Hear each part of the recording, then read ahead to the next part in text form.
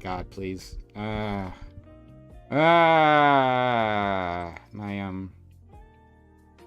my audio equipment decides when it wants to work or not. Okay, we're gonna do the round table. Let's get to it. Okay. On equipment work. So we're getting ourselves together.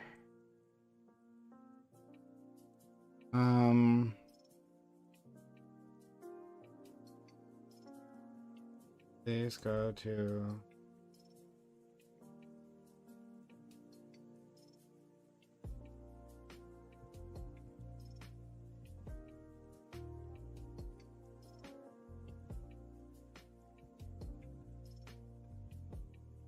Okay. All right. Let's get started. Hey, everybody. What's up, Prime? Hey. What's up, G? What's up? Yeah. Thanks for being here. Someone, distract the audience while I flail. Okay, yeah, I got something. Well, on the topic of I think it's pretty apt of so I think I brought it up before of being on time for panels or just being on time for life, right? And I only got a taste of it of it seems like at the time we were talking about it, there's some genuine frustration on your part, Prime, in terms of people, a particular panel that you hold, I'm not going to name it, where it's a struggle for people to be on time. Is that a genuine annoyance, or you're just numb? You're numb to the pain by now. Am I numb to the pain? About what? Sorry. I'll say it again. Am I people being late? People being late. Sorry. Yeah. No, I'm not numb to the pain. Actually, it bothers me. It bothers me when there's so many people late that I have to do something else to distract the audience. Literally, I'll just read news articles. But an individual person being late, I mean, that's just kind of part of anything. So yeah. But you had. Well, yeah, I'm curious, just how do you? Because so I'm just gonna bring in my personal life, a little bit, nothing serious, but I have friends, believe it or not, outside of the online world. I have real life friends in the flesh. There's an outside world. Fuck. I know. I only learned of this recently, actually. Once all the lockdown and tyranny ended in Canada, and I realized there's an outside. But I've had this conversation. What province are you in, Corey? I'm in the real Canada of Quebec. Whoa, what? Why do you not talk with a strange accent? I'm Anglophone, but yeah, I don't have a Quebecois. Some would say I'm not a true Quebecer, and in fact, You're definitely not. Sounds like a slur, Quebecer. I don't like that. Well, it might be to some people. But yeah, I've had the conversation with real life friends who they have an issue of showing up on time, but I call them out on it. But then they come up with the excuses of whatever, maybe one of the excuses that I got, oh, they're running on brown time. That's word for word what they say. Are they brown? Yes, they, at least to my eye, I could be Wait, called. hold on. Pause. So wait, how's it not valid? Because then I ask them, because I'm very curious of well, do you just not know how to tell time? And also, they were coworkers, okay, and it's very curious to me of well, listen, Corey, in other cultures we understand that it's not about the time you spend. It's not about the number of minutes. It's about the value of that time, Yeah. So my rebuttal is, do you show up for work on time? Yeah, only because the cis heteronormative patriarchal superstructure, white supremacist superstructure forces me or whatever, right? Forces you? That doesn't force you. Well, I mean, it forces you if you want to have gainful employment, right? So that I think to me is the crux, and that is what I focus on. Is only if there's money. Your friends? What are you giving your friends in trade for your force, your enforcement on their? Well, they're voluntarily friends with me. That's where I would push back. Of if you're only on time because there's monetary. So you wouldn't fire. Wait, let me finish. I totally have fired friends. Absolutely. Over being late? Not being late. Well, it depends. Good. So that's where it's a cost benefit value loyalty. Where if you're only going to show up on time if there's a monetary incentive, don't your only true colors show when there's pretty much less strings attached? And I'll only show up to my employer because I'm forced to, and there's no one holding me accountable. But if a friend holds you accountable, well, then that's out of the question. How dare a friend? Are we live here? We are live. So keep yourself muted on StreamYard. You'll be using Discord for your audio. That's what we got. So StreamYard for video, Discord for audio. So speak again. We can hear you. Andrew, speak again. Go ahead. Yeah, can you hear me? Yeah, you can still hear me without the okay. Yeah, I see. on Discord. All Yeah. right. Yeah. Gotcha. We are live. Sorry, this is what exactly our pre-shows look like, but we're live. So in fact, why don't we get started? We were waiting on one other individual, and we can jump back into what you were talking about. But Oh man. You're not paying this individual enough. That's the problem, Prime. Right? If Uh, only you paid them and employed them, then maybe they'd show up. but which one? Which one is the one who's late? Can, I think I don't you know. I don't guess? see. I Can don't know you many guess? people over 40. Well, that so work yeah, on time. maybe you should ask why. All right. Well, Like, Lactoid knows which one. Lactoid. I don't. I got no. Under advice of counsel, I respectfully refuse to answer the question. when you say counsel, are you referencing your own mind? Yeah. Look, we'll just. I'm not leave racist. I have many black friends. So we'll leave it at that. Hello all. Thanks for being here. This is the Reverie Roundtable, which we have Mondays at 8 p.m. Eastern. We've got a great group of guests here. I'm really excited. We've got 2 new people to the panel, and I'm like really, really excited actually. So if you like the stream, hit the follow button on Twitch, subscribe button on YouTube, or get them mixed up. I don't mind if you do. Let's go to Lactoid first. Lactoid, how are you doing, friend? It's nice to see you. You shaved. What's this is? Yeah. You shaved last week. I shaved last week. I looked even young. I looked like a fucking kid. It was awful. But Yeah, to getting put on a yeah, leather getting a jacket little to bit. change him up. I did. I actually had to put a jacket, so I looked more masculine. It was awful. But yeah, no, thank you for having me. We're really looking forward to discussing some fun TradCon shit. Black Toy TV. You can find me that everywhere. Thanks. Okay, all right. Next, we have one of those brand new people. Lawson. Hello, hi, nice to meet you. Lawson has been a supporter of this community, but has never been on our stream, I don't think. But I believe you come from Lactoid's community. Is that correct? I mean DGG specifically, but yeah, that's where we met. Oh, same. It's practically his. It's practically his. Sure. Anyway, Lawson, thanks for being here. And tell us all about yourself. Yeah, my name is Lawson. I just hang out in Discords. I'm not a streamer, public figure, or anything. So just a fan, and it's nice to participate in stuff like this. Yeah. Well, glad to have you. All right. Next, we have Corey Campbell, a series regular. Always happy to have you around. How are you, friend? I'm doing well. Much better than last week. But same thing as last week. I was happy and looking forward to being there last week, and I'm happy and looking forward to being here today and the free discussion and the topic. Always grateful with these. Well, Lawson is actually a familiar face to me. I believe I was on a WIC panel with him about medical assistance dying in Canada. I'm in favor of. You can find me on Twitch, twitch.tv, CoreyCampbell84, Twitter, Instagram, YouTube, it's Corey Campbell. And yeah, that's it. All right, thanks so much. Next we have definitely a brand new person to our stream, but we welcome them. A person I've talked to, I think only once in public, and then just DM'd privately after that. But Andrew Wilson, how are you? Good. How are you? Fine. Very excited to have you. Tell the world about yourself if anyone doesn't already know. Yeah, my name is Andrew Wilson. I'm the host of The Crucible. It's the fastest growing debate channel anywhere on the internet, to my knowledge. We host Bloodsport debates. I also do political streaming and analysis, along with other different show types. So we have kind of a hodgepodge of different content that I produce. I enjoy doing debates as well as hosting them. So that's what I'm doing, is participating in a debate panel. Thanks so much for being here. I really do appreciate it. Our friend Tom Foolery suggested, hey, maybe Andrew would like to be a part of this. So he reached out. So shout out to Tom. Unfortunately, Tom couldn't be here today. But yeah.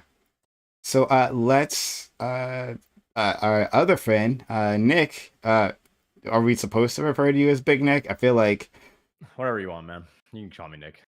Okay, the biggest of Nicks. Thank you for being here, friend. Nice to see you. And this is a different background, right? Like usually it's like the workout equipment, right? Making a statement of what's going on here. Did you guys move or something? Yeah, we moved. Me and if you're not familiar with me, I'm my greatest claim to fame is being not so erudite's husband. We've recently moved to Florida. We're just on the outskirts of Tampa, and so we're in a temporary house that we're just staying in for now. And then eventually we're gonna move into another house also. Okay. Nick. Oh fuck! Did I freeze? I don't No, I don't think no, so. it's Oh, him. okay. Oh, I thought it was me. Fuck. It's happened before. Nick, there you go. Speak. Am I back? Okay, there we go. Yeah. There we go. Okay. That's what you get for leaving Canada. Yeah, seriously. Where did I cut out? Florida, Tampa, Oh, temporary. okay. Yeah, yeah. Florida. So you moved to Florida? Moved to Florida. Yeah. Me and Erudite are living just outside of Tampa right now. Yeah. Okay. So look, this is brand news to me. I imagine your community already knew, but like I'm ecstatic that you've decided to upgrade and become an massive. American. I'm excited that you're experiencing liberty for the first time in your life, but then It's crazy. you all decided to move to like the worst of the of America, right? Like literally the worst place to be is where you decided to move. Not even the most glamorous part of the worst place to be. What do you got against Florida? Searching Florida man tells me I will tell you exactly what I have against Florida. All right, in case you're unfamiliar, but you'll find out soon enough. But thank you for It's being where people go to die. Where do people go to die? I mean, like it's literally like where people retire to. Like, you know, like death feels close. Let me go to Florida. Let's go to our friend Black American Maid. Thanks for being here, friend. Nice to have you. Absolutely. Thanks for having me. Yeah, I haven't been on here in a while. This is crazy. Like, this just feels like typically I'm on your other panel with the darker hues, where we enjoy ourselves on Thursday on AB. But it was interesting getting here and like I'm like, oh, okay, it's like 7:07, 7:08, and then we're like halfway through it with introductions. I'm like, what is going on? Time wise, this is ridiculous. Like we're just in high speed. Okay, on time. That's weird. But no, we're having a great time. I'm here for it. Okay. Yeah. Sorry, I just have to type something. All right. Glad to have you here, and we might have a few other people join, but we'll see. Yeah, thanks again, everyone, for coming through. And just a quick foreigner count. Andrew, are you Canadian, or is it just like your wife? I thought your wife was Canadian. Are you Canadian as well? No, neither of us are Canadian. Oh my God, I really thought you were. I really thought you were. I remember a conversation about. All right, never mind. Now, I apologize for the insult. It's not how I wanted to get this started. All right, American is gonna be great. So, do you guys have a particular topic that you guys wanted to discuss? If not, I do have one that I'm sure will make us. We'll bring everyone together. Yeah, that's what it'll do. Corey It'll bring everyone Campbell was together. saying something about how he can't stand that brown people are late all the time. I actually want to comment. I want to comment that Ban just said like, yeah, it's strange that he's living on high speed, but that just means being on time. Of like since he was more on time, this is life in high speed. I think that's super interesting. It is. I'm telling you, we are rolling, boy. A different pace. I wonder if you. I don't actually know for sure, but I assume like you have employment, and do you like show up on time? Like, we're at high speed. This is like lightning fast. Yeah, I do have employment, and I am always always like extremely on time. By that I mean like 12 minutes late. But it's like consistent. It's super like 12 Moving minutes too fast for his past internet to time on catch the up. dot. Yeah, but this is why black people are faster. Like we give you like white people are like we have to get going on time. Like black people are like we'll be there. Don't worry about it. Okay. That's an answer. Mm-hmm. So I do have a topic, and beyond the second topic, so I forget how this came up, but I was thinking of the deaf community. I don't know why. I was thinking of them. I was, and there is uh, a notion with that in that community about wanting your children to be deaf. This is brand new to people. Yeah. Did you hear that from him? Did I hear that from? Is that a joke? Are you making a joke there? Did I It's hear a that from him? double Yeah. entendre. No. But that's the thing that people who can hear, who aren't disabled in that way, are actually very surprised about. But this is a very real thing, where there are parents there who like maybe will marry someone, like you'll marry someone in the deaf community in the hopes that like if you have like a congenital reason to be deaf, um, then that'll be passed down to your child. And the reason why is because the deaf people have a completely parallel culture to the rest of us. They've got like their own entertainment, their own, I guess, celebrities, micro celebrities, whatever they're, like their own in jokes that happens, like through sign language that people who don't know sign language won't understand, things like that. And so there is a desire that your kids share culture, but if they can hear, they're just gonna like join the dominant culture. So, do you think that if like if do you think that this desire for your kids to be deaf is child abuse? I'll start with that because when people hear this is generally a refrain that they have. I don't think I it's don't. child abuse. Yeah. It's just fucking retarded. Like, Well, as I much do. as, like, Okay. I would not go that. So I'm gonna try to at least put myself in their shoes or a parent's shoes who's potentially raising a child of like what is it that they want. Like I assume that they want to relate to their child and like be able to like share their world with like just think of it in terms of like sight. Of like if you are blind and that's your life and you have a sighted child, they're gonna be share. Presume they're gonna be your child's gonna be having experiences that like you just have no way to fully relate to. I can sort of like stretch that to like hearing. is there Uh, anybody with irritable bowel syndrome that's like, man, God, I just wish that is I hope all my kids have wait, IBS so that they can okay. First, understand what it's first of like to all, have bubbly guts, I, bro. I can speak to that. I don't have IBS. I have Crohn's disease. That's very similar Sure, in terms let's of go with symptom Crohn's wise. then. Same thing. Yeah, Uh, yeah. but I would never wish, let's say, my child to have the condition or anybody really to have Yeah, that I condition. agree. But I can totally understand of like if they were to have it, they would be in the best position to actually like manage it in terms of like the experience of like Sorry, your kids wouldn't be in a better position to manage it because you understand it. You Is that could what you're teach saying? them. yes, I yeah. agree. Yeah, of course. That's obviously true, but it'd be better just to not have to manage it, right? Like, Well, I mean, no, some. so I obviously don't know the experience of someone who's deaf or doesn't have any sight or whatever that has lost Mhm. their senses. I don't know that it perfectly tracks with, let's say, like that condition that you're bringing up, in terms of like symptomology. I mean, I think And well, the like, symptomology doesn't need to track for the analogy too, right? The part of the analogy that wouldn't track, obviously, would be the elements of a culture, right? There's not really a culture of IBS. There's not a culture of Crohn's. There's like inside jokes, obviously, but there's no like cultural understanding that'll be lost on your kids because they don't have IBS or Crohn's. But like honestly, how fucking much can that mean relative to being able to fucking like hear? I yeah, I don't know. I think it's probably pretty terrible to want your kids to be deaf if you're deaf. I think that's awful, I'm not, probably. But it's So not I child was abuse. the I'm not closest I was. advocating for it. I can cognitively understand it. As in, like, if I lost my hearing now, yeah, I wouldn't want my child to be deaf. But I can uh, somewhat cognitively understand if like someone with a congenital condition grew up and that's their entire world. No, I can cognitively understand that they would want that child to share that world with them. Mm, I don't think that's a stretch. Yeah, I think the closest I could get to it is, like I said, I think focusing on the cultural relevance of it.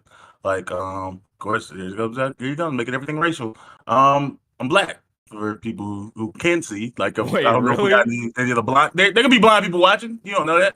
Um, Although they're but not, yeah, won't be watching, but that's science. Don't say that. But yeah, I'm black. In America, like I very much, want black children, although there's a lot of like statistical like realities that, like that you would be of high risk for by being black in America. Like I said, statistically. So is that a strange thing to desire, like, to participate in this culture, even though I know that, like, even though parenting is different, it doesn't necessarily like necessitate that you're going to have these like negative externalities. Like the reality is like percentage wise, it's a possibility. So it's saying like, like would the honorable thing for me to want is to not have black children, so they aren't as at high risk for things, or to not want daughters, for example, so then not as like at high risk for like these types of things. And I mean, someone could legitimately make that argument, but I understand from the perspective of someone saying that, like, okay, if you are participating in the entire culture, if this is like a life and a reality, like, I don't know if I won't, like I say, I can't relate to the idea of not having sight, but if, especially people who are hearing, more so, like, especially like children who are born deaf, who have never had the sense of like hearing, like, and they grow up to be adults, who or other deaf people, like I can legitimately see them feeling like they're not missing out on anything, especially if they embed themselves in their culture. They attend. I can't remember the name of the school. There's a school for deaf, and like like if they have an entire friend group and background that like this makes sense for. I'll argue that it's abuse. I actually knew somebody like this who was deaf, and we were friends with her, kind of the group of people that I was hanging out with at the time. And she kind of got involved in this sort of deaf culture movement. And she actually came to deaf culture movement, and she came to us with an ultimatum. She said, okay, all of you have to learn sign language and pay me to teach you, otherwise I'm not going to be your friend anymore. And we didn't do that. To be like honest, she was just in the mob or something, bro. The sign language mafia. Holy shit. Yeah, I mean, it's a cool way to make money, I suppose. But yeah, we didn't do that.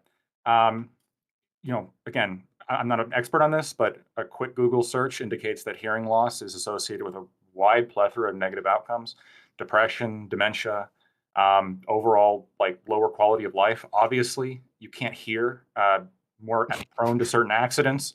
I mean, Jesus Christ, like, what if the kid, I mean, we would all agree this would be abuse if the kid was born hearing and then like the parents gouged out their ears or something. I think the fact that like they're trying to like, okay, how do we make sure this kid is deaf? Yeah, that's disgusting. I think it's abuse. Well, like trying versus like saying that like it would be like if it did like that would I could connect to the child in that way. Like if it's just a feeling, it's a weird feeling, but is it abuse in itself to like have a desire? If it's not good for the child, if it's actually harmful to the child, I would say so. Like, it's Wait. what? Like, if you're a burn victim, you can connect more with your burn victim kids. So you're gonna set your kid on fire?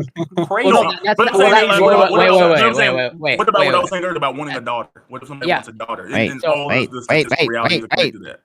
He I has to want- talk. Corey has to talk. I don't have So to. everybody wait. So he could get in on the deaf people fucking shit that you guys are talking about that means nothing. Go ahead, Corey. Give us your great take on deaf people. I can't wait to hear it. I never said I have a great take, but I'm going to build upon what Bam People just brought up. Of like, would it be considered abuse? Of like, when we get to the place of genetic modification, as in, if someone through genetic screening learns that their child will be deaf and will have a congenital hearing defect, and they don't take that step to genetically modify, is that abuse then?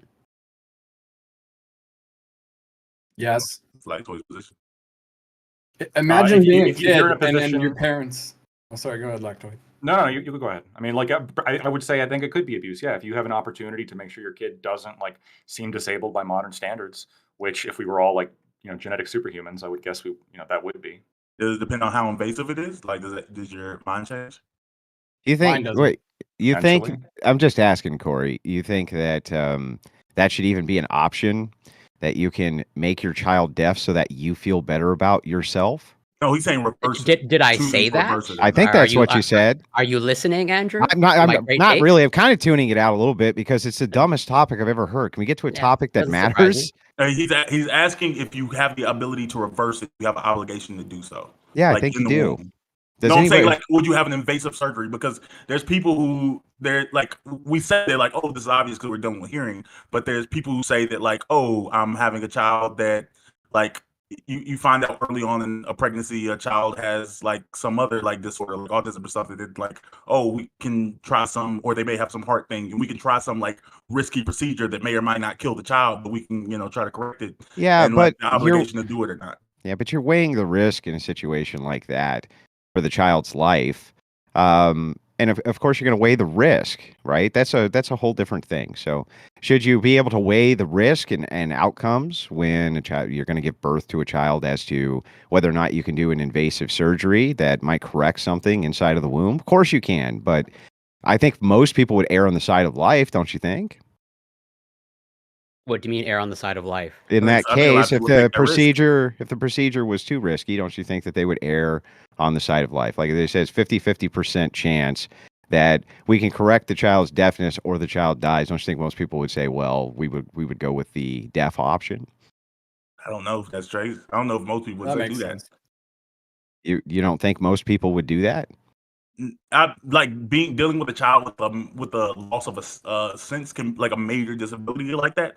I think that like whether they say it out loud, I think a lot of people would rather just not have that child at all. Like they would be worth taking the risk on not having that child than having a child that they Yeah, have to but I like. mean, we're assuming in the hypothetical they want to have a child, No, right? a child. But I'm saying that like if they like, oh, we may lose this kid and we'll just try it again. You can But try versus, again. versus like not having like having to deal with like a child with Well, a considered you're major dude, you're disability. baking a lot into this. So let me ask a couple of clarifying questions here. Do these people want to have a child? Sure, yeah. Okay, they want to have a child. Do they think that abortion is murder, or do they not think abortion's murder? Mhm. But yeah, similarly, I was going to ask how many months the development we're talking about here. I don't know. I think that would let's matter. say they say it's not. They say you're not an advocate for it, but they don't consider it to be murder. Well, what does that 'Cause that's mean? If they don't consider it to probably be the murder, closest they don't position. consider it to be murder, then what do they care? If it's 3 weeks, I mean, why would they even care, right? They just think it's a clump of cells. They don't give a shit. Well, no, I think most pro-choice the- people wouldn't like if you ask them if they personally would have an abortion, like the odds, like there's people who say like I don't think consider it to be murder, but I wouldn't want to do it in my personal life. Is a really common position. That's why I Yeah, was but just what trying does to give you that the what does most that common mean position. though? When somebody says I don't want to do it in my personal life, does that mean they think that there's something wrong with it? I think they would just say that like whether they think it's wrong or not, they would just suck up the consequences. No, aren't they saying that they think it's wrong for them, but they think that it's fine for everybody else to do? Isn't that really what the position is? In a variation of that, sure. Yeah, so if it's wrong for them, then they're saying that they're not an abortion advocate, so they're not going to No, have an that's not. abortion, right? There's a difference between those two things. Yeah, Like so they're not going to have an abortion is the point if they think that it's wrong for them to have an abortion. sure, them personally, but Yeah, that's so different then from it being murder. okay, but they have some kind of motivation for why they themselves aren't going to have an abortion, right? Some motivation that says it's wrong in some way to have an abortion. Sure, to actively seek it, but that doesn't mean they wouldn't do a procedure with I don't know, increasing the dude. risk. I have no idea because there's so much shit baked into your hypothetical how to Yeah, even because we're unravel dealing with it. real human beings. I'm not holding to this like I'm giving the most common Yeah, what's a real normal human beings person. have real situations, so give This me is the real situation. I feel like I can't get any realer than that. I think there's someone who wouldn't want to have an abortion who would do an invasive surgery. I think that person exists. I think that's a Okay, really common thing. how about I feel like we're getting a little bit ungrounded with this analogy, but how about That seems this really grounded. hypothetical? No, I'm not saying your analogy is not grounded. I'm saying Oh. our talk around that analogy is getting ungrounded. Like Okay. we're getting away from the analogy. So I was gonna say, what about this hypothetical, right? Would it be child abuse for a deaf parent who has a normally hearing child to refuse cochlear implants that would give their child the ability to hear? So the child's born deaf. And is offered cochlear implants that's going to give them the ability to hear again. And the deaf parent is like, no, I want my child to understand me. I want my child to grow up in the culture that is like homogenous with me in my life. And so my kid is not going to be able to hear, even though they readily could. And it's not even like an issue. Like they can afford it, or maybe it's free. I would right? say yes, it is. I would agree it's child abuse as well. I think isn't that a pretty common thing that happens? That people refuse the cochlear implant? I don't know. I don't know. It's really There was like an happening. entire show based on that. Like It on certainly that, happens that parents refuse treatment for their children that may not be in their best interest. I can agree that refusing cochlear implants, there's the potential for abuse.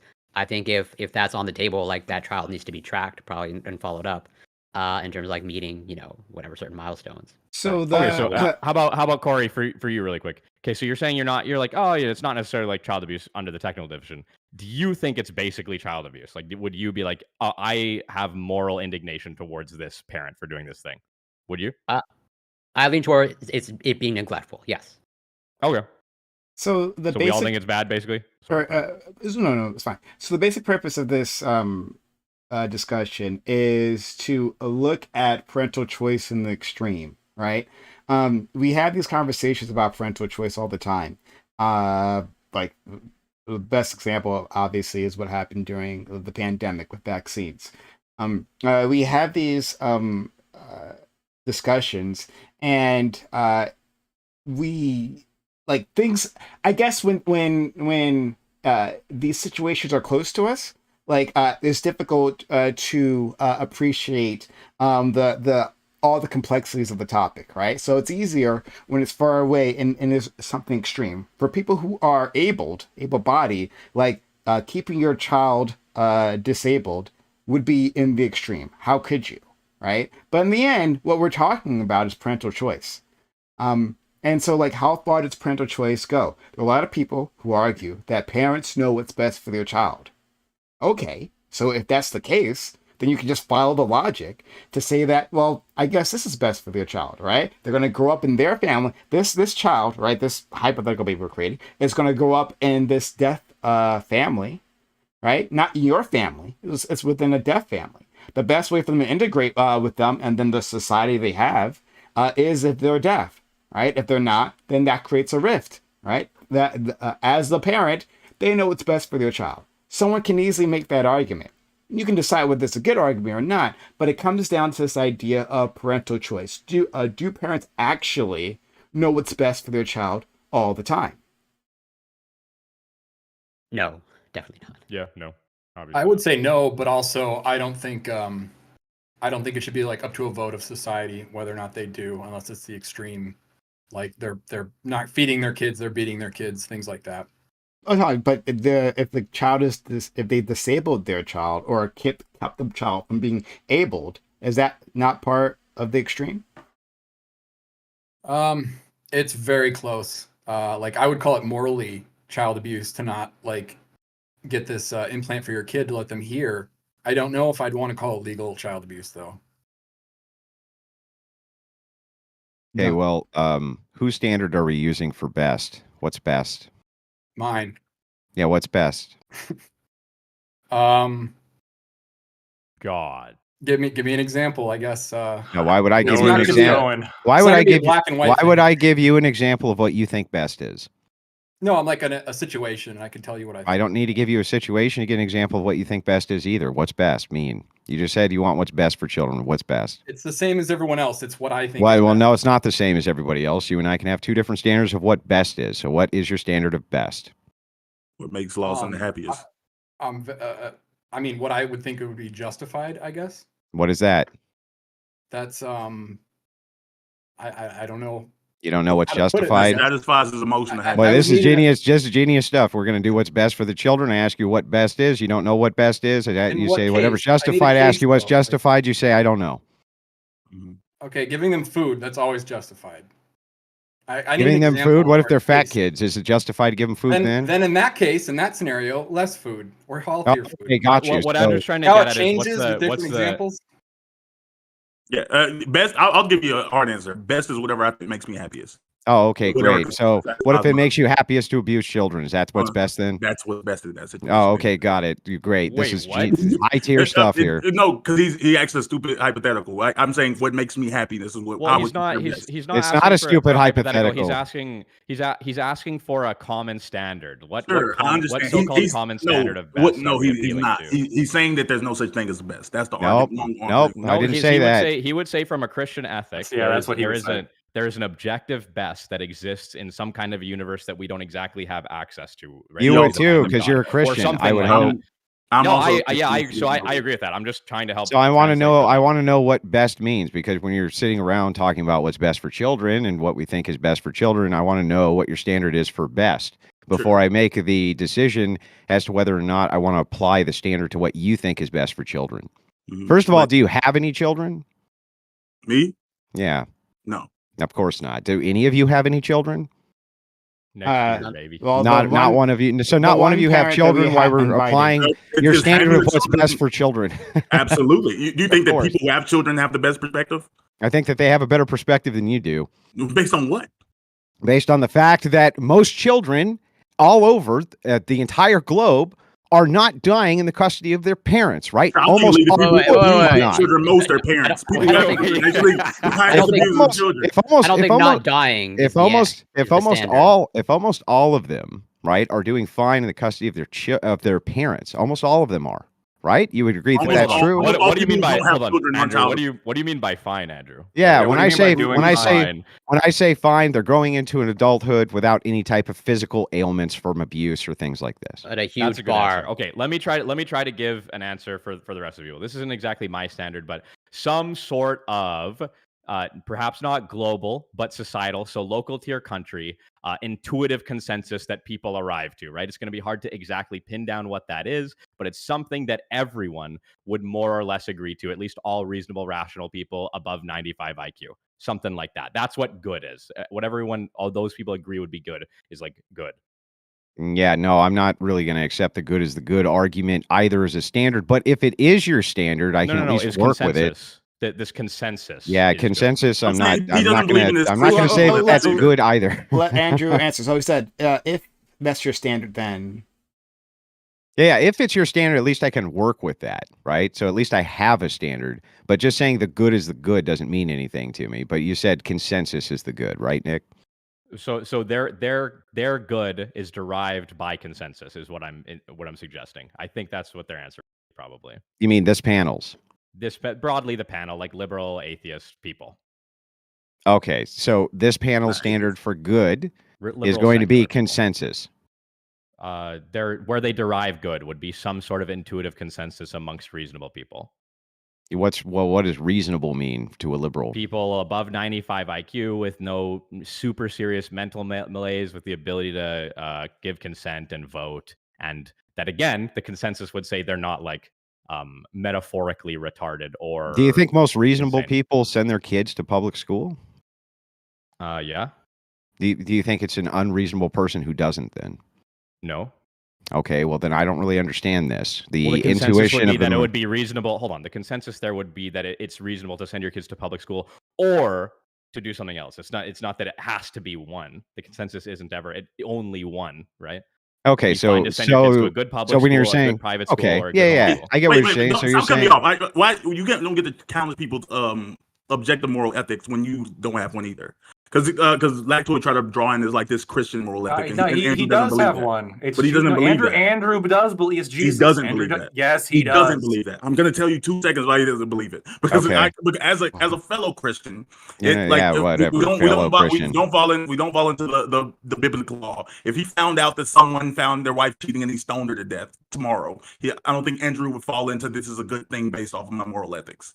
He would say that he appeals to something else besides specifically the word of the Bible. Like the Bible is a foundation point, but there's something in there, some form of humanity he lives in, and the culture he grew up in that decides some things that he does or doesn't think. Oh, brilliant! I guess if I was in prison then, and I was eating the prison food and adhered to the prison standards, that means that I believe in prison ethics. Yes, to some degree. That's the stupidest shit I've ever heard. No, I'm a Christian ethicist. You don't know what you're talking about, dude. No, you don't know what you're talking about. It's like point out what was Christian. You're a prison ethicist because you're imprisoned against your will, and you follow whatever the dictates are. So in an ideal world, you would want someone to stone their wife. So if you're forced, answer my question. So if you're forced to follow a standard, I already did, right? But if you're forced to follow a standard. That doesn't mean that it complies with your ethical purview. Would it comply with your ethical purview to stone your wife to death if you found it? No, of course Why not? But that wouldn't fall within my ethical purview as a Christian ethicist. So you're a Christian ethicist. You're just talking. You're not saying anything. You're just talking. You're not even saying anything. Bam, I don't think. Bam, you're a Protestant. You said you're a Christian. Are you Protestant? Yes. Okay, so you're not going to be able to understand where Andrew's coming from as a Christian. He's not sola scriptura. He's Eastern Orthodox. Or Russian Orthodox or something like that. And so they place the church as the primary. That's the same thing. Some people disagree, but yeah, fair enough. Eastern Orthodox.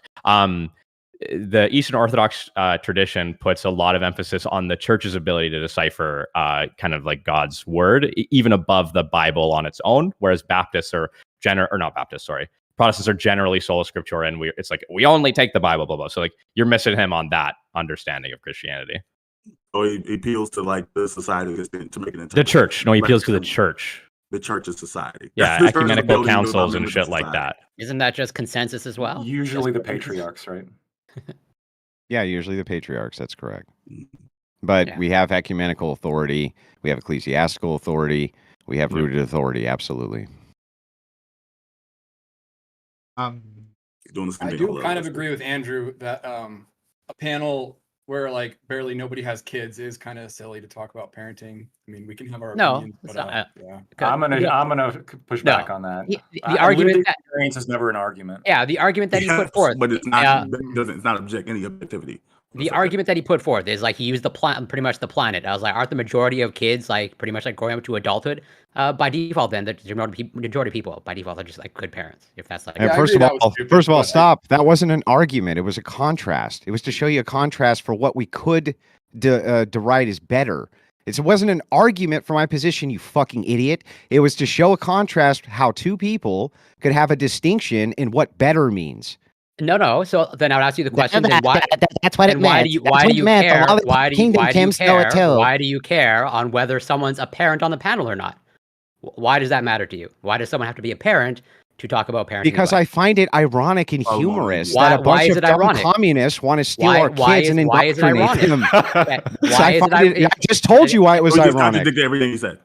He have no point. No, I didn't contradict anything I just I said. wish I had my old name right there. Okay.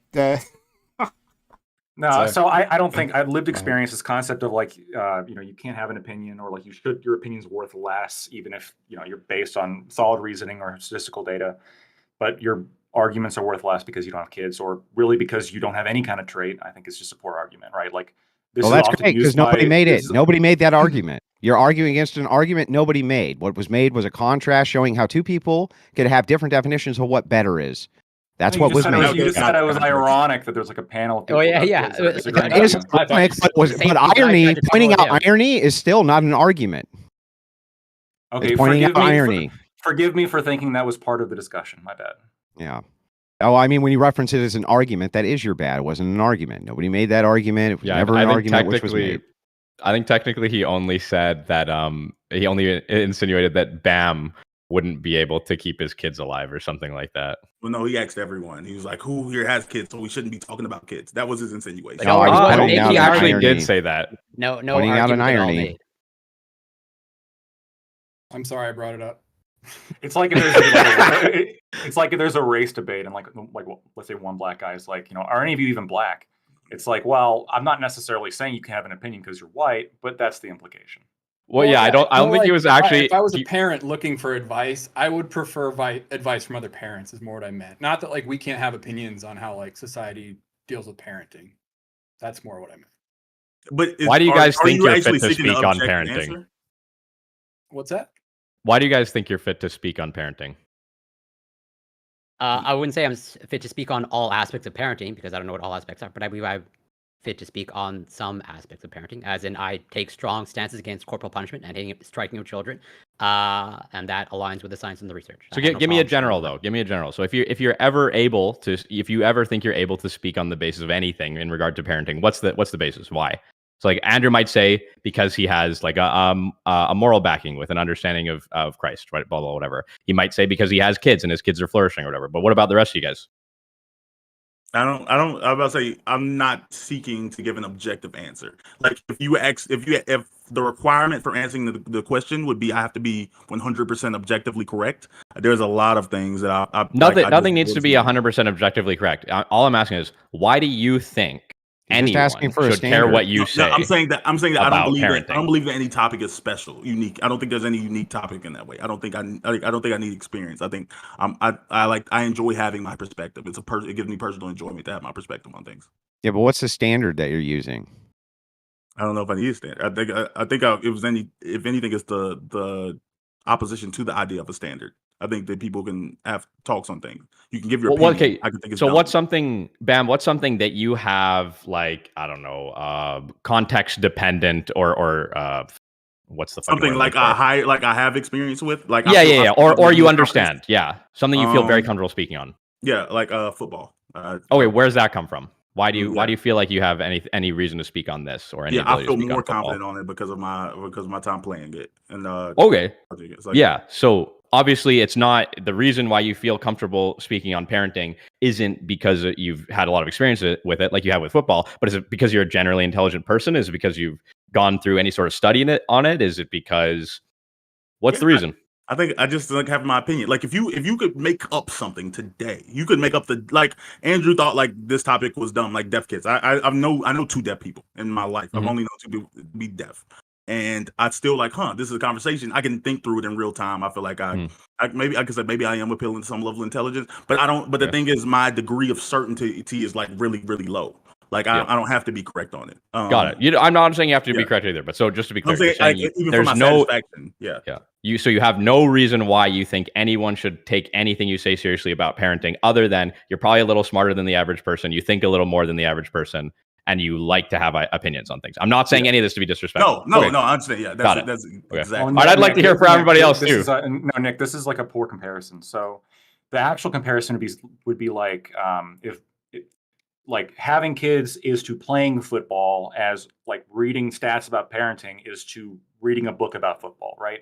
You can have people who are fully educated on how football is played, which football players are the best, these nerds that obsess about football, who can't play football themselves and have never played football themselves. And just because somebody like played a couple pickup games of football has, I think, actually a lot less to do with their knowledge of football as opposed to somebody who's actually done the research. I'd rather a oncologist treat my cancer as opposed to a cancer patient. I don't give a fuck what you've gone through. I care about what you know.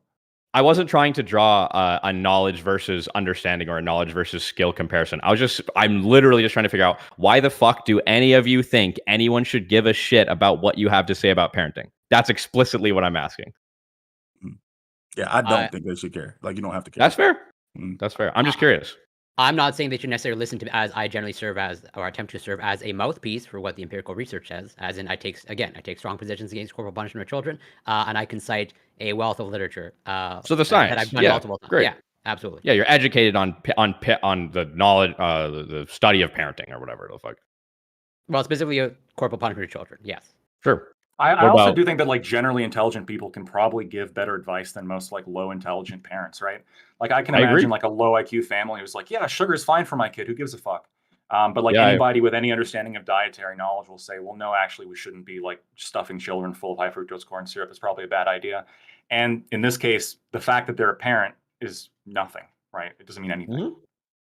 Sure. It means something. It's more than nothing. Yeah. I'm just saying. What about you, Lactoid? Why the fuck should we care what you have to say? Huh? I took an IQ test and it was high, so I'm better. So you're intelligent, so we should give a shit what you have to say about kids, huh? That's it? Yeah, most parents are fucking sub 100. Like they're not particularly. Oh, wait, pause. Most parents are sub 100 IQ. Did you just say that? Is that a factual statement? Are you going to stake your name to that? Yeah, I'll stick my name to that. In America, at least. All right. Got it. All right, Lawson, what about you, man? Why should we care what you have to say about parenting? Yeah, I'm kind of sorry I brought that up. To me, I agree with what Lactoid said, though. It's kind of like the difference between like astronomers and astronauts. Like one's got more experience and the other one's got all the book smarts. So as far as what I think, I more approach it like I'd rather people listen to what I say and convince them to care. I don't expect people to care like right off the bat. Okay. Yeah, I mean, I've babysat quite a bit in my life. Andrew, why should we care about what you have to say about parenting, Andrew? Huh? What do you got? I tuned out of most of this. I'm sorry. Honestly, I just kind of. Simple question. Why should we care what you have to say about parenting and child rearing? What do you have? What because experience? I'm probably the only buddy who's here who has a grounding foundation for knowledge to begin with. That's why. From like an ontological perspective, like that's correct. Or what do you mean? Yeah. So I'm probably the only one here who has a foundation for knowledge at all. The secularists most certainly don't. They don't even believe in objective truth. what the fuck? I don't even know what the fuck they're talking about right now. This one guy just got done telling you that he literally is just speaking on this topic for funsies. He knows fucking nothing about it at all. He just wants to give his opinion for no particular reason, and said you Just shouldn't like even listen to what he has to say. So I didn't. No, I'm just the most correct. I'm like I said, whether you believe it or not, I'm the most honest and correct person because that's what you're here for. And you're here voluntarily, like because you don't have to be, and you're complaining like someone begged you to be here. Like you're like, oh God, why am I part of this conversation? That's 'Cause a you wanted good to be, point. motherfucker. And he's gonna. Andrew tune just out. really likes Tune out throwing the immediately. banana peels on the Mario Kart track. He loves that shit. Wait, what? Is he gone? Yeah, he thought that was a own. I apologize, bro. Okay. All right. What a diva. And we I can't continue interact on. with presuppositionalists. It's just not possible. I don't know how. It's man, I find it so easy to interact with presuppositionalists though. It's just like you just have to understand where they're coming from, where the sorry, my wife's giving me carrots. Where they're because fundamentally I'm a presuppositionalist, right? Like me and Andrew are very different in how we approach these topics. I'd say I'm pretty reasonable, but like I fundamentally I'm a moral realist, and I believe that all moral fact and everything basically comes from circular standard of God says good is good. So, I just want to say something, right? Like, this is really, I find this really amusing because, like, all right, so most of you guys like don't know Andrew, my history of Andrew, right? And it's not a very long history at all. But he had like reached out to me, like this is like a year or maybe 2 years ago, right? On coming on, and because of another friend a mutual friend that we had in common, I was quite hesitant, and it didn't happen. Right? He was like really upset about for like not letting him on. But eventually, who's a mutual friend? Name names. Leave it alone. But eventually, we ended up on the same panel. This was earlier this year, and it was explosive. But like, we ended up like eventually being able to talk with each other. I don't know, right? And then Tom suggested he comes on last week. If you guys were watching, Tom suggested on. Yeah. Yeah, he suggested he comes on. So I'm like, all right, maybe now's the time to finally have Andrew on. And So immediately Tom he just trolled he's like completely uninterested in participating. And I try to like design a question that would appeal to a person like him, right? Like parental choice. I know it's a thing they talked about. They talked about it a lot, right? On the conservative side of things. But even if you don't particularly like it, because you might not, that's fair, right? So immediately, like right away, like this is a thing that happens, and I swear to God, I was thinking about this over the weekend, right? Because I'm dealing with another person, completely separate individual, and having trouble getting them on the panel, right? Like the farther you're on the extreme of the political ideology, the more of a diva you are. It simply is the case, right? The reason why we don't have right wingers here often, right? Is because of exactly what you just saw. Exactly what you just saw. Like, it has happened before. I think Lacton might be here, might have been here long enough. I know Doobie, if Doobie was here, he would have told you. He's seen literally exactly this. Immediately. I just think it's funny. I just think it's funny he did exactly what Matt Dillahunty did to him. That's what I think is kind of interesting. Really? I think maybe he learned it from Matt and decided to try to put it in practice. He did seem to try to like steer the conversation towards abortion, which is like probably more in his wheelhouse than I think what he would actually want to talk about, or like something along that line. But like He would have held the same position. He's like, "Why are you guys talking? You like, why don't you hold the objective framework that I do?" None like, of us. because he wanted someone to bite his like objective bullet. Like, and he was never what made wanted any to do. arguments at all. He was clear about that. No arguments to be made. Yeah, I don't understand this. Like, so, but this is something that I've seen, right? Like, and we've had right wingers here in the past. Like, they're so rare because they disappear. They disappear because what do you mean? always I'm a obsessed right them. winger. Or they get banned. To be fair, They get what? Banned? Oh, or they get banned. To be fair, yeah. But they Lactoid, are you a right winger? I would consider myself to be a right winger. I don't think Andrew would, but I would consider myself to be a right winger. You called me a communist. That really I was- hurt. For a second, I Yeah. wanted to vomit after that. I was like, God damn. Yeah, he lumped you in with me, right? I never brought up communism. Disgusting. The Canadians Disgusting. I know. taking it back. Yeah, anyway, like these things happen. And I, but to be clear, I'm not just talking about people I perceive to be on the right. Okay, then I don't know where Andrew puts himself. He's not on the right, then I'm very confused, but that's fair. He's a right. He He's is right. far. He is far right. He's a right-wing Exactly. Christian nationalist, paleo Christian. Okay, great. So as I thought, but also this happens on the far left. I've had experiences with people on the far left, and the reason why they leave is because there's someone they don't want to talk to, right? There's someone who like they don't even have a personal problem with, but just ideologically they just don't want to experience them, and so that's why they usually leave. And for right wingers, far right wingers, it's like something upsets them, and then they fuck off. So, I don't know, whatever. To give Andrews his espoused POV, he's saying he's bothered that the topic wasn't divorce and marriage because that's what he came on to talk about. But it's kind of weird because in the group DM, it literally says there's an open There's a free discussion. portion, Yeah. free discussion, You and think, then you we think, go you into think it. he read that? You think he read that?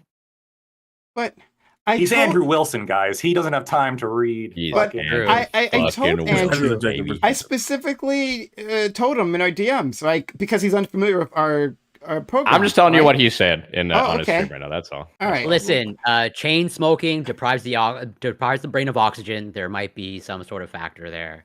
Hey, but Corey, nicotine is a nootropic. It increases cognitive ability. You're right. I don't know if that balances off the oxygen deprivation. I can Over time, probably not. I can specifically tell you that within our DMs, because I wanted him to understand how this would work, right? Because he's new here, didn't want to be confused. That we did have that topic, the marriage topic, provided by our friend Lactoid.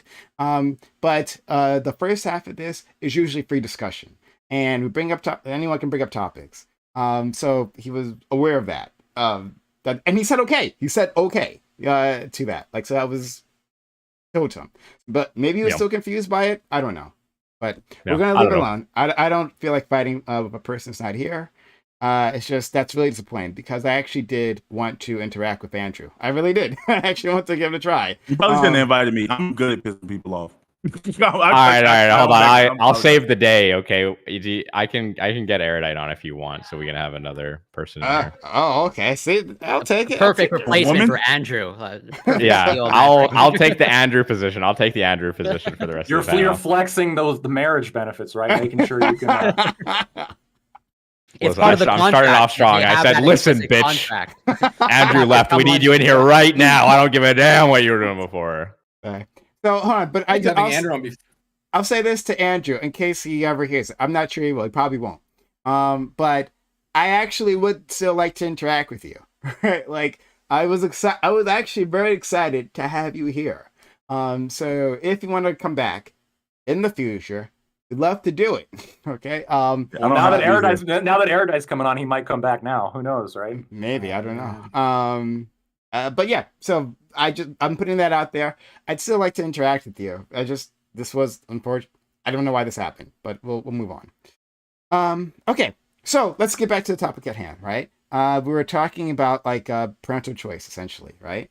And whether this idea really holds much weight. That a person can simply state, well, I know my child best, and so I know the best course of treatment, or I know the best course of action. I know how to raise them properly, and it is it is an overreach of the government to say otherwise, right? Or overreach of society to say otherwise. That like you would know better than me, the parent. So like, does that hold weight? What do you think? Well, so I want to continue sort of the conversation that we had on that line with the hypothetical to Lactoid, because Lactoid I think was pretty clear. I don't want to mischaracterize, but he considers, let's say, it abuse if you don't restore hearing to your child. And so I want to expand upon the hypothetical. Assume we get to the place in, let's say, 20, 30 years of, I agreed also, by the way. Yeah, sure. Gene editing technology, okay? And then during, let's say, early stages of pregnancy, so let's say whatever, pre 10 weeks, through screening, they find out that, yes, there's that defect for pretty much no hearing. And you say, you said, I think you said you considered abuse that they don't use the gene editing to correct that. So I'm curious, what would you do in terms of like actual actions? As in, would you have the government force this person? That's the toughest part, right? So, As a abuse, libertarian. I'm a I'm sorry. libertarian. As a, the Perfect state is the lactoid no. impression. So, you, so, I don't. Okay, government action requires a certain threshold, but there's, in my opinion, really no such thing as a threshold to consider something wrong. Wrongness is just a threshold, or not a threshold, a spectrum. Sorry. So when you beat your kid, if you beat the shit out of your kid, this is wrong because you are causing tremendous amount of harm to your kid. In the same way that if you give your kid like a piece of cake, like this is also wrong because you're poisoning your kid slightly. Now, I don't think giving your child a piece of cake is anywhere near the threshold for government action because government action in and of itself is wrong, not only because the government is an inherently coercive entity funded through stolen money, but also when the government gets involved in people's lives, it tends to result in negative outcomes. So, for example, when CPS gets involved for children who are suffering from like mild to moderate abuse, you don't actually see like improvements in the child's well-being, right? It's only when you start seeing significant problems in like a significant abuse, right? Actual like, horrible sexual abuse, like severe violence, risk of the child's life, et cetera, that you actually start seeing like an improvement once CPS gets involved because the nuclear family is so beneficial for the child's well-being. So in terms of regulating what parents can do, I'm actually somewhat on board with the idea of, generally speaking, parents should be left alone to do what they want with their children. As long as there's not like significant evidence to suggest that what they're doing is horribly wrong or horribly bad. This is one of those cases where, like, if the kid's going to be fucking deaf, which I think not only in of itself has a lot of issues, but there's also correlated with a lot of issues, including cognitive decline, depression. Obviously, they're going to have issues socializing with people. Obviously, I think like that actually, to me, probably hits the threshold where parents like the kids should be able to not have to be deaf because their weirdo parents decided that they wanted their kid to be deaf. So I think that's like it's sufficiently past the threshold. Do I think giving your kid a piece of cake is past that threreshold? Absolutely not. Yeah, Are you that's fair. strapping the mom to the table? But Having a yeah, so pregnant that's like so pretty much just like crystallize it, like essentially like some forced medical intervention, essentially. There is a point in which I can support forced medical intervention. Again, like at last resort. Ideally, Yeah, and I'm curious, would that be the same for you, Nick? He's chewing his He's carrot. showing his camera. He's tuned out, like Excuse me. Andrew. He needs to. Yes, that is the same for me. I think Lactoid basically put it exactly the way it is, objectively. Yeah. I don't even know if you listened, but he's right. Okay, that's the. I'll best way to paraphrase it. do I'll paraphrase it. So, to simplify, right? It's like parents don't always know best for their kids, but on average, parents know better for their kids than the state. So we shouldn't have state intervention. The state does not have the ability to make these moral decisions, right? It only decides what society can and can't have. Yada yada yada. I was listening. Yeah, but I think that's objectively the correct position. I think almost anything else is like ludicrous, frankly. Sure, but it's kind of like a position that everyone could probably get to, but also means very little because that line is like pretty much imaginary. That line is like I'm sure what is it, 7 people, there's 7 different places. Right, and so then we debate the thresholds, right? And well, it's like the Loki's wager thing, right? It's like it's fucking fuzzy on the edges, but the area almost everyone agrees on. I don't even know if that's true. Hey, Bam. While we're like transitioning here, your connection is still like pretty bad. If there's anything you can do to fix that, maybe even My sound come is? back. And your videos. Yeah, your sound in the video. Yeah, Oh yeah. crap! I didn't know that. You didn't know Okay, that? man. Okay. Well, just FYI. quit the porn torrenting and all right. Erudite, thank you for being here. Pinch hitter, really appreciate you.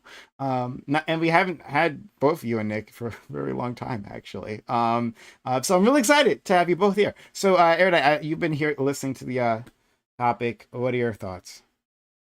My thoughts are, why are you guys talking about parenting? Isn't this a panel on marriage? Get It him. really is I thought Andrew. too. It really is She Andrew. didn't have Yeah, access I'm to here, the... guys. I'm ready to be Wilson, okay? Also, Lactoid, you're dumb and wrong. Corey, you don't have any meta ethics to base any of your beliefs within. True. Also, Lawson, say a word. I'll fight with you about whether or not that word is a legitimate word or not. And Bam, you're a black person, so I'm just going to fight you no matter what. Wow, Oh, that you was a made him leave. compelling Andrew Wilson role play. That was great. You just need to get some fucking draw a little mustache on, little goatee. Yeah, true. So I don't know, deaf kids. When is it child abuse? I don't know. Yeah, you have my position. Yeah, Whatever. Move on. that was deaf kids are child abuse. Yeah. Yeah. They should probably be like eugenics away, like broadly. Yeah. Okay. You should clarify that statement a little bit Deaf more. kids and Corey. Yeah, Oh, no, I I'm agree. good. Clip it, people. Clip Well, it. Eugenics no, away. Imagine being deaf and Corey finding loves out your made, Corey parents gets chose you made. to be deaf. I'd be pissed. That's I think super if I was on a interesting, jury for murder for a kid who killed both his parents because they made him deaf, I don't know if I'd convict, honestly. But but let's talk about that, right? The idea of eugenicsing away people who have disabilities, right? Like, is it wrong if you like IVF, right? Where like you're implanting an embryo. If they detect an embryo has a disability, is it wrong to say I don't want that child, or I specifically want that child? Like, is there fair a question. moral problem? Are they Can going to they be fix- financially responsible for it? I mean, I guess yes. No, you are, Lawson. We all know how America works. Okay.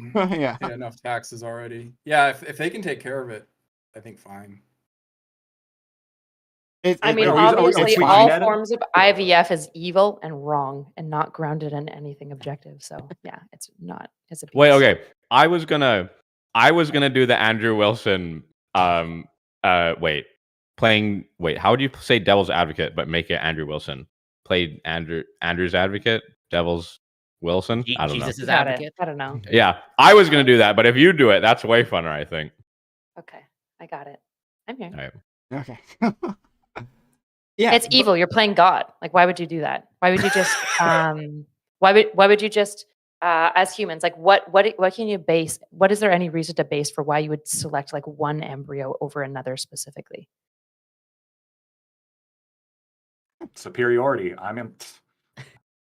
Lactoid's got the high IQ, so his judgment. How is long sound. for that embryo? So, like, are you for aborting Down syndrome kids?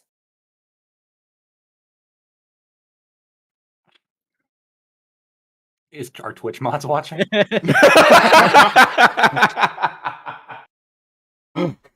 think we only have like 40 viewers or something. You're probably fine.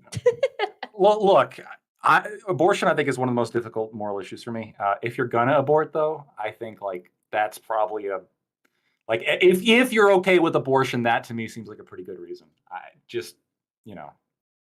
Well, I'm curious. Well, based off of your previous answer, Nick, like, should parents again, assume we get to we have the technology now to abort. Like, so should parents have the choice to abort or keep a child if there's a screen for Down syndrome?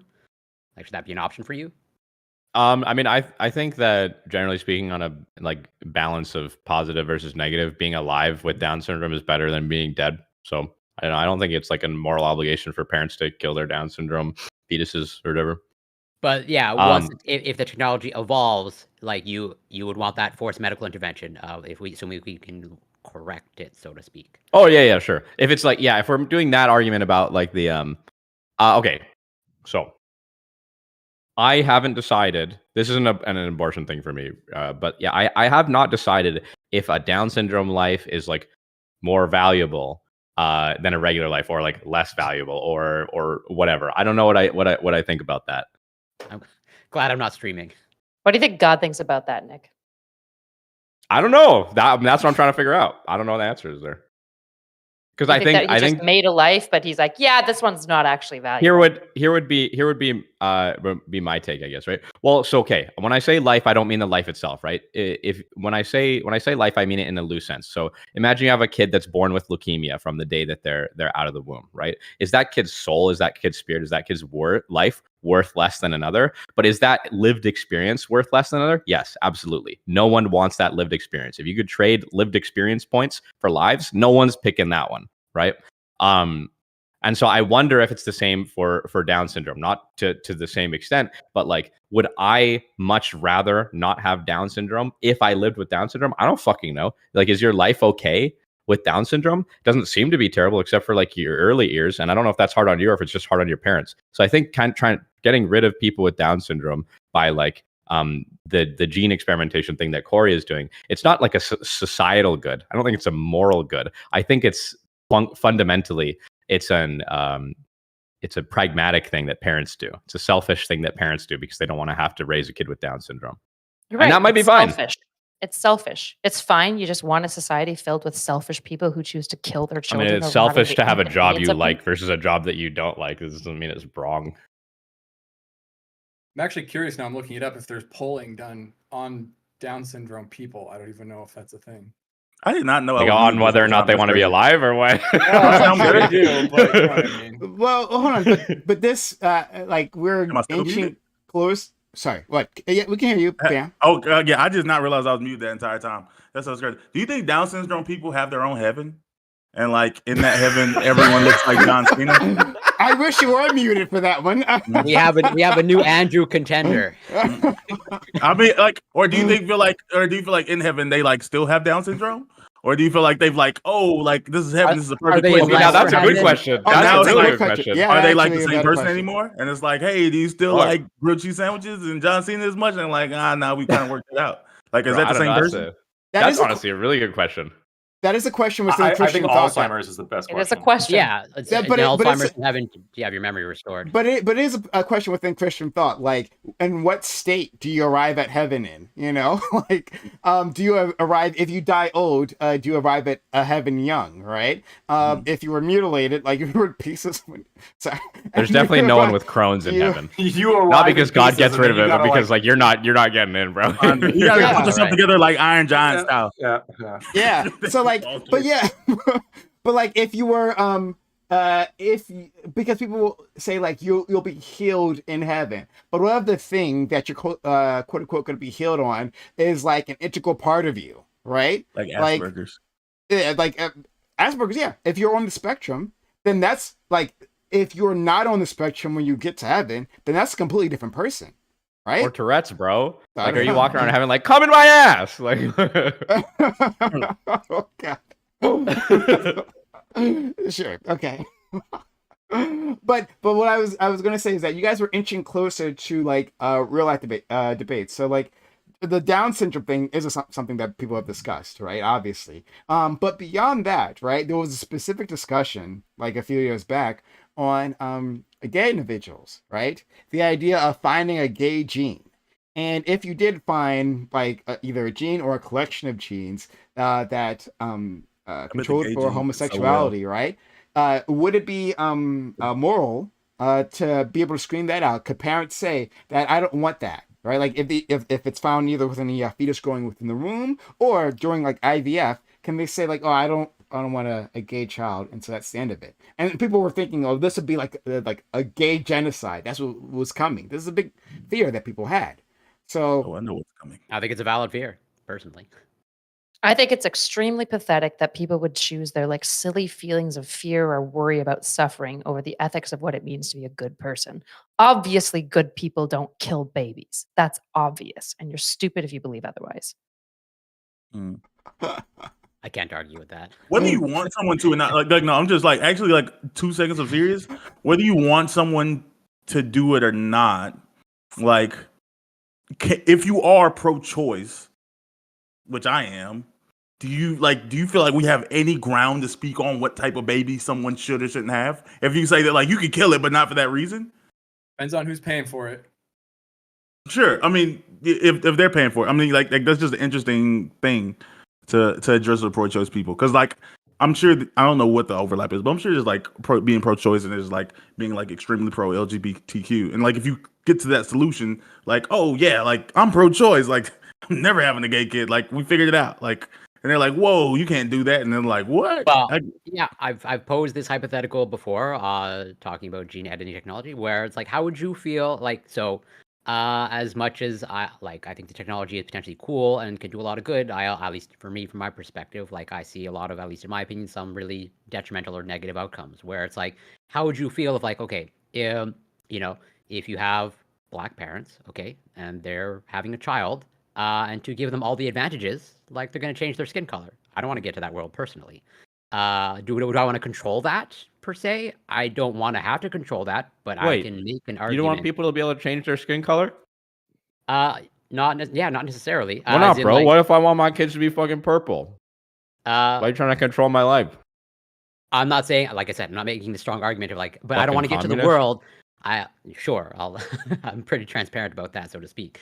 Yeah, I have concerns about the world of like, yeah, if people are all now choosing the same skin color to give all the full advantages, right? Yeah, that sounds. Genuine question. Why? What's wrong with that? Like in a world in which race is like simply like it is in a world race is already pretty arbitrary, but in a world in which race is so arbitrary that people can just change it, like at that point, like why Well, not there are just allow Yeah, that? why not change your race? Why not change your gender? Why not change? Yeah. you know, Why your not have creed just and all all of your men, right, diseases? working out Why great not for never have China? suffering? I have strongly supported exactly. transracialism the whole time. Like I think Rachel Dolezal is a hero, and a lot of people disagree with me on that. You stand for Sean King? Transracial. Is that actually a transracial person, or are you just talking shit? There's like a running like lore about whether or not Yeah, Sean King's people don't know if actually- he's black or not. He says he's black, and his mom is very His confident mom that says he he's does white. not have a black father. She says, yeah, Sean King is one of the founders of Black Lives Matter, and there's levies that he's just a white dude with a fucking That's awesome. with a buzz cut. That's awesome. He's But not yeah, Black and his Lives mom. Matter. He's just a guy. No. He was one of the founding members Black of Lives one of the Matter's all first. women. What do you call it? Not anyway. Chapters? Irrelevant. Not to my point. His mom is very explicit that she doesn't ever sleep with a black dude, and his dad's white and she's white, and he's like, nah, mama, I know you've been getting some. Oh man.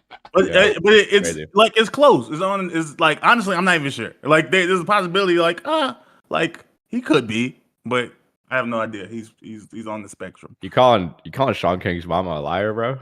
Yeah. Yeah. I'm calling a lot of women. You don't I'm think she knows what color dick went in her? You think- That's crazy. I'm calling a He's lot like, of is white it women pink? liars. Well, Yeah, I'm about to I say white can't women have been tell. lying for a long time about the type I've of been people they have lying about a sexual relations with. long time. I don't know if it's just white women that have been lying about who they have sex with. I think it's just people keep lying about who they Yeah, have sex fair with. enough. Fair enough. No, But- this is a white women problem for sure. but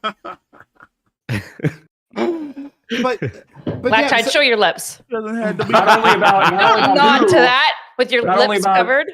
not only about who they have sex with, but perhaps what they have sex with too. Whoa, Carantos moment, I chill. didn't say that. Make an animal. say that. Oh my gosh, Yeah. you're going too far for me. I don't know. A dog sex joke. But I did not make a sex joke. Wait, what else was it then? What? What else were you implying with that? Get more specific. Say it then. Dildos. Say it out loud. Say it with your chest. That's- Own it. Like a big Dildos. boy. Dildos, obviously. Sorry, Unless they're Dildos. calling some races what? Things. That would be yikes. I bro. That's would your hot never do take? that. Some girls lie about masturbation. Really? That's probably I don't know if I true. believe That's that. probably true. I mean, I could probably find that somewhere. But that was your spicy joke? I don't know.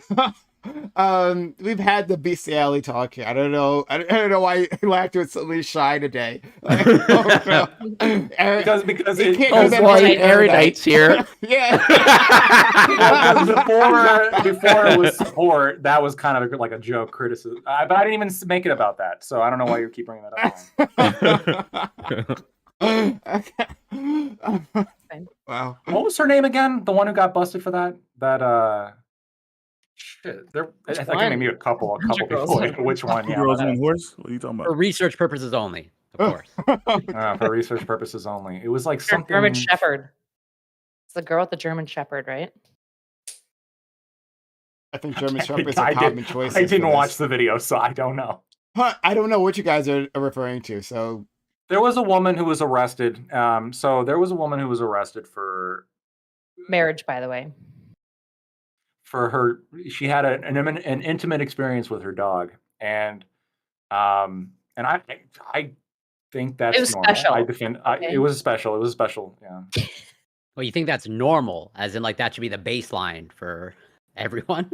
No, that's just the baseline for white women because he's really like intersectionally bigoted. Yeah. Actually, you're gonna get a DGG ban again if you continue on this road. I got banned for defending this. This is awful. Yeah, you're fucking bigots. Jesus. oh, okay, hold on. I do Anyway. want to. All right.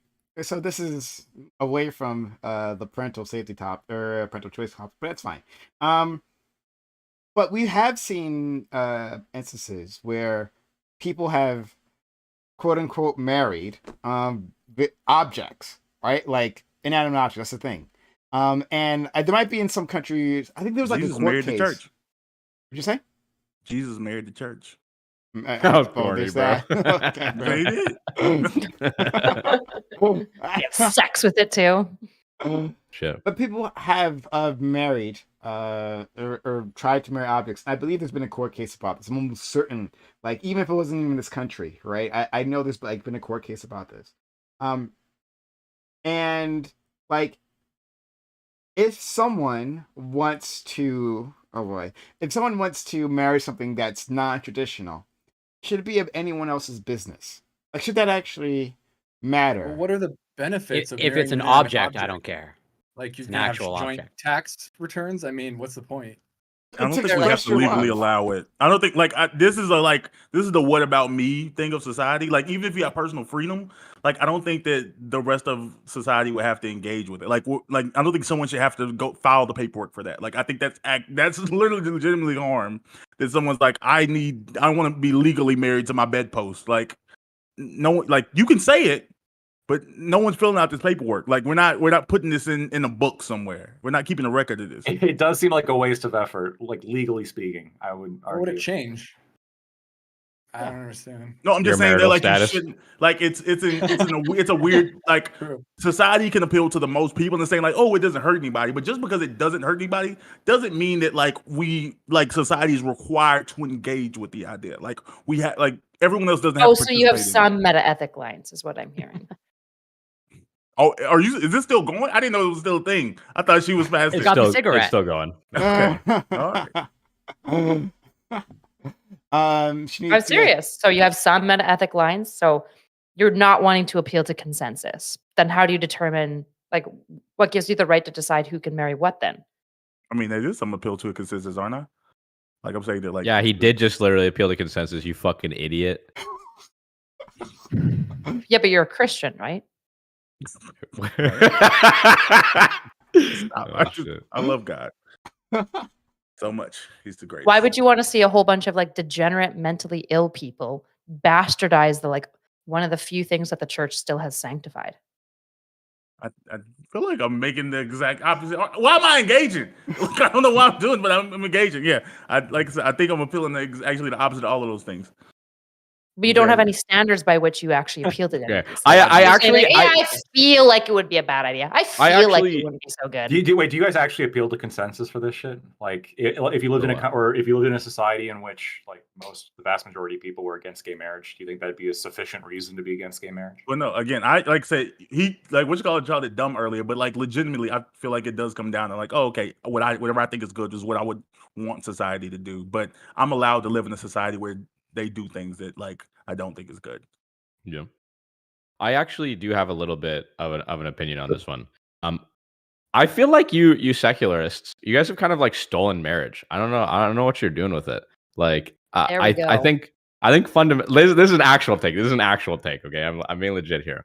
I understand that the legal union of marriage exists and the religious sacrament, like the Christian sacrament of marriage, exists. But I think in America and Canada, like in North America, it's way too intertwined, and it really needs to get separated. Like it's like secular people want to treat marriage as this just like very civic, standard, contractual obligation that confers financial benefits and detriments and exposure to risk. But then also it's this like super important and like spiritually meaningful binding of people that we fucking cancel all the time, and we just get divorced willy-nilly, and everyone should be able to do it all the time, and it's no problem. Like I don't know how it gets to be both at once.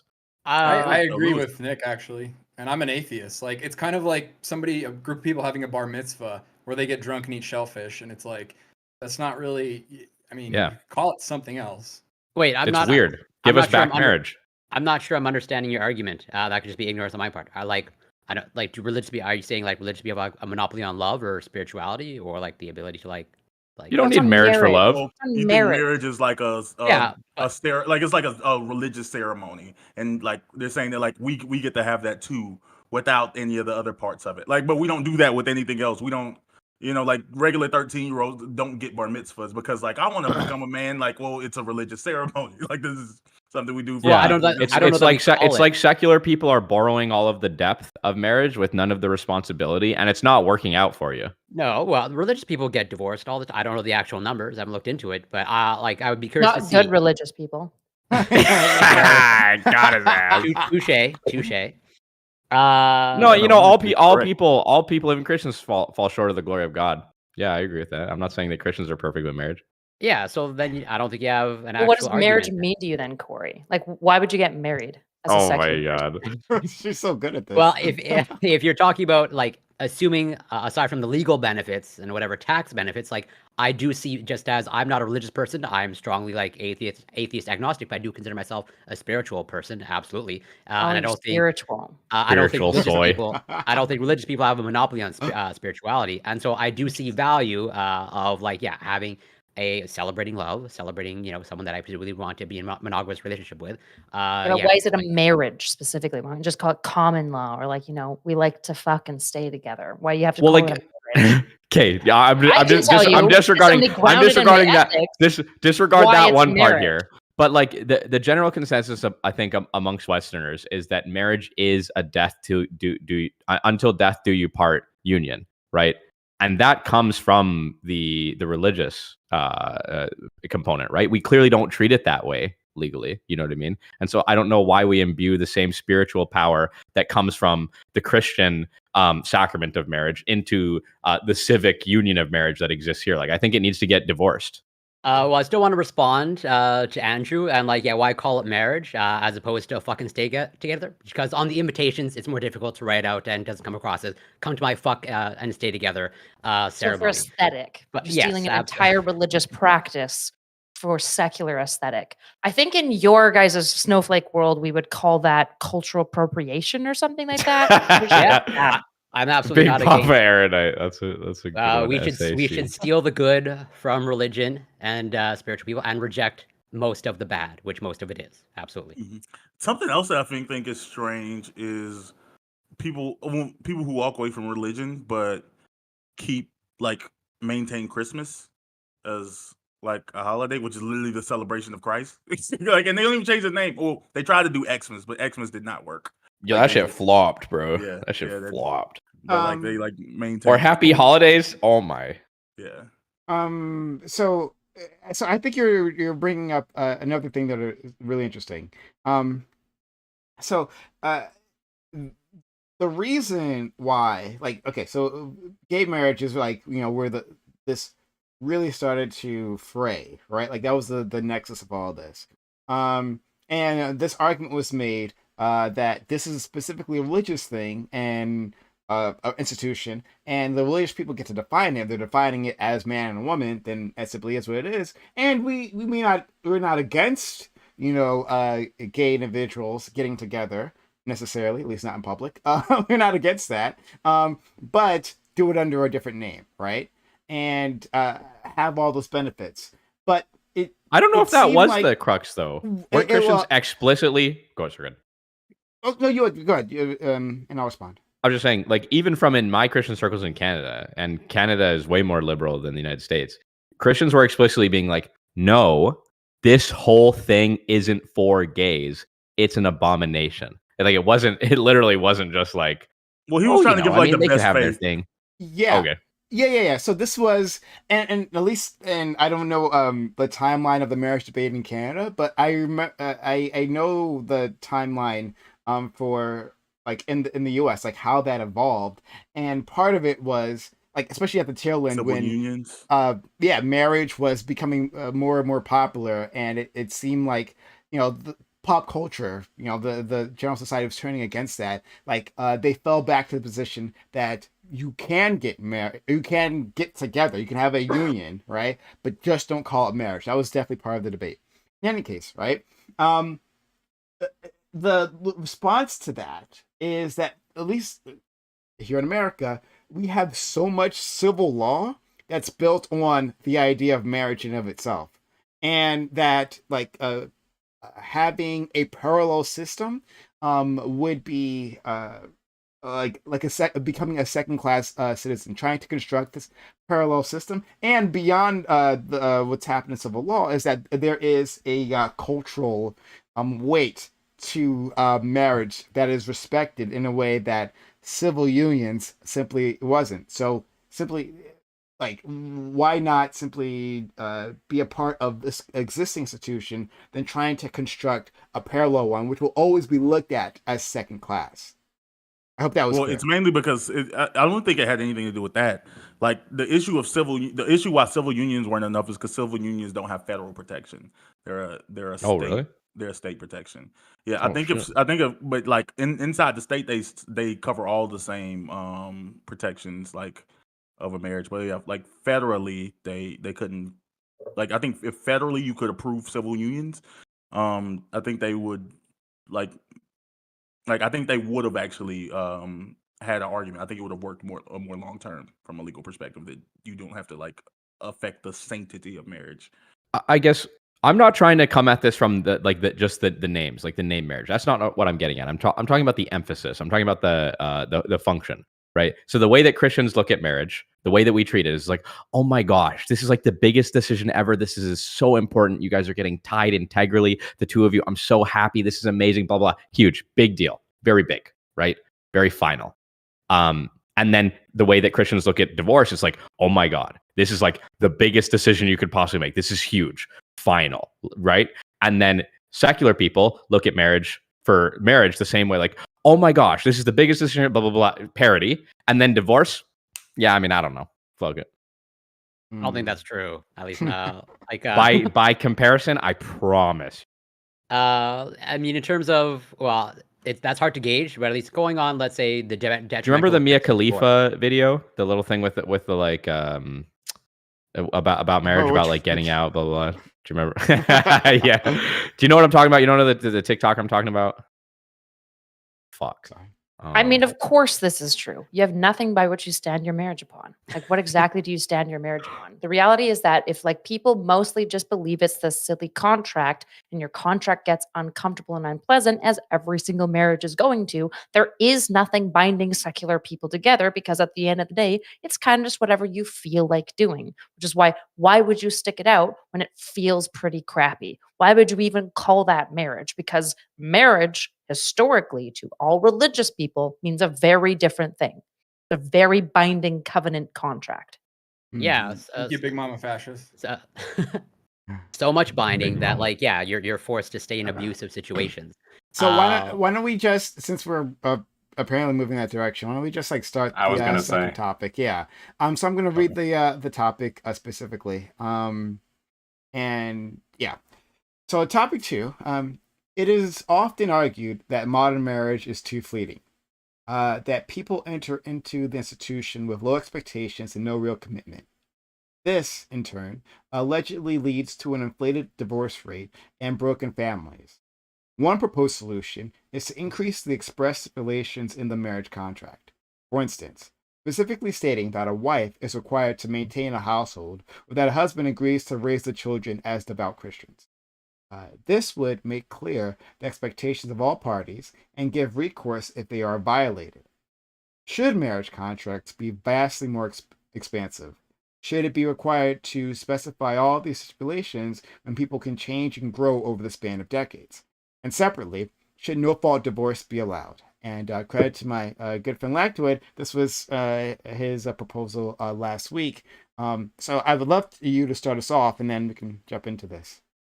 Yeah, I mean, I genuinely may have the most pro like marriage position here, like serious position. We'll see. Where I think marriage, much like any contract, should be respected. And if you put in a contract things like, "Hey, I have XYZ expectations," then I have an expectation that those are met, right? That those elements of the contract should be met. Although I'm not saying the contract can't be broken necessarily. I do think there should be things in place that dissuade people from breaking contracts. Generally speaking, if you're going to break a contract, you have to pay any damages or inconveniences that result of you breaking that contract, which I think in marriage should also be the case. So I guess to be, to put my best foot forward here, just lay it all out. I think that in marriage, whoever motions for a divorce should be negatively treated in the split of assets. If it's completely no fault, there's no actual reason for the divorce, they probably shouldn't get anything or next to nothing in the split. If they have a reason, which is a violation of the contract, then they can argue that the contract was violated by the other party, and then they are not going to get a good split. And then if both parties agree to like they both want to split with each other, then they can work out some kind of amicable split of property. But I don't like the idea of you make a vow and you sign a contract and then you break the contract and take the other half the other person's shit. I think that's just blatantly unfair, and it goes against the spirit of what contracts are supposed to mean to begin with, right?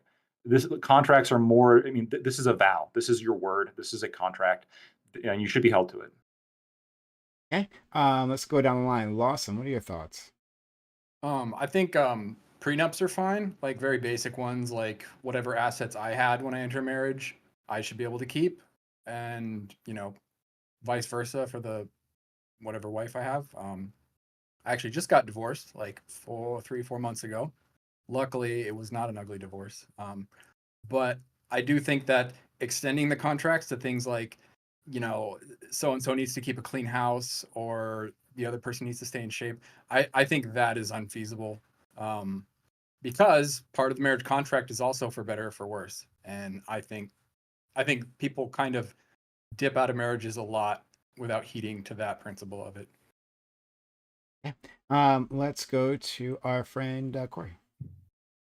Yeah, I'm all in favor of prenuptial agreements. But when it comes to whatever a marriage contract, I think this type of framing where you need to put in exact stipulations, I think maybe speaks to let's say the cognitive rigidity of right-leaning people, of conservative people. There's no room for change of people growing and doing different things over the course of 30, 40, 50 years, maybe a career change, maybe a change of income. I think that reflects just the cognitive rigidity, and I reject it. And I think it's more or less working fine as is in terms of I'm in favor of no-fault divorce. Leave it there. Cognitive rigidity. I've never heard it phrased in that way. But I'm stealing it. I'm pretending I thought of it.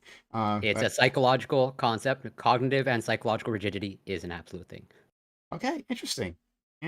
All right. I want to play that concept. I already want to look into it. That's a lot of fun. Otherwise Eric, known as consistency. That's another word. Otherwise known as black and white thinking. Otherwise known as logical linear frameworks. That's another way of thinking about it.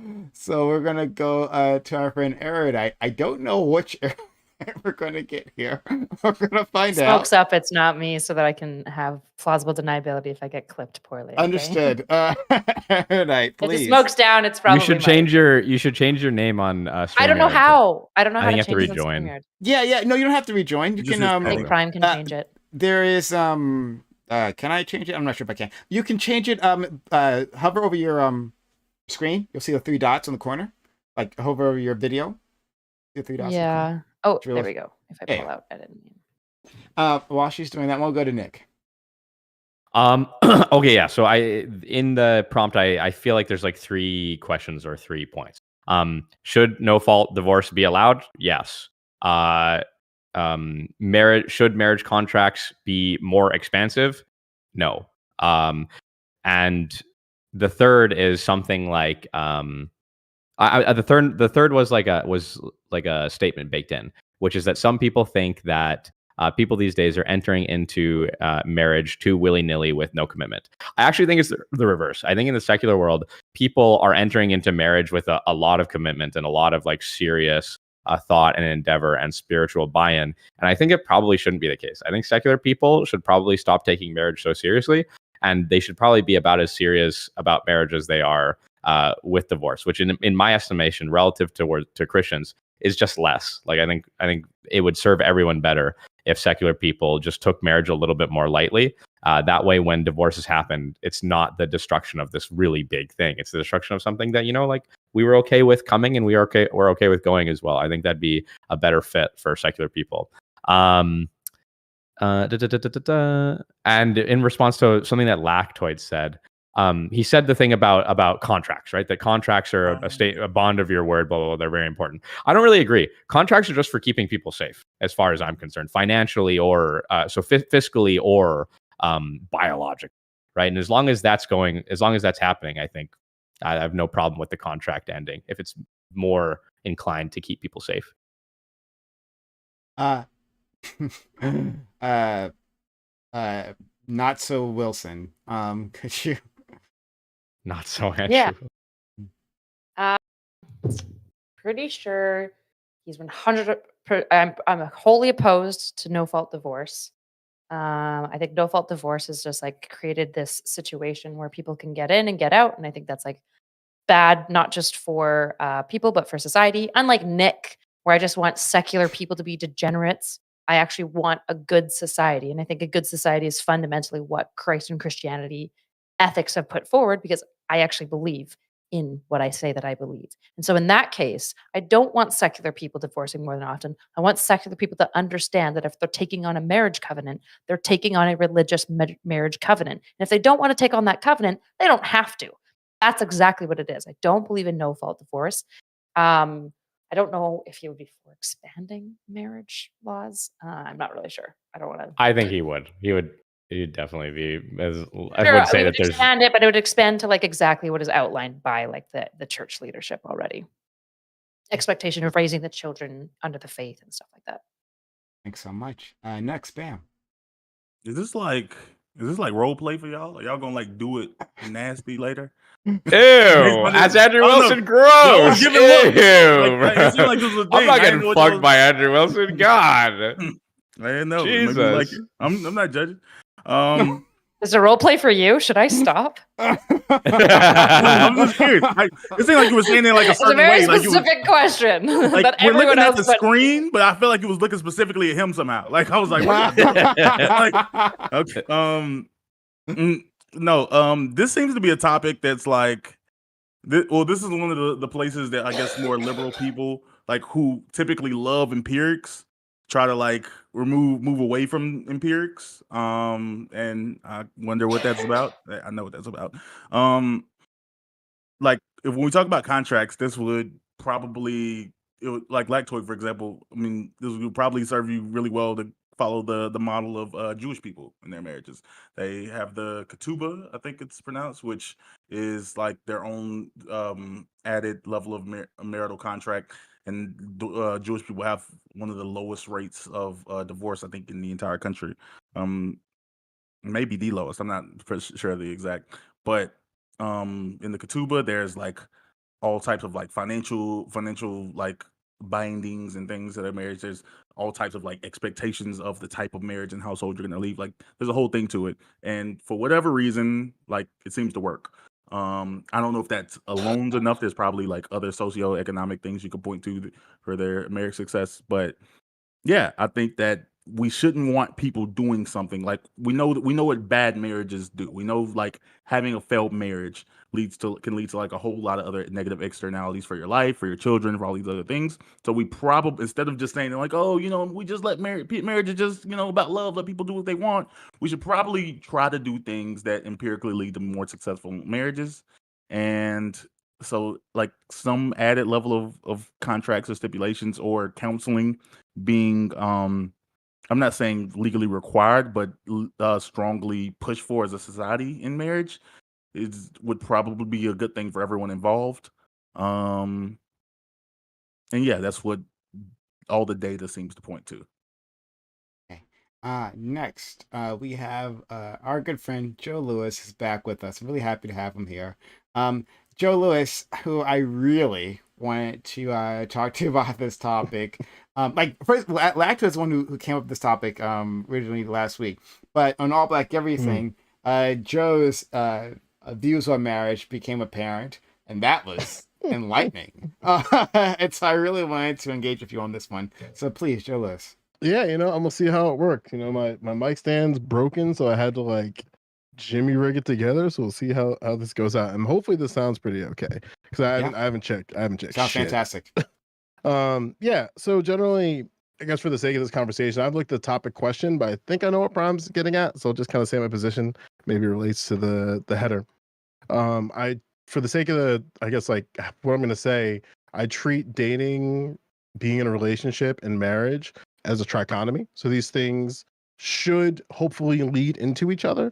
But with that being said, I think each one of those things allows for a particular kind of freedom, and marriage allows for a freedom that dating doesn't allow, vice versa, and all that interaction. Right? We can probably get into that later. But generally speaking, when it comes to marriage, for me, is that it is a agreement that you and the person that you're entering into this agreement with are going to co-determine your domestic life until one or both of you die, and that's it.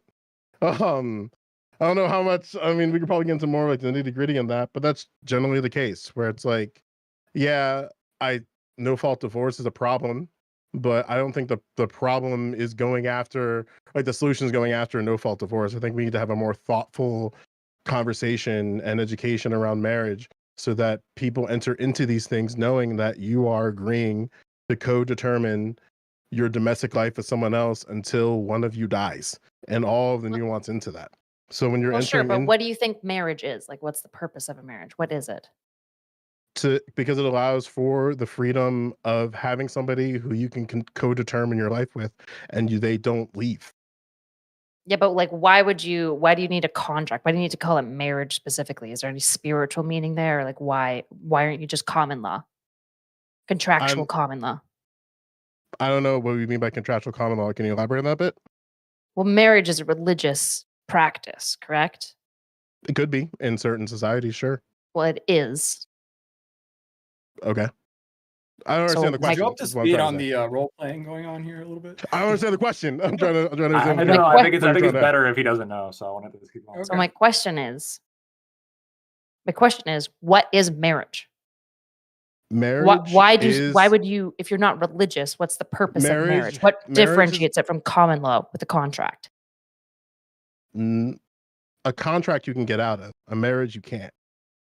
So you don't believe in divorce? Of course I believe in divorce. So you can get out of marriage. Do you believe in Yes, no-fault divorce? There are parameters around the freedom of marriage, yes.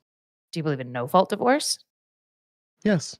So then what's the difference between common law contracts and marriage? So the conditions for me, if you want to get out of a marriage, is the threat of or violence. That's it. So like if you are in a situation where there is violence upon yourself or the people that within your domestic life that you wrap yourself around, then you should absolutely leave that person, and the law should protect you in those regards. That's Sure, fault, and the though. church already accounts for that, right? There's 3 reasons you can annul marriage. I don't attach this to religion, if that's the question that you're trying to ask.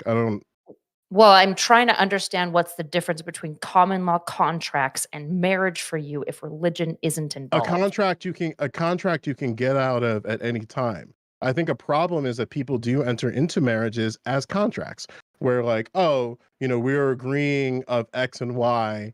But the problem is when you have these sort of agreements of I give you X, I give you Y, what happens when that person doesn't provide X? What happens when that person doesn't provide Y? And I think that that's the problem currently as it presents itself. Sure. So then Again, how are I you don't going to really- how are you going to ground any of this? Like, how are you going to establish in a contract that you can't get out of it unless you have these 3 things that all religious churches already account for in their marriage contract? What are the 3 things that they account for? Abuse, abandonment, and cheating. Infidelity. Infidelity. Marriage allows you for the freedom of abandonment. That's the part that I don't agree upon. So you think in a marriage you should abandon your partner? No, Well, that's an- okay. no, you shouldn't abandon your partner. I don't know if Okay. I wasn't clear about that. I don't understand the question. Sure. So you said, so I listed 3 things that I would agree with you are reasons to end a marriage, which was I abandonment. And you said you didn't agree about the abandonment one. So I'm I trying to don't. clarify what you meant by that. Yeah, in marriage for me, abandonment isn't in the parameters as a reason why you should leave your spouse. Like So if you just like neglect your children and your wife, you fail to provide or like do any of that contract, your wife should just have to stay indefinitely. that is categorically violence for me, which I said earlier. Oh, so you agree with me about abandonment. You just don't want to use the No, word. no. I don't think we're not aligned with what we mean by abandonment. I think you just One, don't understand what you think marriage is. I just said it that I believe it is You said an it and then I you agreement. like have to tell him. I weaseled have and to that tell him. maybe This is Shut up! intimate. Shut up! No. Feel bad. It's a joke. Okay, I'll tell. It's She's doing Big Papa impressive. fashions. It's impressive. She's doing Big Papa fashions. They're like she's like it's a role play thing. Big Papa Fascist That's ran what away from the debate. I didn't. Hey, well, I was pretty good I though, didn't- eh? He ran away from the know that. debate because he got mad, so I'm Mhm. filling in for Big Papa I Fascist. had no idea who the fuck that is. So help me Uh, out. Andrew. Oh, Someone- Andrew Wilson, the Crucible.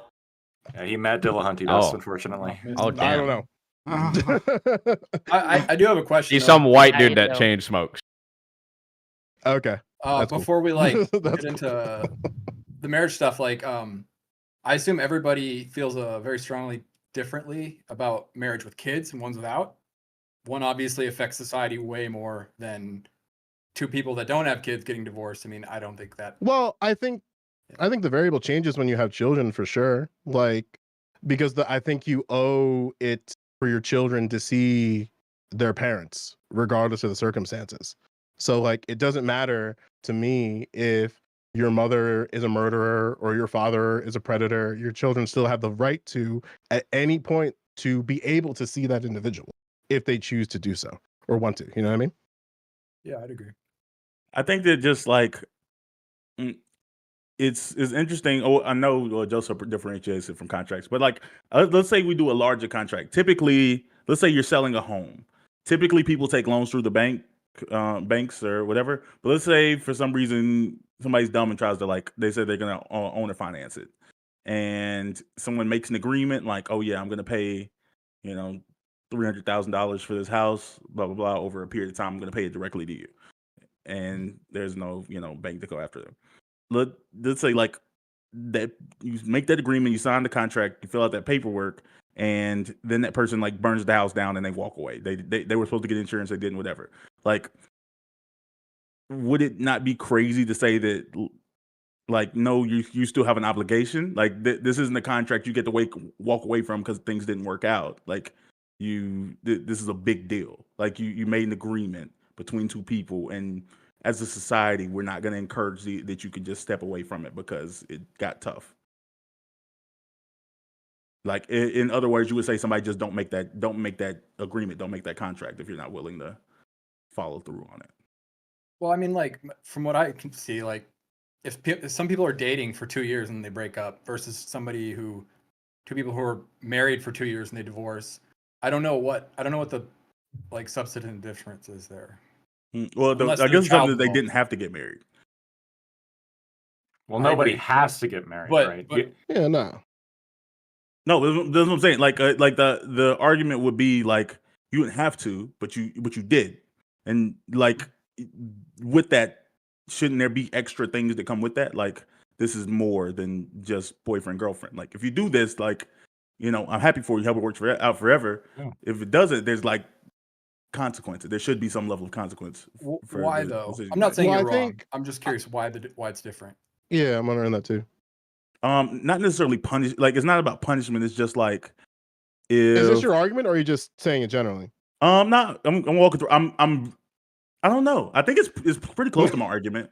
I know it sounds dumb. It's pretty close to my argument, but I'm just Okay. it's something that are like real time. Like I do believe that Mhm. marriage should be like I do believe that like like so in a good society, we should do things that make for stronger marriages. Like it seems like we're in a society where we're trying to make marriage as seamlessly, like making breaking up as easier and easier. And I don't know if that's leading to better outcomes. Like I don't know if that's Well, just because it makes someone feel better. I don't know if that's a good thing that we just like.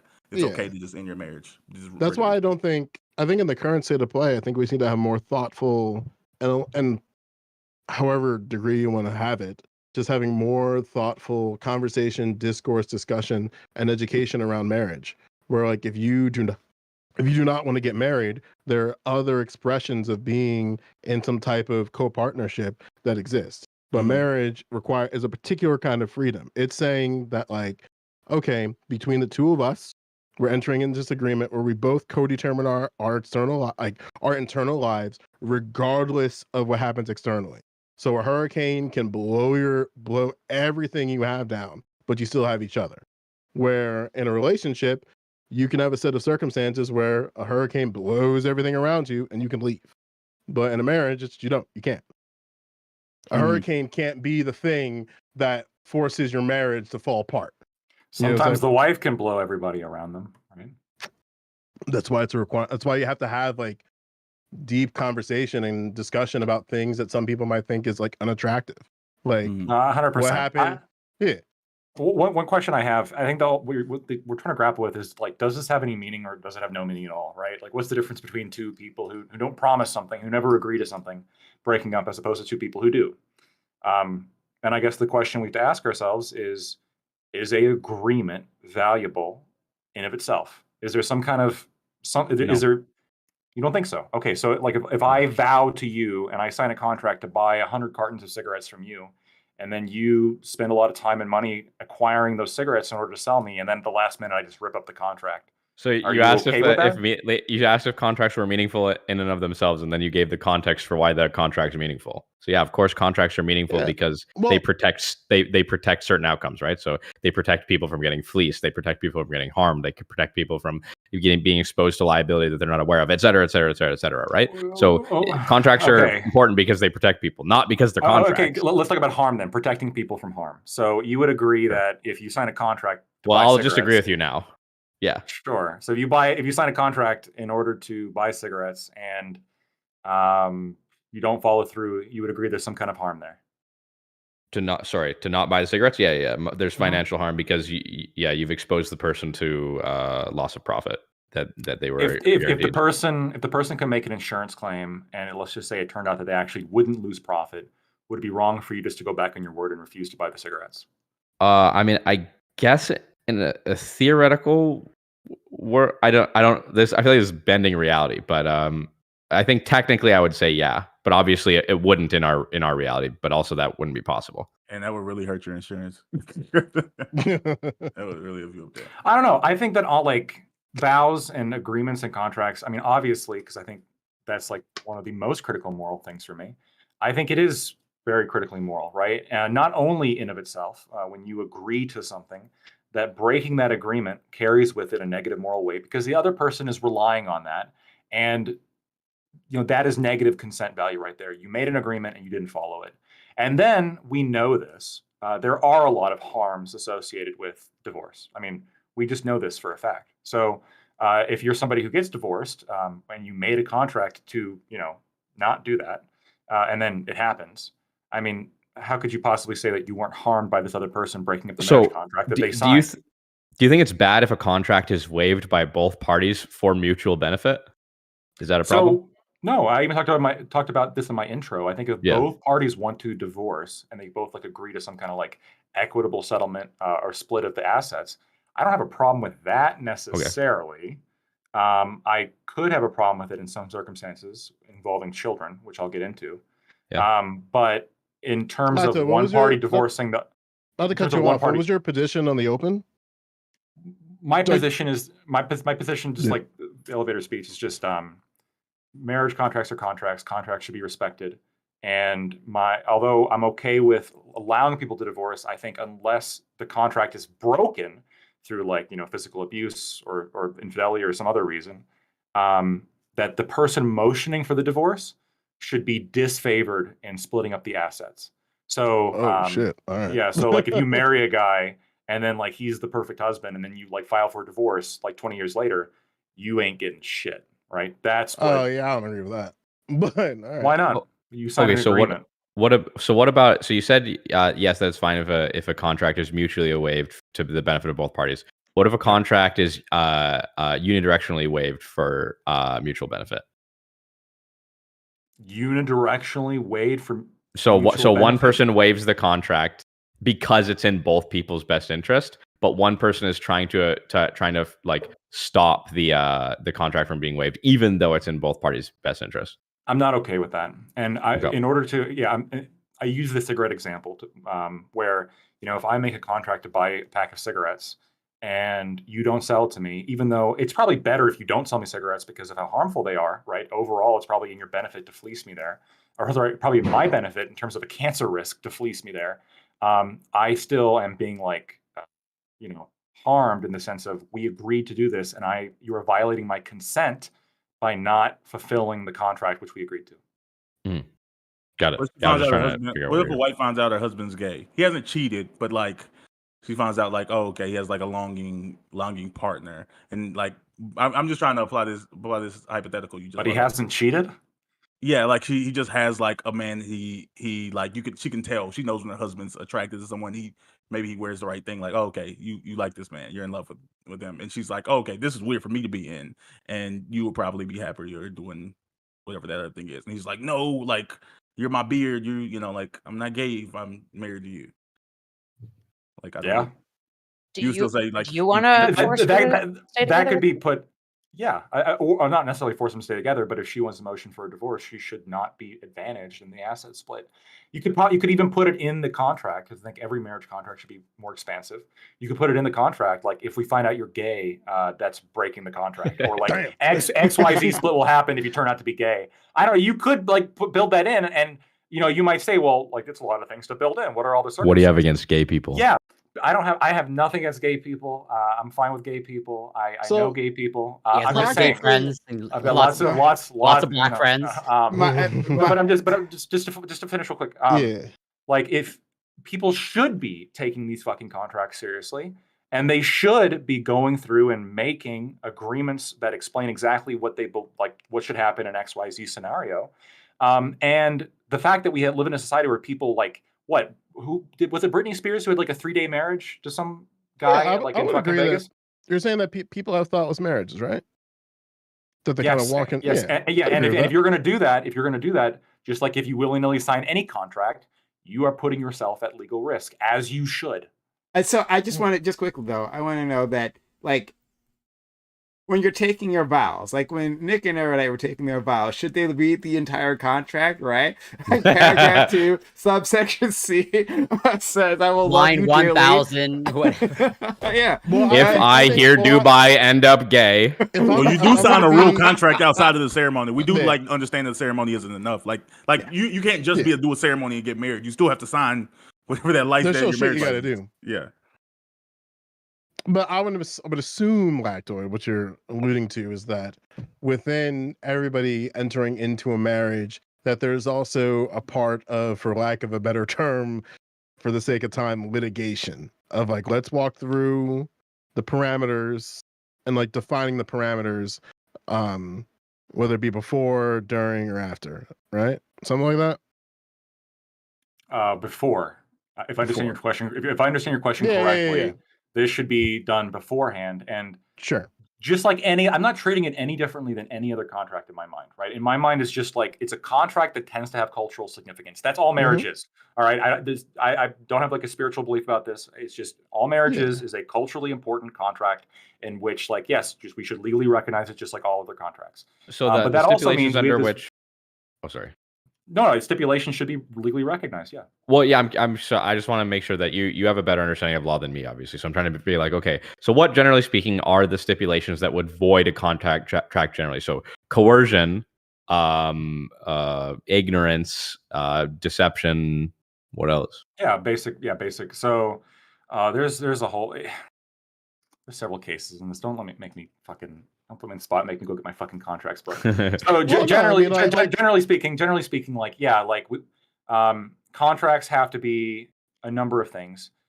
You can't coerce somebody into signing a contract that's not freely entered into, because all contract means is just agreement, right? And so what makes an agreement? Well, freely entering into it, there's a meeting of the minds between both parties in the sense of both people are fully cognizant and they're like, yeah, I want to do this. Yes, I want to do this. And they both recognize like, well, hey, like let's agree to do this. And then they, basically memorialize it and put it in writing and make it a legally binding thing, which contracts don't necessarily have to be in writing. Some contracts do.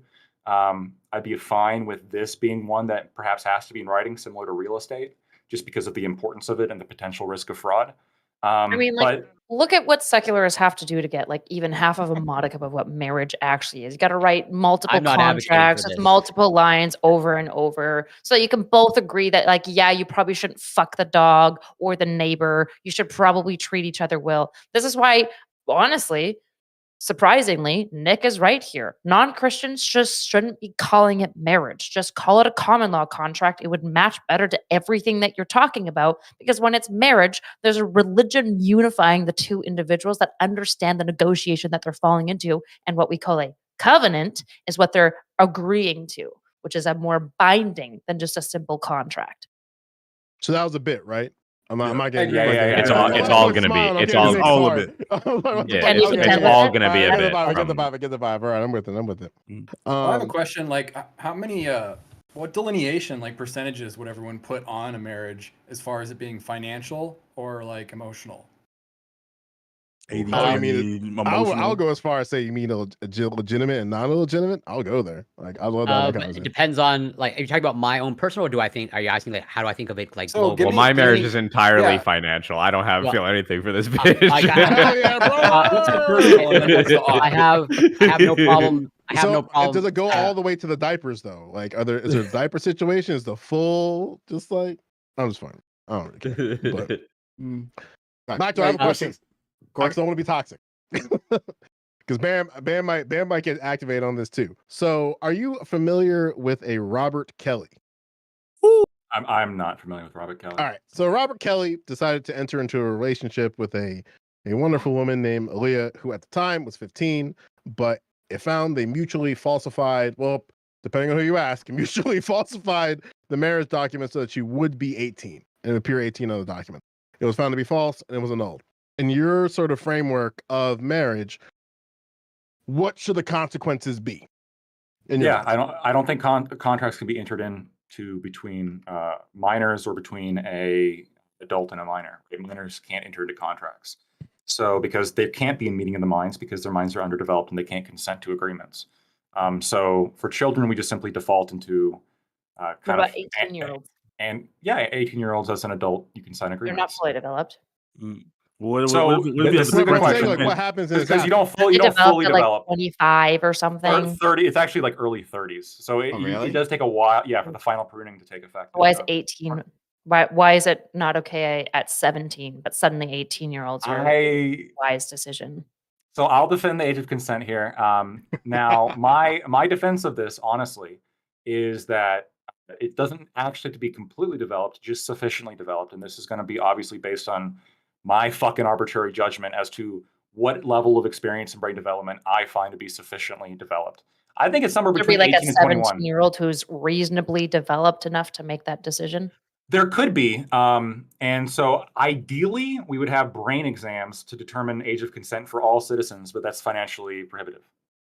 Wait, but Lactoid, this is getting, I mean, this is really funny. But I guess what I'm asking is, if both parties enter into a marriage where in your eyes would be null and void from the jump, and they are caught going into a marriage that is illegitimate from the jump, what should happen to them from a legal context? Because you're saying, like, so this is the contract. They both The contract is void. It just doesn't exist, right? So there's no consequence at all. People can just falsify, and then if it's found out, they're caught. Huh. Well, if you're a minor, you can't agree to that, right? So if they lie about it, well, they can't agree to the contract. Now, is it good that minors lie? No. And if we want to think of like some way to discourage that, I'm fine with that. But minors can't enter into contracts, flat out. All right. Well, I imagine there'd be some legal consequences depending on the age and the consummation. Well, that's what I'm at. of the That's what I'm trying to Well, figure yeah. out Well, here. consequences on the guy, okay, it could be the girl too, I guess. Yeah, the teachers or whatever.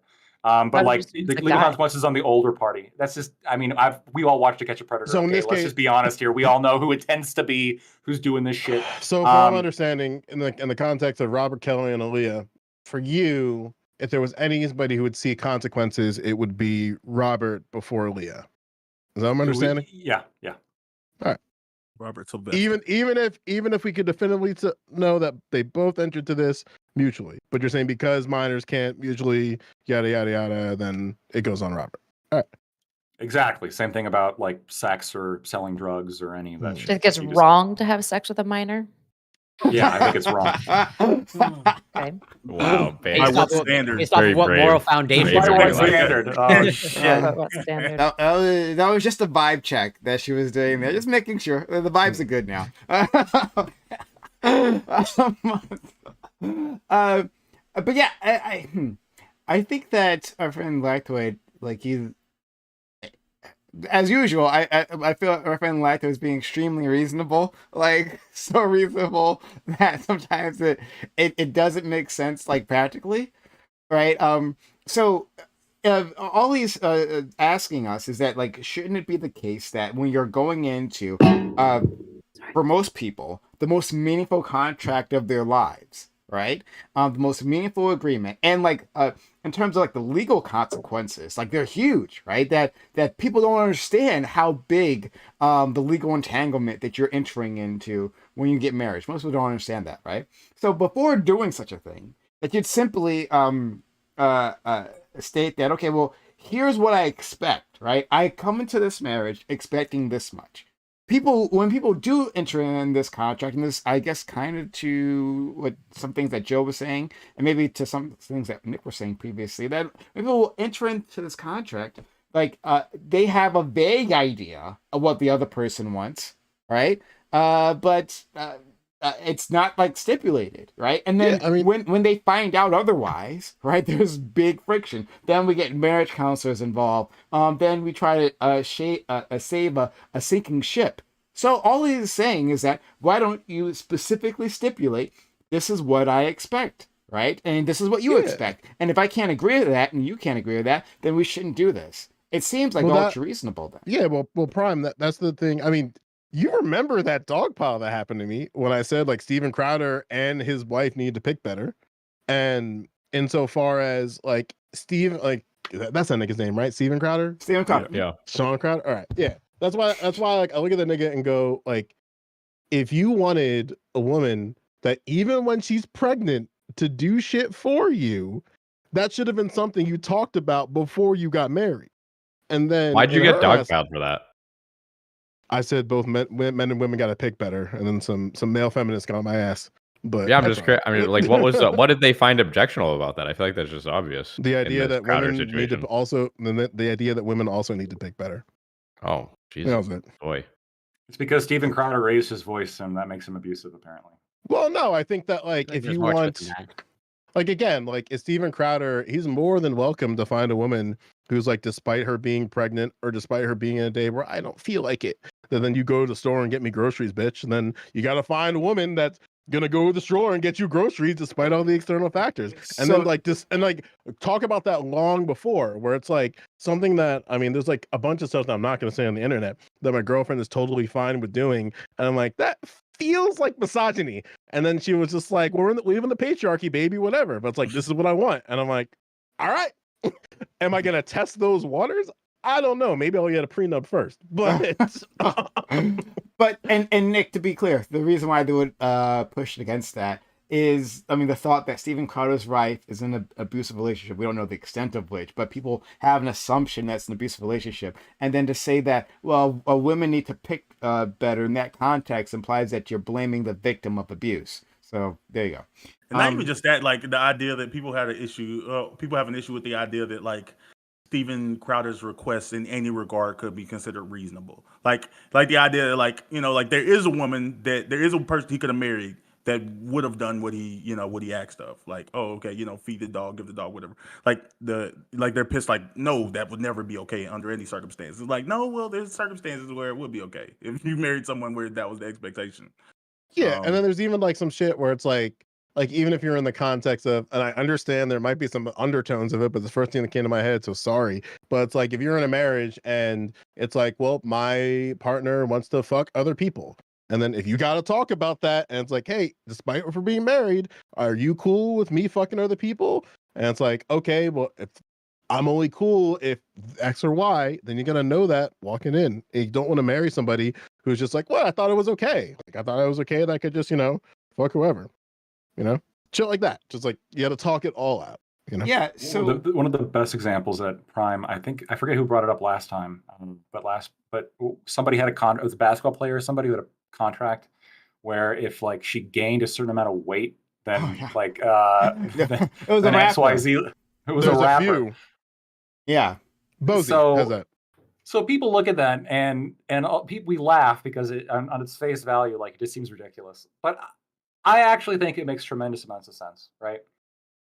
Like I think it's a good idea. If you Oh, yeah. want to be with somebody who's more fit, you should put it in the contract where it's like if you begin to like do this, like or whether it be any like unhealthy activity, like become obese, start smoking, et cetera, et cetera.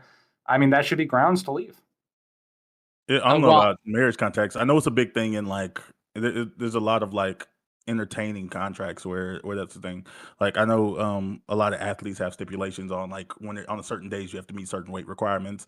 Kyler Murray, the reason he almost he's a football player for the Cardinals. The reason he almost like had a lot of beef with the Cardinals because part of his like contract, which people found unreasonable, but it was like a $200+ million contract. It was Yeah. like you can't be playing COD that much, bro.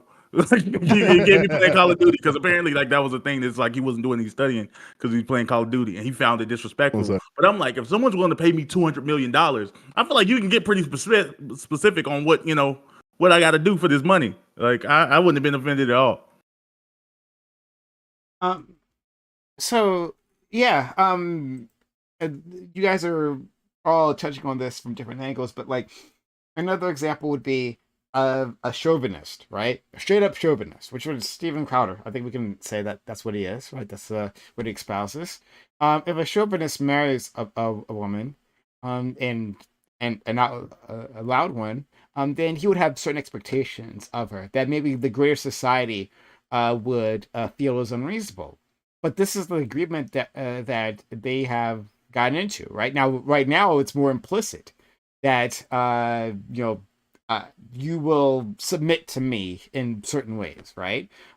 But then like he's being said like this contract is being broken, and you're gonna have a judge look into this marriage with societal's general standards, right? And say maybe this was unfair, and then she should get half your money. Like, does that make sense, right? Like, Steven Crowder has never been shy about his beliefs, right? In my understanding, if I'm remembering the story correctly, That's why is it's that wild. the woman that he married was like from like a deeply Christian family, like a super one of those sects, right? Yeah. So she knew the deal, right? And in fact, she probably was raised with that expectation that she submit to her husband and do all that stuff, right? Now, I don't know the context of their specific marriage, but in a marriage such as that, right? Like, would it not be fair to simply stipulate, yeah, this is what is expected, Possibly. and yeah, well, go ahead. Possibly, sure. I would say something that's like kind of weird about it. Not weird, maybe weird is not the best word, but I think that there's obvious ways that it's like, oh, I'm marrying this man or woman or whatever because of their conservative values. Like there's obvious ways why that might be beneficial, and obvious ways where that might be a hindrance. But I think that might be just like sort of like like the unobvious things for me, where I think she and he did not really go through the calculus of like the unobvious nuance that exists in domestic partnership that might be in conflict with ideology.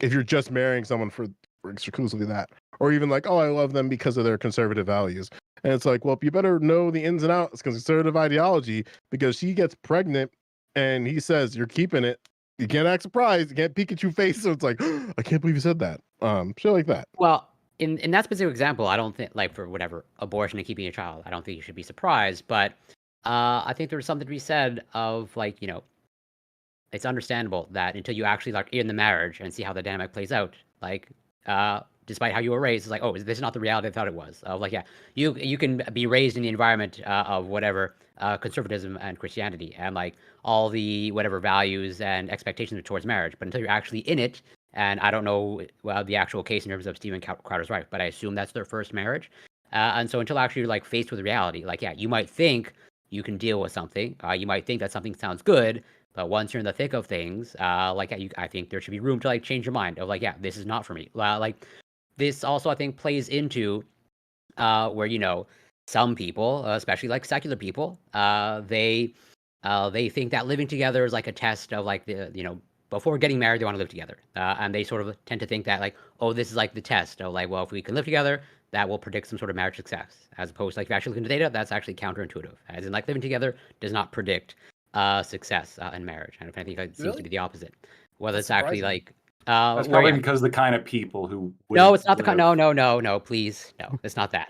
Why? How do you know? There's two theories put forth, and one is essentially just momentum, as in like people that are like living together, it's sort of like they're just like following momentum, as in they're not doing things with intention, as opposed to if you get engaged, okay, and then you live together. The engagement represents commitment of like you are pretty much like putting the stamp of like we're actually committed, we're doing this, as opposed to we're gonna try it out and not really any commitment because we're just living together and we can like pretty much stop. There's less ramifications in terms of living together. Just like look into that theory. There's now. Oh, I see. Well, that's the theory, but couldn't it also just be that the type of person who is not going to live together before marriage is also going to be the type of person that takes marriage more seriously, is more willing to stay in a longer term marriage?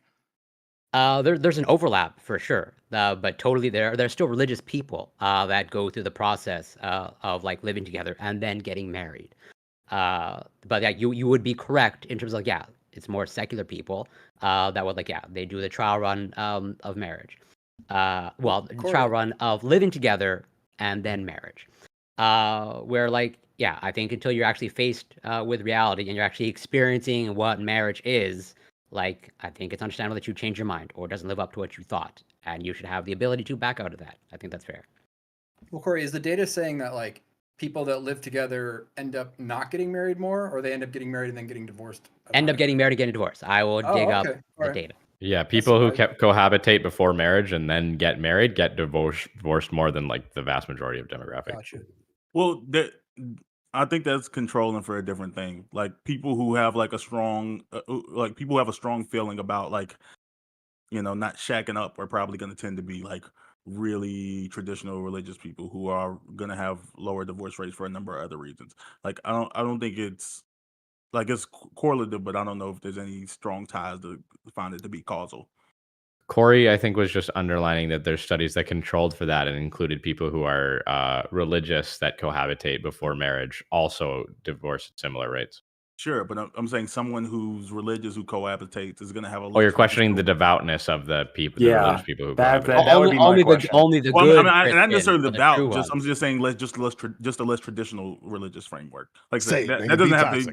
Dude, Christians who live together before marriage, they're not like real.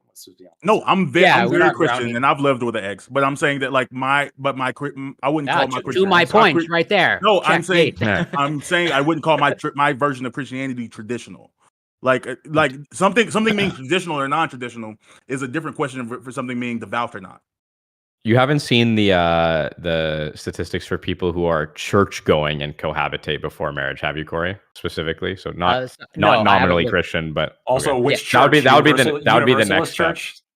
Satanist. Even if fuck that. Anyway, regardless, the main breakdown that you find is nominal Christians versus church going Christians, or church going religious people versus nominal people. That's how you get the divide of like statistically the real religious people or whatever.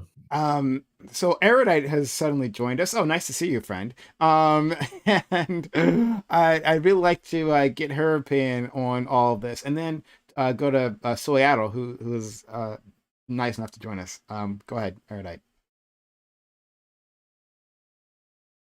Did you just freeze? Yeah, I'm having some internet issues. Okay.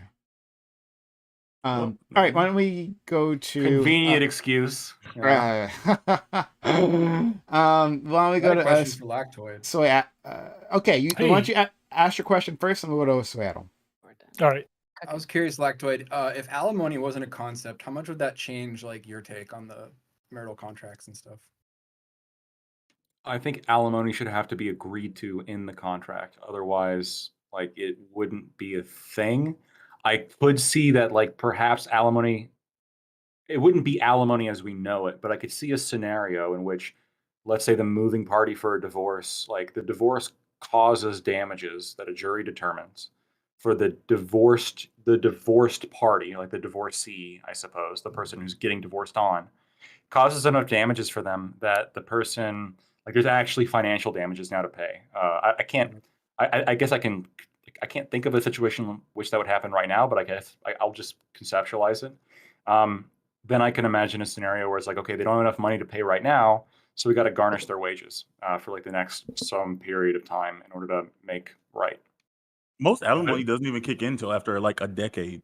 Like so, like we always have the association of like, oh no, someone's gonna get married, and 2 years later, like they're gonna get divorced and take their assets like that. I mean, you have to put time in to qualify for alimony, and like Right. the vast It majority of depends states- generally. Even if you have a multi-decade marriage, you're not going to get much more than 6 years of alimony. And if you have a very short marriage, yeah, you're right, probly nothing.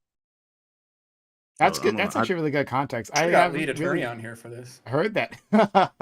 Well, fortunately for you all, my mediation is in 2 days, so I have a lot of experience. Good please luck, bud. tell us more.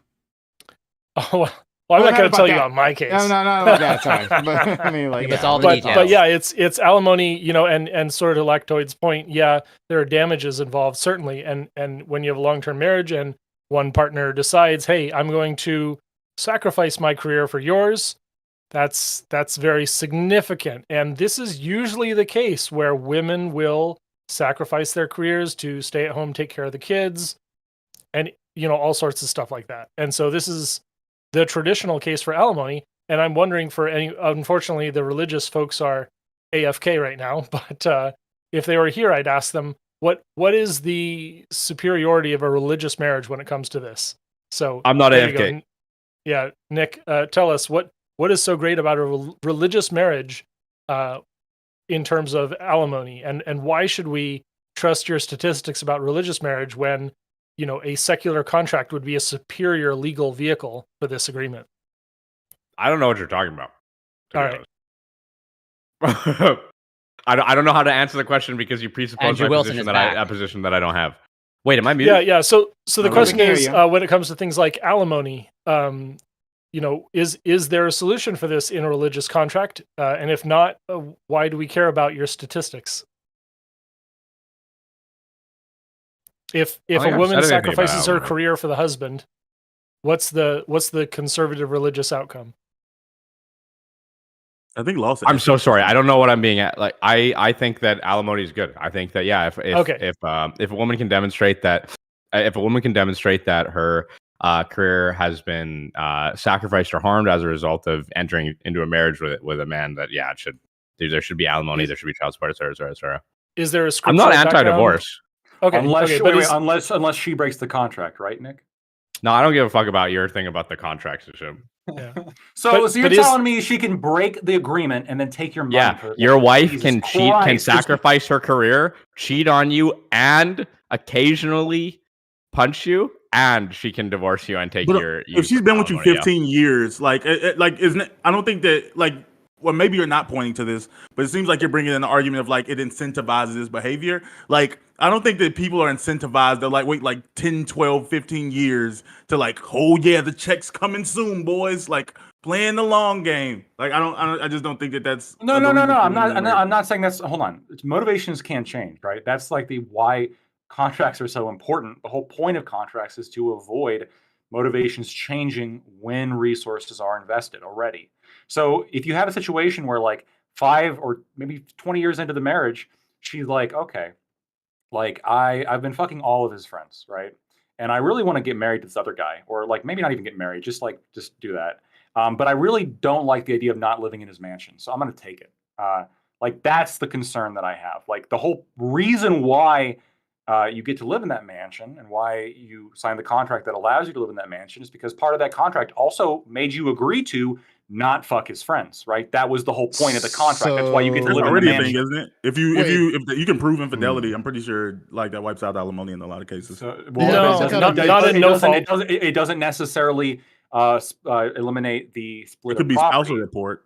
No, so It marital doesn't matter. property, But no, in marital let- property states, it's considered communal property, which is 50-50 Yeah. for both partners, and that gets split at divorce. That's awful. Like, that's ridiculous. Can you get, like, bam, just empathize with me for a second. Let's just say you had a scenario where you were like, you got married to somebody, and you are like, you live in a mansion or whatever, or like you're up and up in the career, you're going to live in a mansion, like you're doing great, and you decide to marry this chick because, you know, she wants to live in a mansion and she wants to have a life with you and raise your kids or whatever. And you want to have somebody who's not going to go fuck all your friends and who's going to, like, I don't know. That's maybe too much wash- to ask, Lactoid. Maybe like wash a shirt once in a while, and, you know, maybe even order some Subway. I don't fucking know. And then she can't hold up that end of the contract. How much of, like, what egg on your face would it be for you just to, like, get the short end of the stick, legally speaking? We legally enforce property separation, but we don't legally we legally enforce that part of the contract, but we don't legally enforce, like, what you agreed to do in terms of domestic labor. Or not fucking your friends. That's crazy. Marriage is not a labor contract though, and Why not? marriage is It's not a an contract inclusive based upon contract. material things. That's why I think you need to I build think it your should be. marriage. No, I think that's kind of naive to think that, because I think you need to build your marriage on things divorced from the material. Because if you build your marriage and saying I have this big mansion and I hope this chick is coming in because she wants to marry because I have a big mansion, you can't control having a big mansion. That big mansion can get hit by a tornado, it can get hit by a hurricane. You could just go broke. You can just go broke, and then you can go AI style and to just give it all away. Joe, think about, like, the ramifications here. So 20 years in, she just, like, stops working, and then she stops doing any domestic labor and just Mhm. lays around and, like, eats ice cream. Like, Yeah. do you think it's fair? Like, when this was not the understanding when you guys got married, that was like, she even told you directly, like, I would never do this to you. I swear, if you just marry me, I'll never, ever, ever do this. And then she does it. You think it's fair she gets half your shit? Yes, because what you described for me would be coercion. So What's coercion? marry me, marry me, and I'll do all these things. Yeah, I don't think that's a thing that anybody reasonable would agree upon. If you're marrying somebody, marry me because I have a mansion. That's a pretty weak argument of why somebody should marry you. Wait, Fellas, so is it you- coercive to go to work? Is it coercive to provide for your family? Like, Oh God, don't hit me with I that. don't buy make me this. start Come on. doing I the think Joe's Vivian. interpreting Lactoid's So don't point make of me view. do the Vivian fucking. No, this is an inherently communist fucking point. This idea of, like, there's no evidence of coercion. Like, she, as an adult, like freely agreed to this, and you're saying it's still coercive because who would agree to such a thing? Well, if she did. you we talked about this Thursday on Primes, where it's like, if you're creating conditions to raise the probability of somebody entering into something, for me that's coercion. That's it.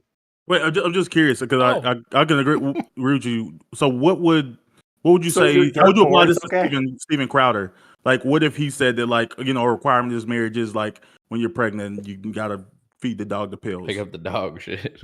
He can't Yeah. control her ability to get pregnant. He has no control over that. No, but I'm saying, like, it comes to your argument of, Zero like, there are control. people. He's the only one Zero who has control over that. So, like, yes, she can go fuck someone else and have a kid, and then what?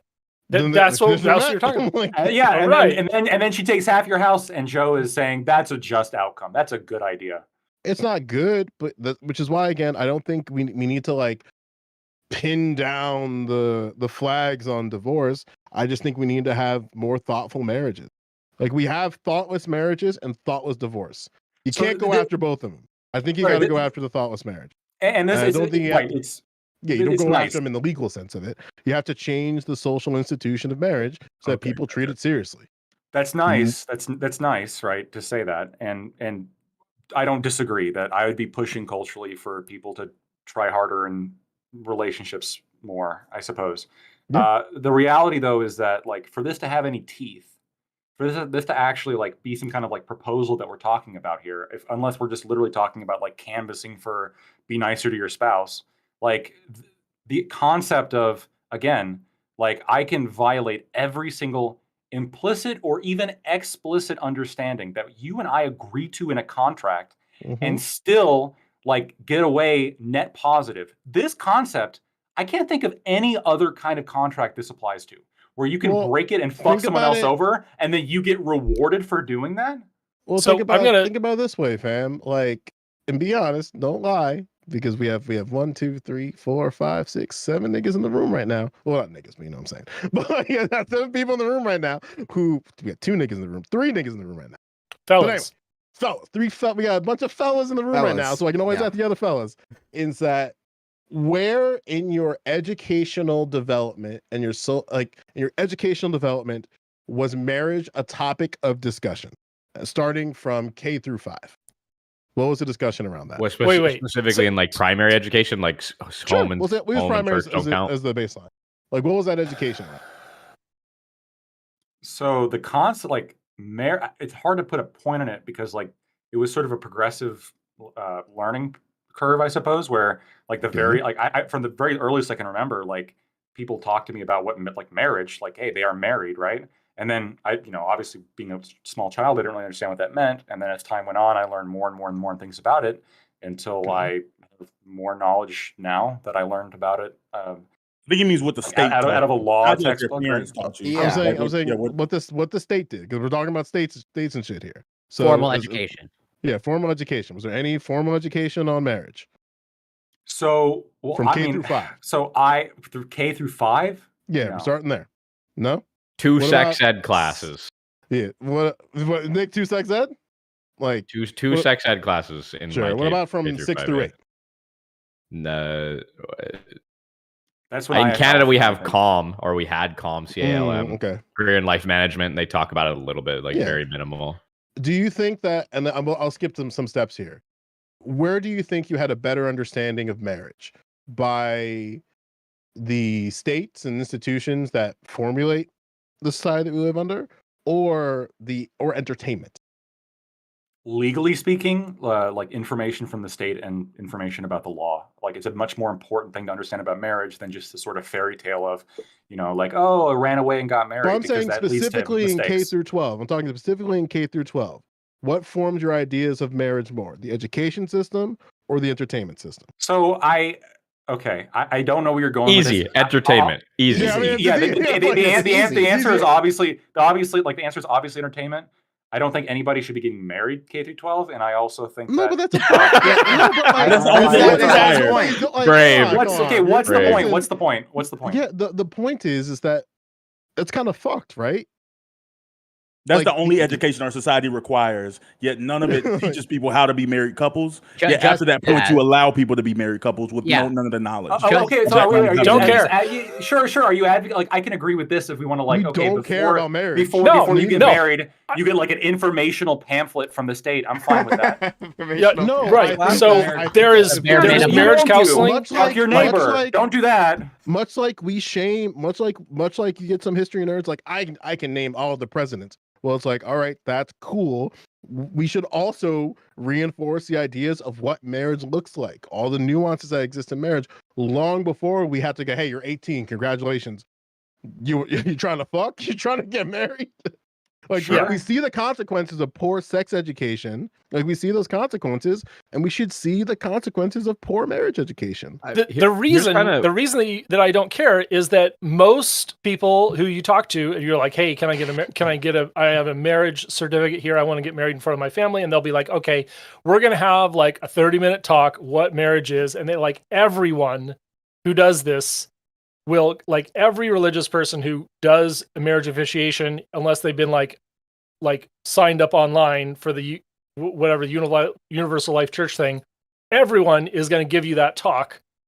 And that's the basics. That's like, you have responsibilities now. You understand what you're doing, right? Great. Okay, good. We should do better than that, but it really doesn't matter because marriage in society is not enough of a contract. And I think that men, you need to get a prenup. And that's my position, is that we need to make We need to make marriage a contract, or men are getting screwed.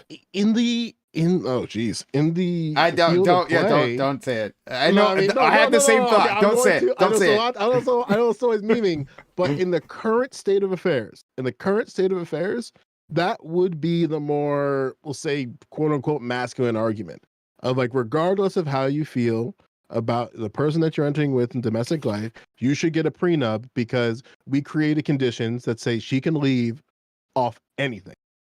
You can also leave off anything, which means she should also get it too, but that's the field of play.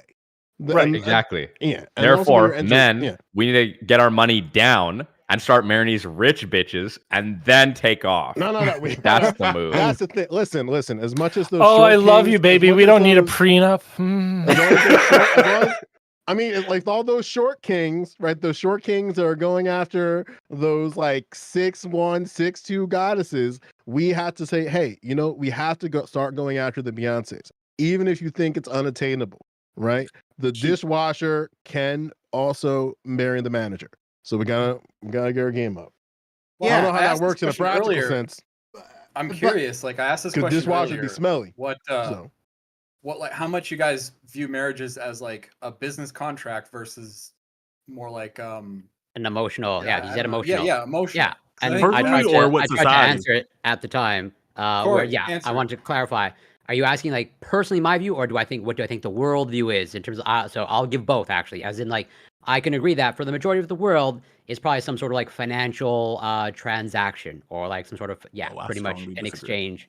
As opposed to, I think that's one of the tensions here, let's say in developed countries, of like, I think the concept of marriage is a little bit evolving of like, yeah, it's more emotional, as in like, as economic standards have like increased and there is, let's say, more egalitarian economic conditions, it's like, yeah, it's not an economic decision, or it's much less an economic decision for many What people. do you think the odds And is? therefore, the love component is slowly becoming more of a factor. And that's we why can thank, I would we say, can Corey, thank like- our social safety net for that. That's the Yeah, reason why absolutely. that can be the case. There are some here on this call who might disagree with the importance of social safety, but I would say that'd be great so I can find the love of my life rather than my meal ticket. I'm just saying, I'm putting that out there. Wait, so you're saying like welfare encourages divorce is what you're saying, right? Corey, I'm my just- thing is, I'm saying okay. And breaks I'll and breaks deal- of families I'm gonna- causes like mass I'll deal with disruption. you later. I I'll mean, deal with you Prime, we later. talked about this on ABE before too, where I just remember all these like I feel like this could have been an ambush, but Prime didn't get enough guests to dog pound me. That's okay. We'll really rock. But like one of the things that I said that in about past ABE panel, I got dragged a little bit, is that you should not form your marriage off of love, because love is like a finite thing. Hey, yo. And you have to be able to like look at the person that you're next to and just want to kill him.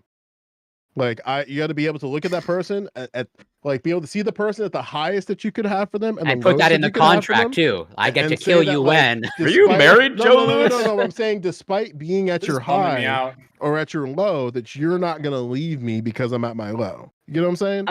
So I'm not disagreeing with it. This is it might. I have no problem getting into a philosophical discussion about love. But I would seem like I'm disagreeing with you in terms of like I can make the argument that love is a choice and a choice that you need to make daily. Let's say for better or for worse. Where I don't think love is like this perpetual. Well, I high. mean, No, it no, I wavers think over what you mean. Hold on, let me try to interpret that, because in Fuck the you, most Steelman, less bombastic way of doing that that he just did, right? It's simply saying that like love is a fleeting feeling, right? That like and for love, and it's not even love; it's like attraction that people have is fleeting, right? That lust, like these are all the things that drive people Nah, it's to cap. get married. Hold on, let me finish, and then I let you what you have to like, say. Like I see the V-neck. Nick has that vibe where I'm gonna be fucking when I'm 120, and I'm not gonna give any fuck. That's that pure energy.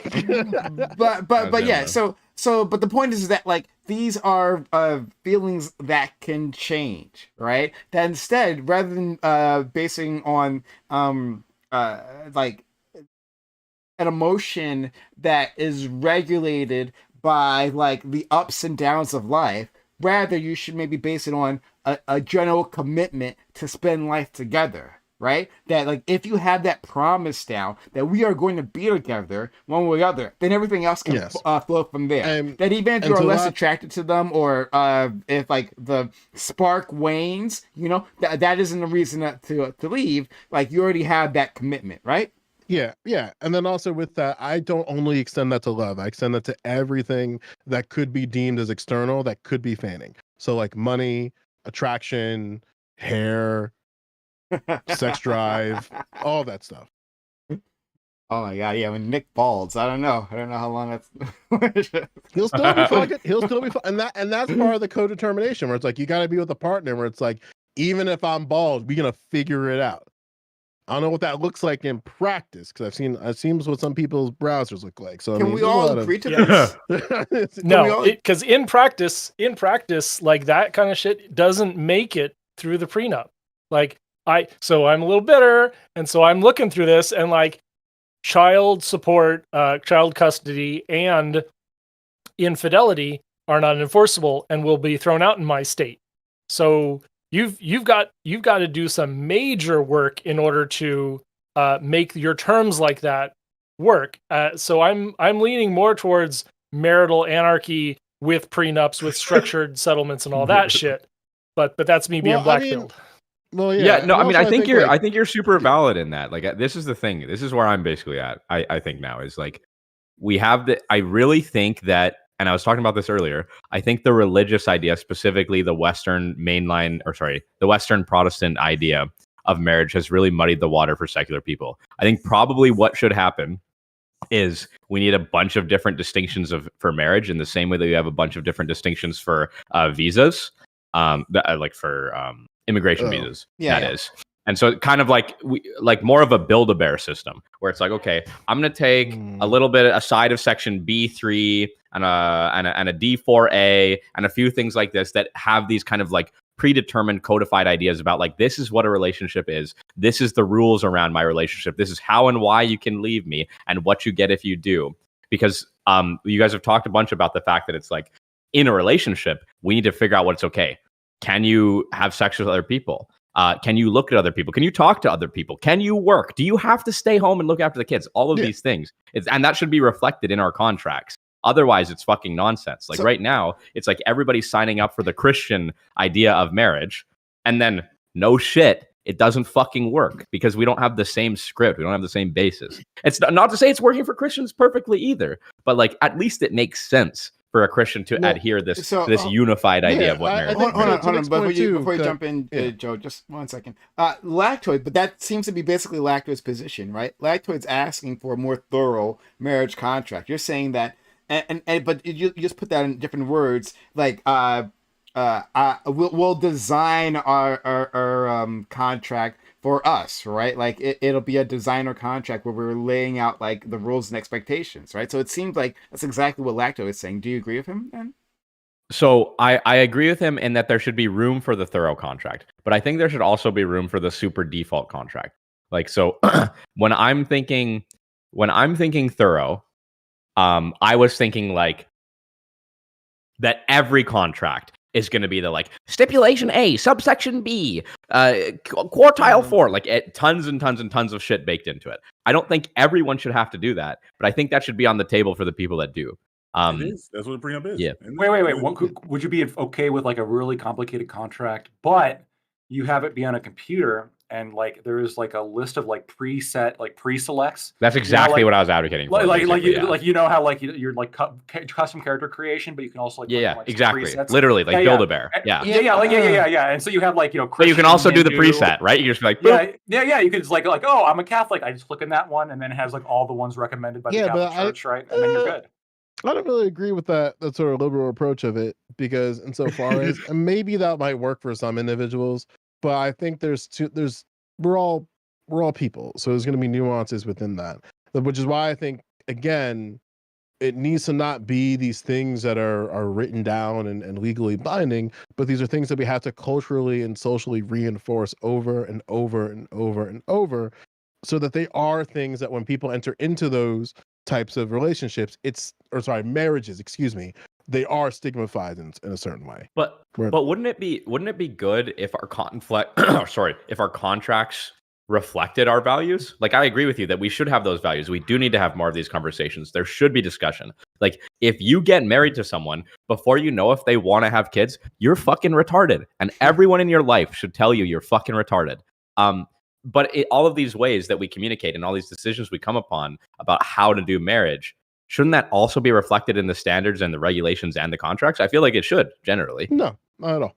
Okay. I don't think so. Fair enough. This almost Joe, assumes that wait, you're. wait, wait, I got another I don't think you reductio for you. need. I don't think you need the governmental arm to reinforce every aspect. I think there are going to And- be parts where you can have a political approach and ideology around marriage, but I just don't think it extends to things like prenups and shit. You know. And everyone's going to renegotiate things like children, whose career is the priority, where do we live? All that's going to be in flux.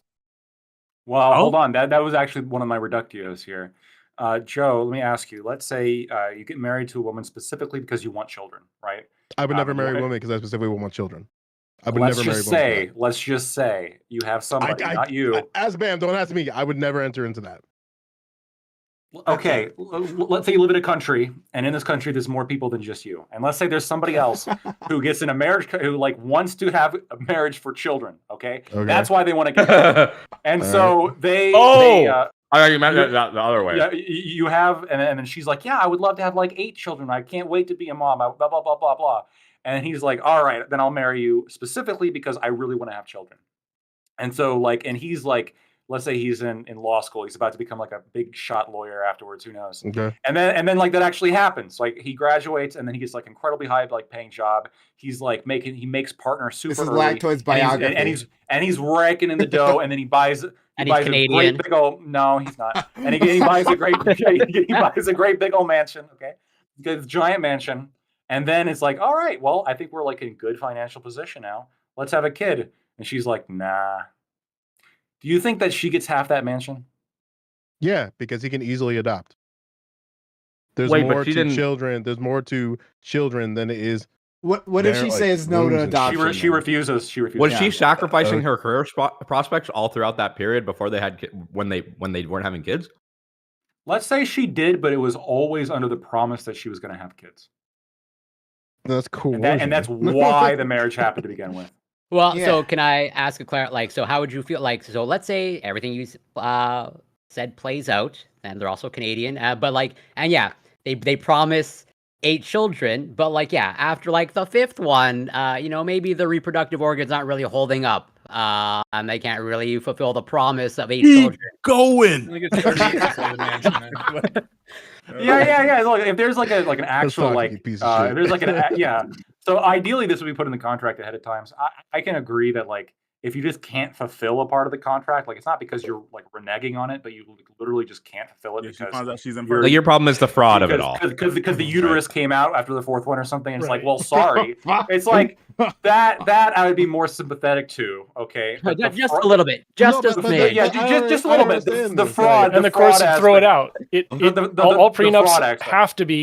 prenups have to be substantially fair. That's built into the Yeah, but whole what's thing. what's fairness? But other than like just some fucking old judge decides like, oh, that makes sense. What? Right. In Oh, my yeah, opinion, Maybe if some it's- judge will say there's you a ought to have lawyer. 8 kids. Others Well, no, probably not. if it's in the contract, if it says I will have 8 children with you, you better get better start buying cribs because that's the expectation. No, you but- get to live in a but- mansion. You get to live in a mansion. All I ask This is from why. you is This that is you why I view breed, this hypothetical and you as can't being even ridiculous. fucking breed. But wait a minute. What if would you account for something like emotional state, or is that too pussyfoot? Like, is that like like It's too pussyfoot. Yeah. okay? Because I'm curious. I'm Like, not what if? I'm not even fully on board with the physical thing, honestly. Sure, but I'm curious. Like, where would you go in your head if like during the first pregnancy she has like a miscarriage, whatever. Maybe it was like decently late stage. Maybe it was early. Who cares? And she's like, oh Keep god, going. traumatized. Like It's prime time, like, baby. yeah, like You look good, smell good. My Smell mother- good, play good. My mother, and this is a story I've told before on panel, right? My mother had postpartum depression when she had me, right? And it was like really bad. Like when she like Mhm. contemplated killing me, right? Like as an infant. Like that's the thing that happens to postpartum depression. It's really fucked up, right? She was actually really close to doing it. physically, right? the parts Like, is working. This is the But thing. she's like The mentally. parts yeah. are working, right? Now, my mother was able to get over that. Like, thankfully, I'm still alive. She tried for to come you. after me, but I fought her off.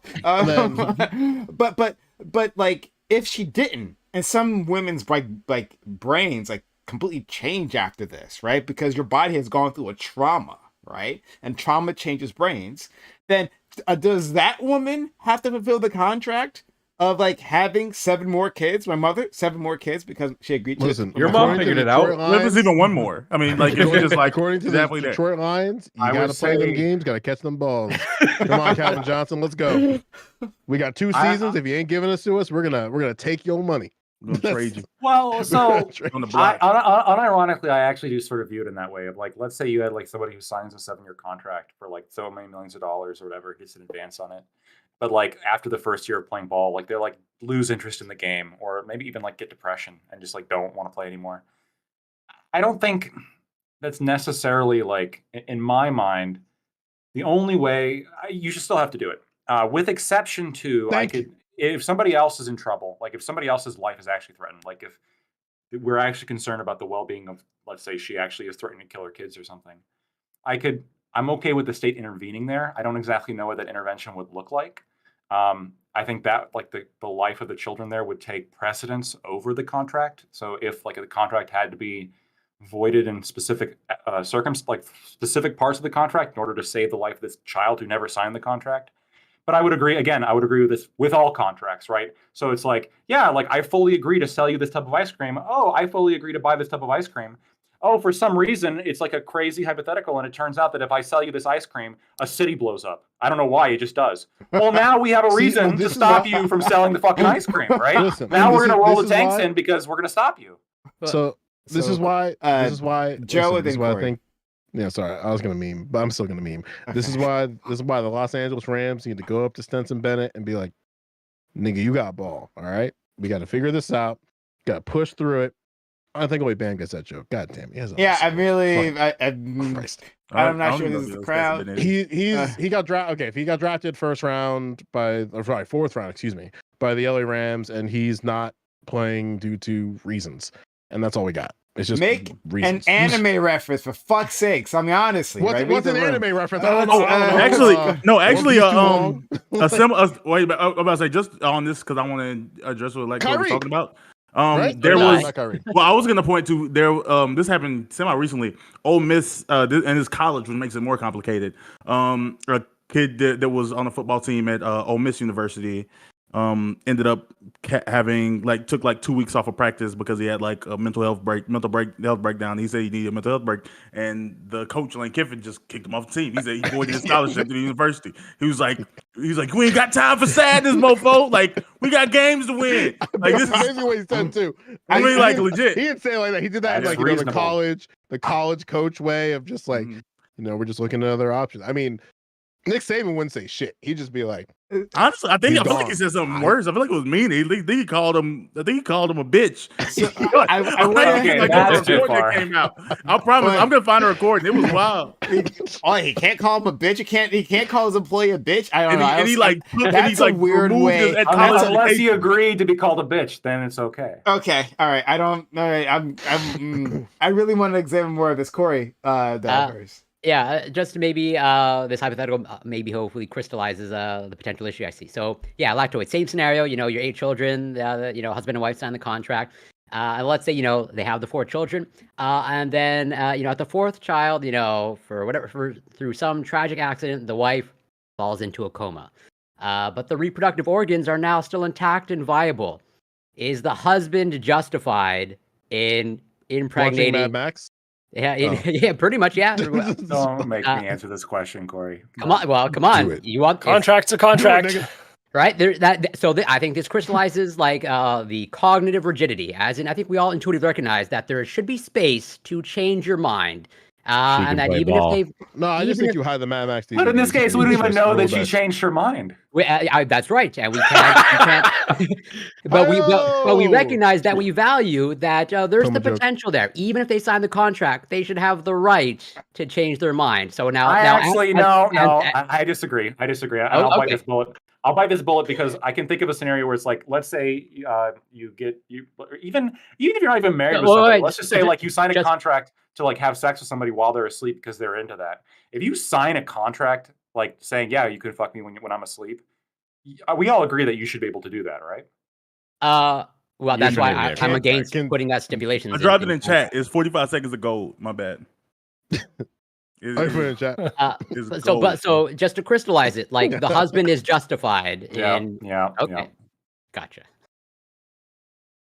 So okay, I don't know. I can't think of a worse bullet than that. So I mean, I think we're at the end of. I thought somebody was about to cook something toxic. I was like, oh, this 5-second, this half second silence gonna leave somebody saying, you know what?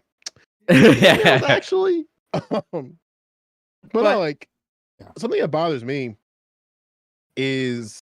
I'll go for it, Prime. Is you saying something? I don't know if you were.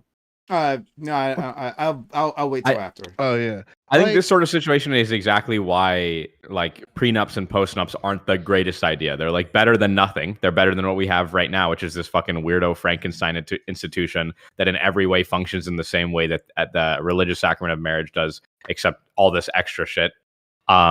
Which is why I think we should really have these Build-A-Bear marriage contracts where you go up to the DMV or wherever the fuck you guys go to get your marriage contracts. Ours is at the registrar, but anyway, yeah, your DMV or whatever it is where you get your contract, and if you're like, okay, yeah, I like the sound of that one, beep, boop, beep, beep, beep, beep, beep, boop, and like it throws a few things together, or you do the pre-made, but the preset, and then there you go, you got your marriage contract. But it would all be parity, right? So it wouldn't be like Janet must conceive of at least 8 children unto Jason. Like it would be like, okay, if one partner decides to forego career opportunities for the purpose of child rearing, the other partner will be exposed to liability. They're heretofore X amount of dollars, blah, blah, blah, blah, right? Yeah, simple. Yeah, but hold on. I don't know if that plays out What like if you get that. involved in the- simple, but what if you get involved in the contract again to have children, and then afterwards she's like, no, right? I think it's reasonable. I don't know if there would have children. Oh, It's called an exit clause. Come on. The other question. Well, so sure. I guess those marriage I don't think what I'm proposing is like anything really different than like a exit clause here. But a question for Corey: are you in favor of DNRs? Do you think DNRs are okay? Yeah. Bro, he we loves need Nate. Of course DNMs. he's fine with DNRs. We need So- DNMs. We need to get some niggas DNMs. And 'cause some DNR niggas is should not get married. do not resuscitate if you don't know. Do not resuscitate. So you're okay with somebody who's incapacitated, like being left to die, but you're not okay with them having sex with their husband. Well, I reject the frame of it. Having sex with their husband. Pussygate, baby, pussygate. You That's was a good- But That's a wait, good no, one. no, The inconsistency of the no, left. no. That's Let an obvious me respond. Let me This is respond. the inconsistency of the left. He doesn't want me to respond. This is that rigidity he was talking about. He doesn't want me to respond. I do have a response. So I'm definitely not an expert on DNRs, but from what I understand, DNRs, like, they're pretty specific stipulations. Like, they try to like run through scenarios. Now, in that case, I'm okay with DNRs, okay, in terms of respecting the conditions. Now, if there's a contract between husband and wife of like, hey, if by the 4th child I'm in a coma, I give you permission to impregnate me, and that's predetermined, then I'm okay with that. Yeah, sure. Yeah, exactly. If the contract says you can do it, then it's good. No, But no.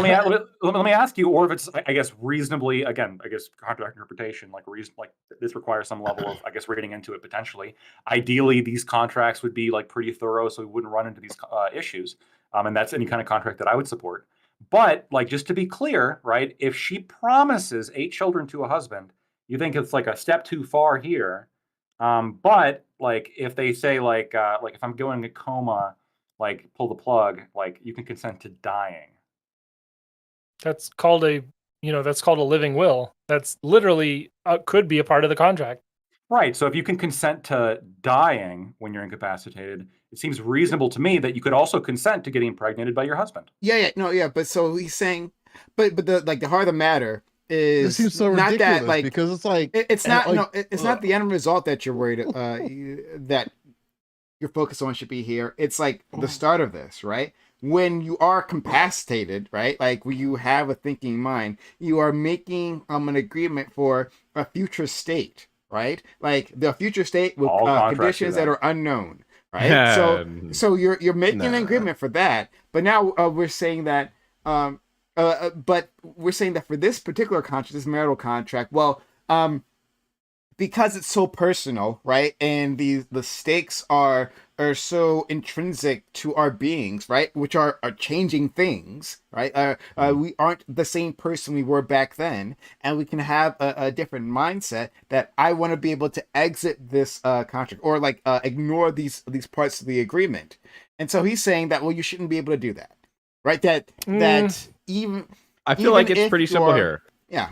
We've got a loose end. We've got a loose end here, right? But it's pretty easy to tie. So we need an analog to the DNR, right? So we've got the do not resuscitate that you sign with understanding ahead of time. And in the same way, the previous contract wouldn't be good enough, but you'd have to have a clause, which would be like a DAI, right? Do allow insemination. Simple. So, yeah, like I agree, that's a potential remedy, but that's that. God damn it, Corey.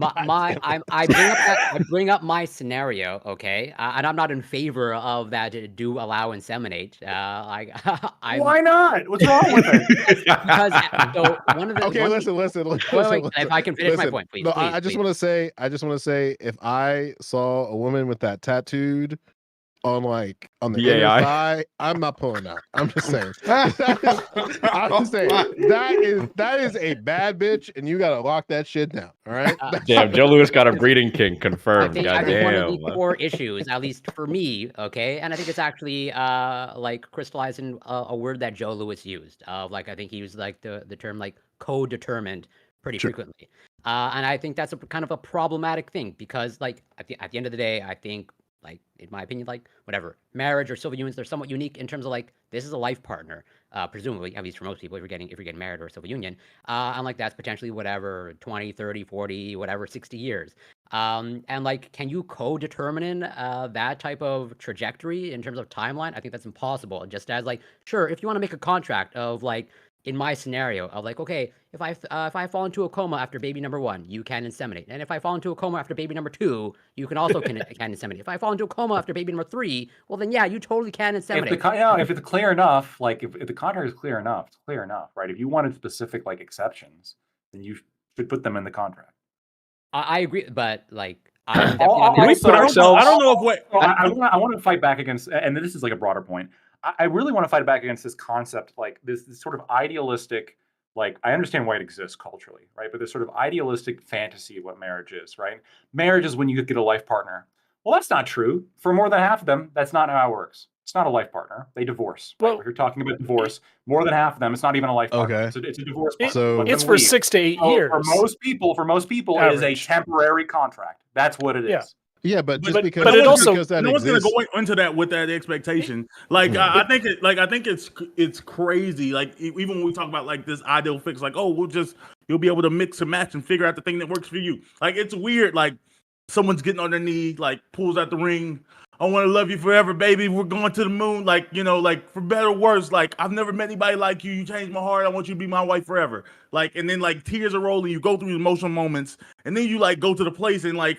Oh yeah, we're like just checking off the stand that we're gonna be together forever, and he's like, whoa. Yes, Like, slow it down. engagements fall apart all the time. Like we're just gonna do we're gonna check on the like option 3, the like tempo. Do allow insemination. But when you sign on that dotted line, like this is a serious decision and it gives you serious rights. Like you can make someone a legal resident in this country through marriage.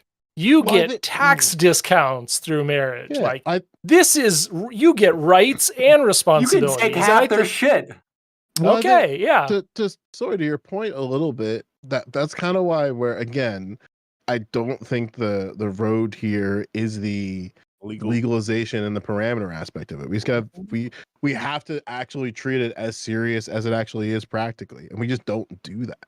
Yeah, I agree. I don't think we can marriage make contracts make reduce- marriage less serious. Like I don't think that like a societal answer is saying that like, oh, marriage is just something people do temporary. Like, because people who go into that contract aren't under the mindset or expectation that it's a temporary contract. So it's weird to like. I do think, however, to harken back to a conversation for ABE, we do and we're all guilty of this, men and women alike, and everything in the in-betweens and the beyonds, is that we create all of these parameters about what the entering into marriage looks like in the first place, which I think deters a lot of people from entering into marriages that might actually be the person that can totally determine the life for them. Which is why, like, if you want to marry someone, just elope. Don't wait till, oh, he's gonna bend on the ring and take me to the thing. Like, if you want to get married, get fucking married. Like, and we should make that easier for people if they want to, even though it's pretty easy to get married already. You guys think that we should just No, have marriage disagree. contracts It's be too easy renewed to get married right every now. Yeah. 5 years, 10 years? Nah, it's not. It's not too easy. So It's- I don't know how that quite aligns. I really want to go back to that in a second, right? Because I don't know how that aligns with the things you said previously. But like, I want to say about this conversation that this is a like, if I could distill lactoid, right? This is a perfectly lactoid argument. Right. This, and if I could, if our friend Scott was here, right? I'm not sure exactly what his take would be. But this is something very simple. Yeah. Right. He's gonna name a this philosopher is that very similar. you've never read in your entire life too, as he talks about it too. But go But on. like, so this perfectly represents him.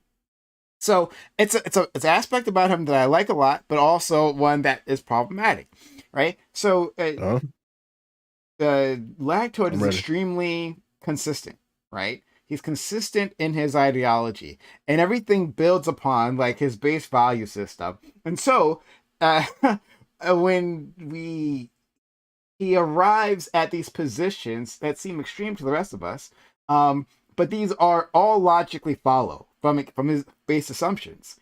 But like Lactoid, he reminded me of the quote, right, that people know, a foolish consistency is the hobgoblin of little minds, adored by little statesmen and philosophers and divines. Like, True. Who said that? Everyone knows that I have one. right here, actually. I Is have that right from here. Calvin and Hobbes, that- dude? was What that the it? fuck? Was that Who was it is- that? I got it right here. It's Wait, from was that Hobbes? no, it's Ralph Waldo Emerson's Emerson? essay called for Who the staunch. fuck's Yeah, so it's That's it's the from guy with it's from They're Self-Reliance. It's It's not the essay Where's is called- Waldo. It's Ralph It's Waldo. called Yeah, that's what I was thinking. The stripe guy. It's called Self-Reliance. I'm just going to read you the Wikipedia page quickly, right? Self-Reliance is a 1841 essay written by American transcendentalist philosopher Ralph Waldo Emerson. It contains the most thorough statement of one of his recurrent themes, the need for each person to avoid conformity and false consistency and follow his or her instincts and ideas. Here's a source of the most famous quote, which I just read to you. But yeah. And this is a very famous quote that I've heard many times before. But like I hate it. I know you do. I know you do, because it's antithetical to you. It absolutely is. So this is what I'm trying to illustrate here, though. That you can be hyper consistent, right? And that is in itself a virtue. But when you're applying that to reality, right? Pragmatism has to enter, right, at some point in time. Because you can just like thought logic yourself into something that's consistent but like has ridiculous consequences for everyone. Right? Yeah. Yeah. So sorry. yeah, I'm almost done, right? Yeah. And this is not, and I'm not like sitting here like insulting my friend Lactoid. I'm saying that like No, please do. this is Keep a going. problem when you're focused purely on consistency and not just how these things, not also taking into consideration how these things manifest in reality. So you'll have a situation where you're advocating for writing a contract when a person is like 20, right? And then when they're 40, being held to that contract having like stipulations for their body, right? Like how many children they must produce. And I honestly think, well, this is a good idea, right? This should work. This is a thing that we should impose on society in general. That's a problem, but the consistency will lead you there. The reason why I hate that quote is because you don't necessarily have to be consistent. I don't disagree with that. You can be like super particularist and just basically like run off pure intuition. I think most Americans do this with any kind of political discussion. They don't actually care about like the reasons why they believe something or like trying to get to any particular position or even necessarily having positions that are like consistent with each other. They just sort of like look at the political issue and just sort of like feel it out. Like, does this sound right? Yeah, this sounds good. This sounds about right. Let's eyeball it, see how it works. that's fine. But I think once you've abandoned consistency, you've abandoned really the only important thing in debate. Because if we're going to abandon consistency or denigrate consistency in a debate, what is it? Is it really a debate, or is it just like people stating their opinions? And then you might say, well, why? Like, what's the logic behind your opinion? And then you can say, well, logic is the enemy of XYZ. It's not actually good to be logical or whatever. I just kind of feel it. It's like, okay, well, it's unfalsifiable. There's no way I can argue against this. I think all of you are fallible when you don't agree with the impregnation of your wife that you've agreed to. And I know you're just rolling off intuition. I agreed with it with the DAI. See, we are building allies right here. I don't think Nick would have agreed to it at the beginning of this debate, but we're here. No, I never thought of a DAI. Yeah, I once No, he agrees it with came in my head. Do allow insemination. I don't think he agrees with my hypothetical of like if that's not in the contract, like on the. But it is in the contract. Something I choose. I don't know if I agree that a necessary inference of your original marriage contract was a DAI. But also, though, this is something that I'm a little. I started off being definitely against your idea, Lactoid, that that would be a necessary implication of the prior contract. But I started thinking about it, right? And I was like, you know what? We're all thinking about it from the perspective of a man, right? The guy who would do the impregnating. Let's think about it. Put our shoes up, put our feet in the women's shoes, right? If you were a woman and you were in a coma, would you be like, nah, my husband can't fucking impregnate me while I'm while I'm in a comatose state? I'm gonna be honest. I think I'd be fine. I'm thinking about it like a man. Like if I had a wife who wanted to get impregnated, what's the problem? And like I could somehow she could extract the necessary fluids to do so, then she should have the right to do so because I agreed to do it. I'm gonna ask Kyla here. All right, Kyla. Okay. I can't believe Time of DeVito is going to beat this thing. Here's the wagon on the way there. Hypothetical scenario, right? If we entered a marriage on the basis of wanting to have kids together, right? And something terrible happened, a random act of God, which left you in a comatose state, right? But you're a vegetable, but all of your like sexual organs are still working, your ovaries, your uterus, blah, blah, blah, all that sort of stuff. Would you think so leave ethics at the door. Would you not want to be impregnated while in a coma so that we could have kids? Bring on, move into the future. I mean, you're hashing it out now. This is healthy. This is healthy. This should have been agreed to before the contract, by the way. Would I want to not be impregnated? Well, like, yeah, would you be bothered? Would you be like, no, what the fuck? You can't impregnate me while I'm comatose? Or would you be like, well, yeah, of course, I wanted to have kids and the shit still works. Of course I would want to be impregnated. I guess who knows? Does it change the answer? Answer for both. Both. Okay, if I never wake up, you probably shouldn't do that. Okay, if you're never gonna wake up, I should. You shouldn't. Oh, shouldn't. Oh, okay. Wait, why? Write that down. That sounds like it's gonna matter later because you didn't hear it the first time. Giving this child a fucking tragedy from birth. Welcome to life. Here's your mom. Mom's stuck in bed. Disregard outcomes. We're contract. Would you want your partner to have? Would you want your partner to have the possibility of having kids? Case closed. No. He's going to force you to do it. Au natural. That's the term. Just a quick thing here. Hey, person. Thank you for the $100 PayPal tip. That's really kind of you. Damn. That's amazing. It's really thank you. I think I know who it is, and I think you don't know that when you made that PayPal donation, it told me your full name. I don't think you know that, but now I know it. But I think I know who you are. It was Andrew Wilson. It was Andrew. It was Andrew Wilson. It was Andrew Wilson. Thank you, Andrew, for the $100 payment. So, but thanks so much. Yeah, go ahead. So let's talk more about people who agree to things and then back out about it. But no, I'm saying, this was a movie. Like this whole thing is a movie. It's called The Creator. I know no one saw it. That's a good movie. Yeah, it literally engages with this idea where it's like I mean, both. There's a lot with that because basically, like, the what's the fuck's his name? John David Washington basically is an op who marries a woman who decides to like all this other infiltration, yada, space shit. But basically, like, she's in a coma, has a kid, and that kid is I forget the exact. Do you remember the exact reason why that kid was so fucking powerful? Well, Gory? because They were as they black. developed, That they plot were able is so to, weird. they were able to control like pretty much like machines, as in they Mhm. had like, through they had Jedi powers basically that they can take control of machines and AI. And then it's like, I want to meet mother. And it's like, I want to know where my mother is. And it's find out, surprise, nigga, your mother is dead. Well, sort of. She's alive, but, you know, in a coma. And then even like, and the part that's kind of like, God, I need to watch that movie again so I can get mad at it again. That shit pissed me the fuck off. I thought it was like mad irresponsible for somebody to be like, yo, I'm going to make sure this kid lives, but so surprise, sleep. But anyway. You're fair enough, but- John David picks I that was going movie to say to be something so to your talented. point earlier. If I remember what it was, is that I think the problem with consistency is that our inconsistencies make who we are. Like our ability to resist our contradictions make us closer to who actually we are. Like the reason why a chair is a chair is because of all the reasons why it isn't. You know, but it's also those things at the same time. Interesting. Hold on. I want to. That's really interesting.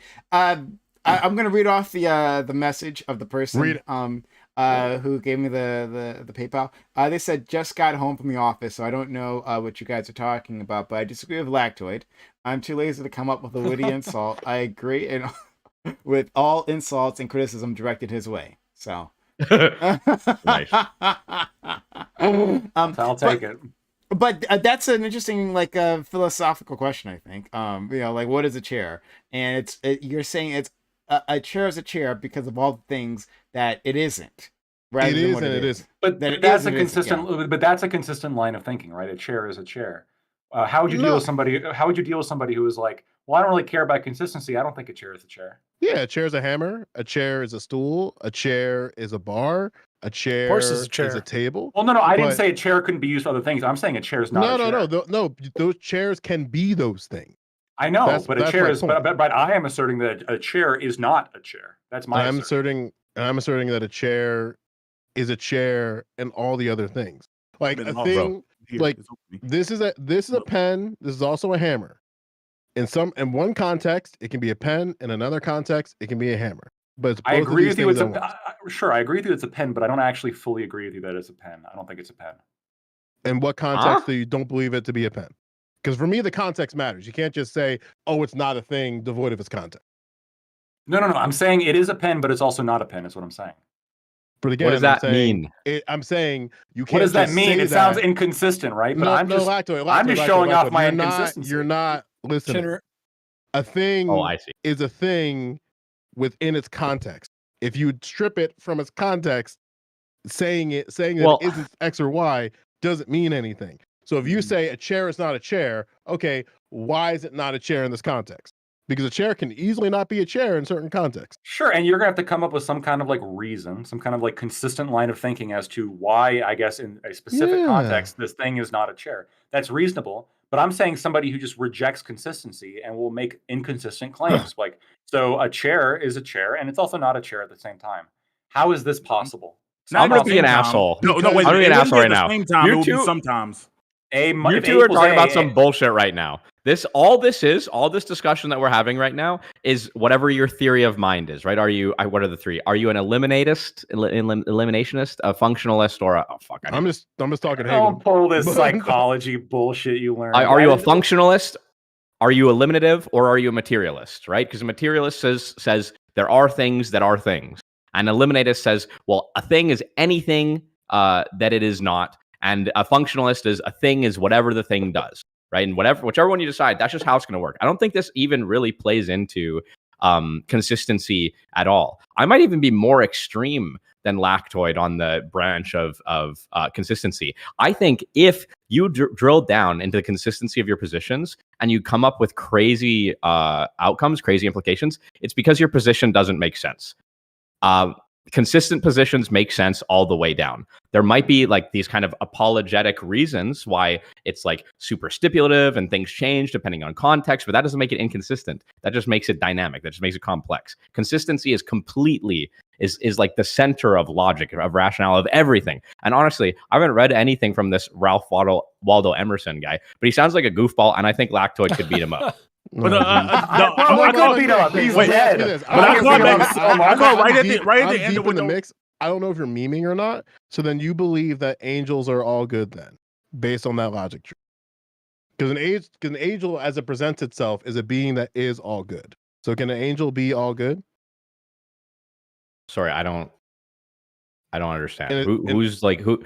What is the angel? Like, where are we getting this angel from? In the Catholic faith, angels are presented as a divine being. Okay, sure. That is all good.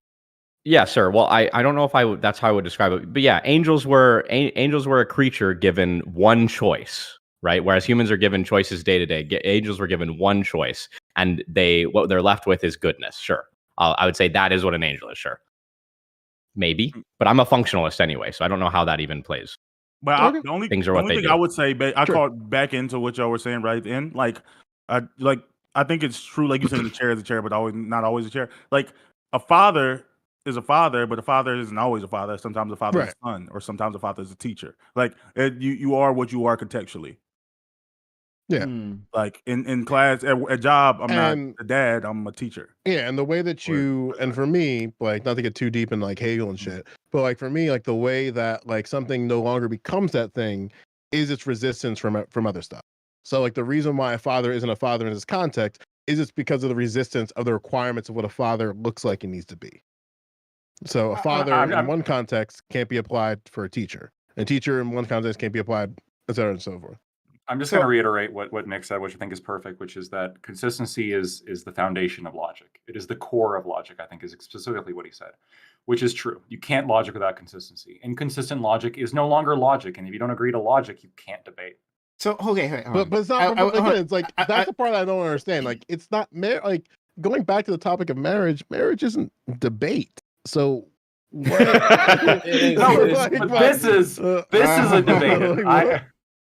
Yeah, listen, you don't know my marriage. Yeah, right. And maybe that's the problem.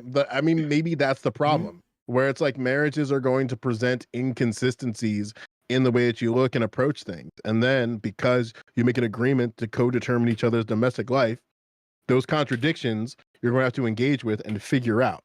Right. So, with a sufficiently broad contract, though, you can eliminate as many contradictions as possible. Yeah, but you can't eliminate them all. So what's the point of the contract in the first place? I think here's the big problem, right? Like any ones that would really matter.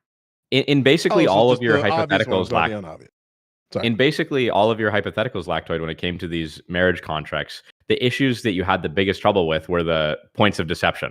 Right. That's the issue, is like consistency doesn't really play into deceit. Right. That it kind of changes up what would we say? It changes up the dynamic of what you're able to do, because proving a lie is extraordinarily difficult. It's not that we can't make marriage contracts to fit consistently within all these parameters. It's that when people lie, we're not able to properly apply the consistency. Well, hold on, wait, Lactoid, do you believe lying is a logical thing? Lying can be a logical thing depending on motivation, but so it can't be. So again, no. So can it be universally logical? Because if it can't, it can be. It's not necessarily going to be logical in every circumstance, right? But logic, it's going to be. Consistency is logical in all contexts. Then I'm lost again. Consistency is logical in all contexts. It has but lying to be, right? is not consistent in all contexts.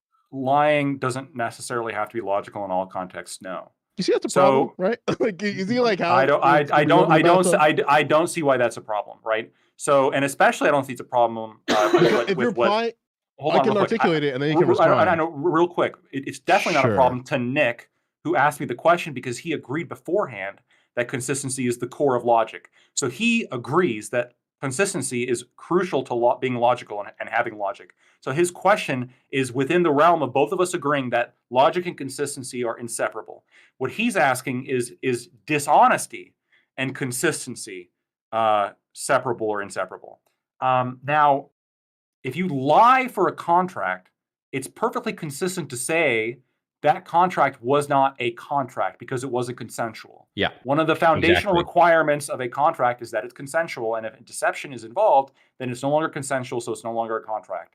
But proving that is pointing to the- generally impossible. You're pointing to the practical Which is issue why of- contracts are fucked. Well, no. So we prove people. Well, we try. I mean, this is a practical issue of just like human nature. If we had a robot that could tell when you're lying, this would be solved immediately. But because we don't have this robot that can immediately tell when people are lying, we have to rely on juries. This is the whole point of the jury, to determine who's lying and who's not, right? This is the whole point. So we do have a system in place to determine who we think is lying and who is not lying. This is what every single civil case and every single criminal case, every single law case ever relies upon. I'm just simply saying, put it within the domain of this. That's all I'm saying. Yeah, but Okay. again, I mean, it's a take, I guess, but I just Yeah. don't think. I mean, yeah, go for it, Nick. I'm sorry. I was just say, yeah, that one is really hard, right? Because the plausible deniability is really easy for essentially the beneficiary of a divorce, right? So it's like, yeah, I absolutely did believe what I said at X such and such a time, and Y such and such a variable changed, right? And then it's like, okay, well, fuck, I can't countermand you because we don't have the robot. This is the importance of putting things in writing, and this is why for some contracts, like for real estate, where there's a tremendous amount of importance involved, real estate has to be in writing. Most contracts can be verbal, but some things have to be in writing. I'd be okay with putting marriage, like having this required to be in writing too, because the consequences are so potentially high. We So barely make this get like- niggas that know how to do their taxes, and we're trying to expand the parameters on marriage. Like this. Ideally, you're not doing this once a year, though. Ideally, right? I No, mean, it's but gonna be a big thing, but come on. Yeah, but we like- don't die once a year either. But again, like I don't think this would gel out in any practical sense unless you're willing to deeply commit in the education on the parameters of marriage. But now it sounds like marriage is closer to the legal context. So niggas gonna have to get law degrees before they have to get married. So you can hand a pamphlet. You can hand out a pamphlet. I'm Oh, not- the same way we okay. did for sex. The Build-A-Bear. Big Come on. giant pamphlet. But Yeah. here's the for thing. buying a right? house, right? Or going to college. Don't worry, we'll end soon. Sorry. We just hit our time. We usually go into bonus time, but just stick around for a second.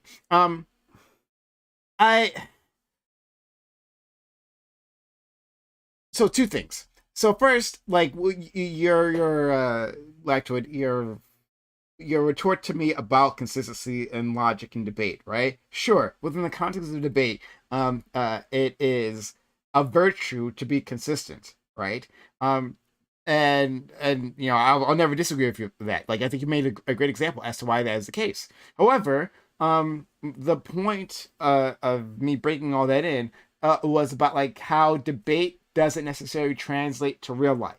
That we can construct a world here in which all our premises make sense, right? And then the conclusions that sprout from those premises, one after the other, make sense. And then we can end up with, well, let's wipe out the Jews. You know, like, we can do that. we can do that, right? That's the thing that people manage. But we can understand, okay, well, we something has gone wrong, right? It's like But doesn't that just mean the core premise was wrong all along? Like the Nazis weren't wrong because they got rid of the Jews. The Nazis were wrong because they believed in a spiritual superiority of races. I just think it just didn't pick One Piece fans. They should have just picked One Piece fans instead. You know, They're One Piece fans instead, yeah. the killing kind of factors in Yeah. there. Yeah. Well, hold on. Why did they kill Jews? Okay, well that's a different question. No, it's not. I'm just The point is that gonna- If they had killed they- them because they smelled bad, it wouldn't make it any less bad. It was not a just war. because the premise still would have been wrong. Yeah, exactly. Yeah, you're right. All right. Right. So I think I hope that we would have logical arguments against killing the Jews, which I believe I have.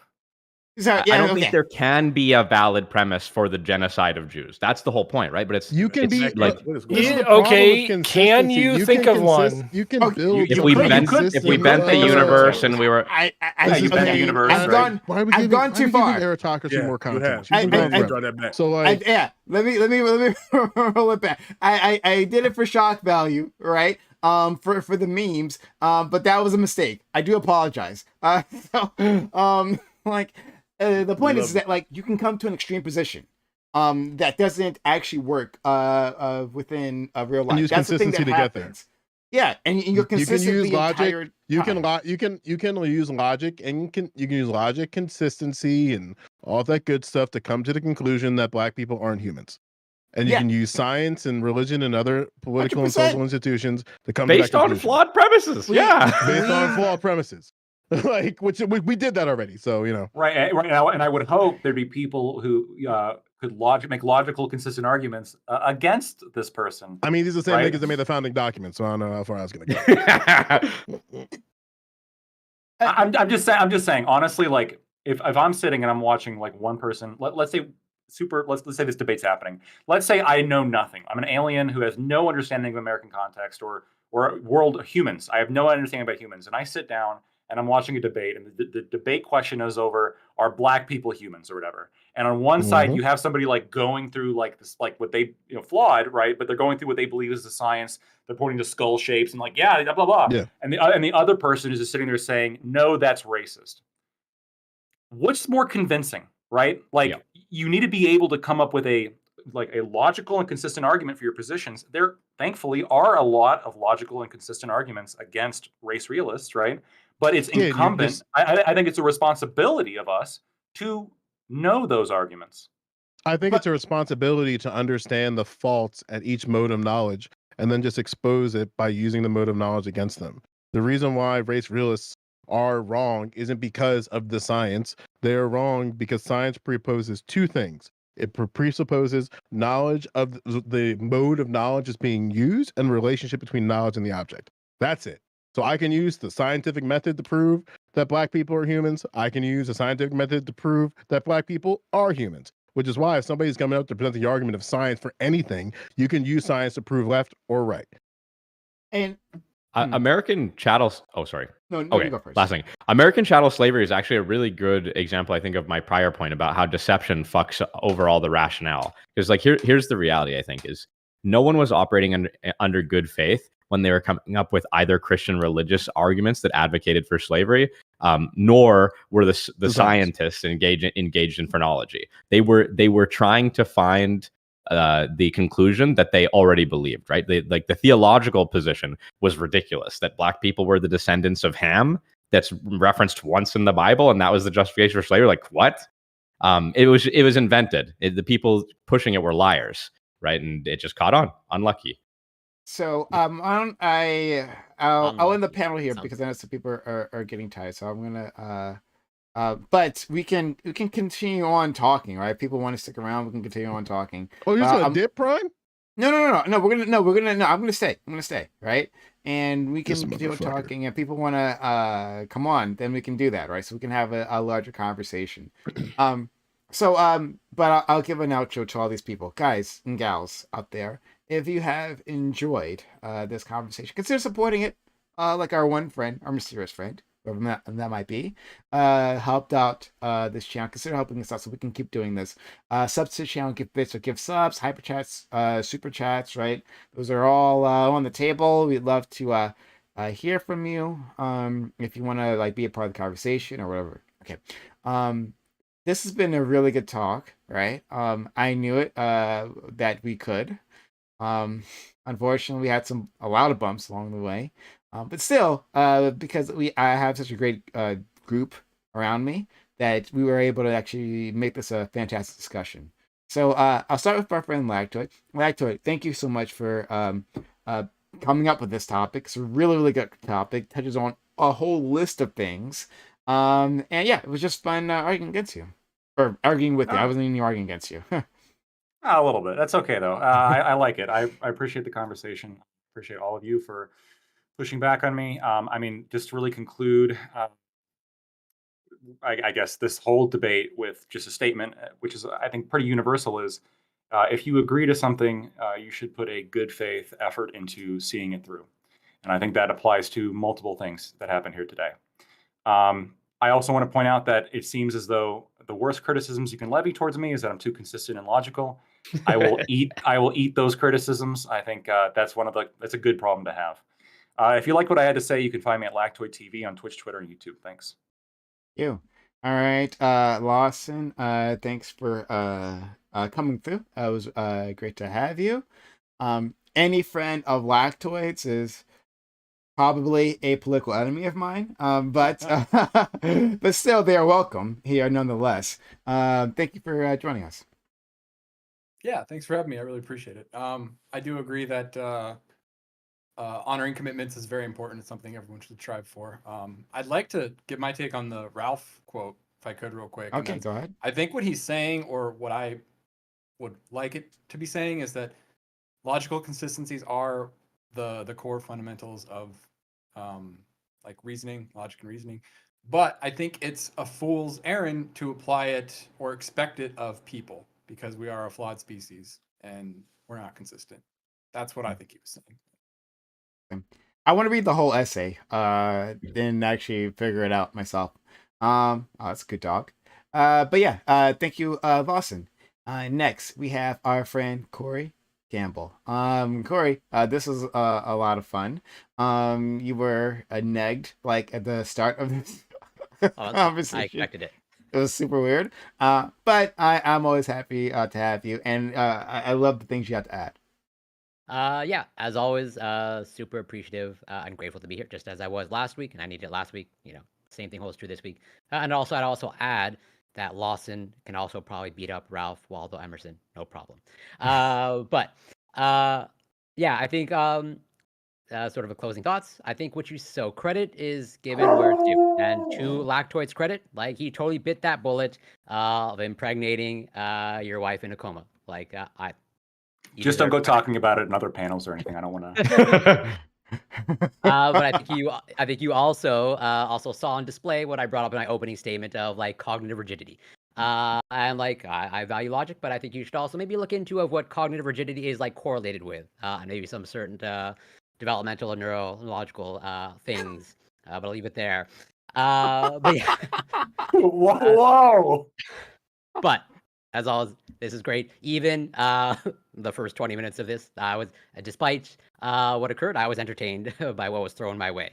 I can take it. But you can find me on Twitch, Corey Campbell 84, Twitter, Instagram, YouTube. It's Corey Campbell. And Seattle, Joe Lewis, Big Nick, Black American Maid, Bam, Lawson Harrison, and Lactoid. Always a pleasure, and love you, Prime. Same here. And of course, look, you've been on this panel for like 2 years. Like, of course you can take it, right? You can't, right? If you're soft, you can't manage on this panel. I'm gonna save Nick for last because he's the most tired. So next, Bam. Bam, thank you for coming through, man. Really appreciate you. This was a lot of fun, and it was a great interaction debate with you. Absolutely, yeah. Super enjoyed. Like I said, I end up for a number of reasons. I'm not always on this panel, but I do typically enjoy when I come. It's because your skin color. Go ahead. Yeah, it's probably is. I apologize for running off the other person. Like I said, I can like people come at me and I am sometimes not likable. But I'm okay with that. It was definitely going to happen anyway. Don't worry. Like it's not your fault. I guarantee you. Okay. Well, either ways, yeah, I always appreciate you bringing me on. So thanks. Shout out to you. Let's go to our friend Joe Lewis. Joe, like it was really great, and I'm glad we got to flesh out your feelings on marriage because I know you've got like really complicated, deep feelings here, and I still even want to hear more of them. I'm a little bit more confused, honestly. Like I got more details, I learned some, but I'm still confused. No, this was a lot of fun. I mean, like I've already kind of selected who I want my wife to be, so things are kind of easier in that regard. But we still talking out and hash it out and trying to figure stuff out because we know that like once we go through the semantics of inviting all of our friends and getting fucked up and all that party shit, it's like, damn, we got to live together for now till one of us dies. All right, let's get it. So there's going to be work that's required for that. So I'm always down to like sort of have these conversations and chop shop because I do think there needs to be more discourse about it. But I do also think there needs to be better education about it because right now we don't do shit at all. Like people talking about like, why are all these men fucked up? And it's like, part of it's the sex part, but I think the other part's the marriage part. And we got to have a much more robust conversation about marriage. So like the first steps of this is stuff like this, which is going to be messy as fuck for a very long period of time, but hopefully it'll be less messy. And shout out to all the niggas who married, that's an important thing. The important part is an important cultural institution that must be preserved. I think more people should be able to enter into that expression of freedom, because currently not a lot of people can. Thank you so much. Next, Seattle, thank you for being here, coming through, giving us your opinion, your expertise. I'm sorry that you have that experience, but I'm glad you thought to share it with us. Yeah, thanks. And good luck to everyone who wants to be married. I can tell you, 23 years is pretty good at some time. We'll find out what the next 23 holds for me, and I'm all here for making that as fun as I can. You can find me at soyaddle.tv, Soyaddle on Twitch, and as well every Sunday, 11 a.m. Pacific, 2 p.m. Eastern at the Eco Modernist channel for my only one consistent podcast that I've done for the last 2 years. Thanks so much. So much.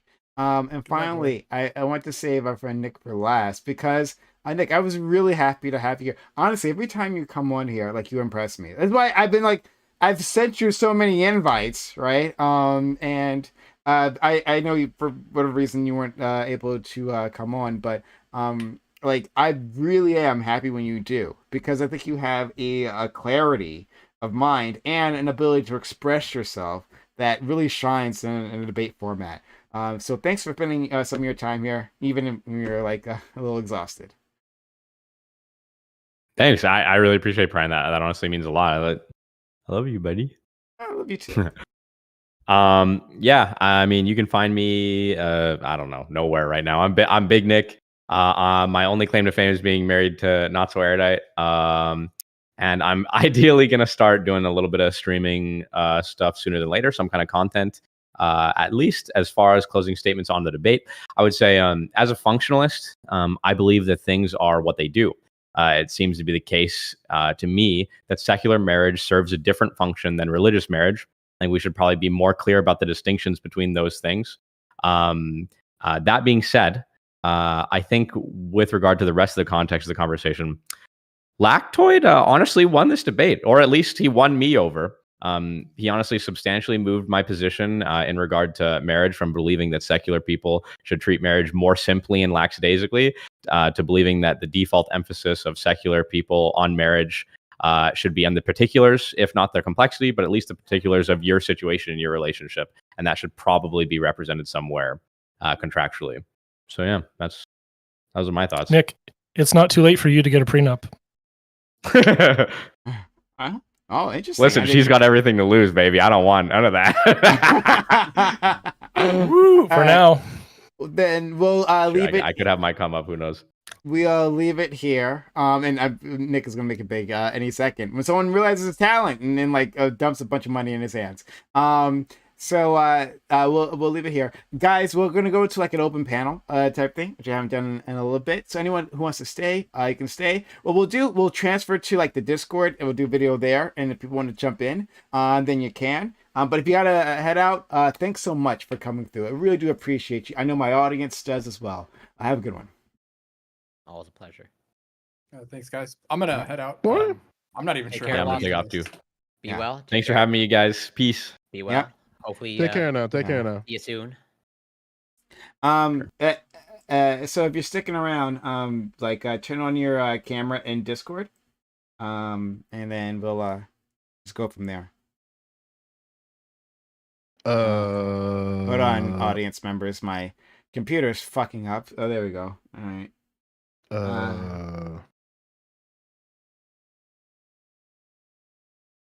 Oh no, you're seeing how the sausage is made. Yeah. Right. Can't have that. You can't have seen the sausage. I don't give a shit. But yeah, guys, we haven't done. Thank you, Sway. Oh, that's really kind of you. For using your Prime Gaming sub and being subscribed for 23 months total. Really, really kind. Thank you for supporting this community. It means a lot. That's the way we can do this. So you got a Prime Gaming slash Amazon Prime. Use it here. On this community. It's free sub for you. It goes a long way for us. Blackwood left. I'm surprising. He never leaves. Hold on. That is his own topic too. It's his own niggas. topic. Hour. I'm gonna. That is logically inconsistent Okay. for sure. Coming back. You toxic. You hitting him up in the DMs. God damn. Yeah. I always wanted to make sure, because I really want to hear more from him. But that's fine. If he can't make it, we still have our friend Joe Lewis to grill. Hello. So Bam, if you're want to join in, we can't see you see your pretty face. Can I be toxic? When are you not? And if I said no, would that stop you? God damn it, Bam going too. God damn. Yeah, Everybody Bam's dipping. gone too. Damn. All right. But yeah, guys, if you wanted to join us, sorry, exclamation for open in chat. If you wanted to join those instructions, join the Discord, go into our robot waiting room, and so you can let in. There's a Discord link. So if you guys want to come through, we haven't done an open panel in a while, so here's your chance. Go ahead. I'm gonna be toxic. I have someone on my mind because someone in my chat shared it to me, and I just tweeted about it. I'm gonna get some heat, so I'm ready for it. So apparently, again, I don't know how these Twitter accounts be twittering.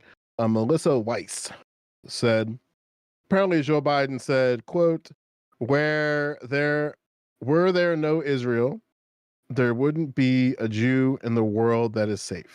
Joe Biden says at the White House Hanukkah party as he reaffirms support for Israel against its war against Hamas. And I have some questions because I think that is a perfect encapsulation as to why America doesn't give a fuck about diasporas. Because it basically says that even if you are a member of a displaced group in the United States, you are not safe unless there is a state actively carved out to protect you. And that, to me, my interpretation is kind of crazy. And in a lot of ways, in the American context, it tracks. So, So yeah, I'm curious. Could you repeat the quote? So before? without a state, without the threat of state of violence from a state, people of the Jewish persuasion would not have a defender, and I guess like Native Americans, basically. That's the only parallel I could, the only people I can think that are in that situation. Could you repeat the quote quickly? Sorry. Yeah. So apparently Joe Byron said, "Were there no Israel, there wouldn't be a Jew in the world that is safe." And my contention and subtle agreement is that if the president of the United States, to me, is implying that no diaspora is safe anywhere in the world unless you have a state that is willing to protect you, even in America. So because go ahead. I think it's a logical problem. Yeah. This was Malcolm X's argument, right? Malcolm X made this argument that African Americans, like they need. And again, I want to make it very, very clear. I'm not trying to talk about Jews tonight. I'm thinking like in the context of that quote, if you extrapolate it and go like beyond it, it just tracks. And that's what we're doing. We don't have to make this. It's weak. Yeah, we don't have to make it strictly about our Jewish friends. And it's because if people had a homeland, they would at least be safe there. There's that, and I think there is I guess a weight and a amount of institutional backing that having a strong homeland helps, right? So it's not just any homeland. So obviously Black people come from different countries or regions, right? That are now countries. So that's the case, but it has to be a strong nation, like a counterweight, where there's some level of threat, I guess, right? Can I be the toxic one and go there even farther? Okay, go ahead. Because the only oh god, I'm about to get my ass clipped. The only types of lobbyists and lobbying that seem to matter in the American political context are those diasporas that also have really powerful states. India, China, Israel. We're corrupt. You're saying the America system is corrupt. Though. That's all. Again, I don't know. But all you said is the American system is corrupt, and that we allow for rank robbery, right? Like the states that have the most money, that can bring that money to bear, are the ones that have the most institutional power, right? Like APAC has said they're going to put $100 million against Democratic candidates who have opposed them, and so that's what they're going to do, right? And I it's a guess, way like, to what's impose so discipline on from a foreign state onto American politicians. So yeah, the corruption abounds. Yeah, and like, and I guess the thing that, like, again, I just saw this in real time. I saw this tweet. Somebody sent it to me. One of my fucking shitter ass mods who will always be sending me some gold. Is that, like, everything about that take tracks, which is why for me it shouldn't be surprising when America just doesn't give a shit about anybody, even our own people overseas, where it's like we don't even value ourselves as a displaced group of people that we're willing to actually protect our own people internationally. Because even when we're talking about, like, well, what about the hostages in Israel? We gotta save the American hostages. There's so many of them, all 8 of them. But even then, even 8 niggas in Gaza, that ain't enough. And even when people are like, there's Americans who died there, like, that's what that shit that fucking Ron DeSantis was saying in the Republican debate, and it's like, really, they don't give a shit.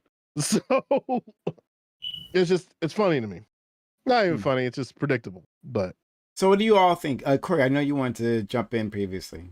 Well, sort of just I was originally going to ask, like, to flesh out what because I didn't fully understand what Joe meant in the beginning, but I have a better understanding. But like, at least to my like, isn't that just like sort of like one of the unfortunate realities of the way the world functions? Of, like, as you brought up, like, institutional power, just like, well, yeah, just like unless the UN like recognize you as like whatever a country or an entity, like, you have no place at the table, and like you also might just be in threat of being wiped off the map, right?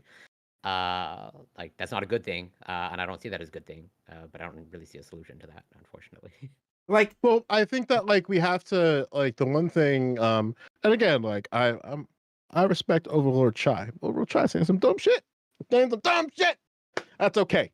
Because, like, my thing is that, like, look, as an American descendant of slaves, I care about America giving a shit about diasporas. Like, I give a fuck. And I think the problem with a lot of people is that they don't recognize that, we're all just, again, I can only speak for America. I'm not gonna speak for the leaves and maple syrup up north of me.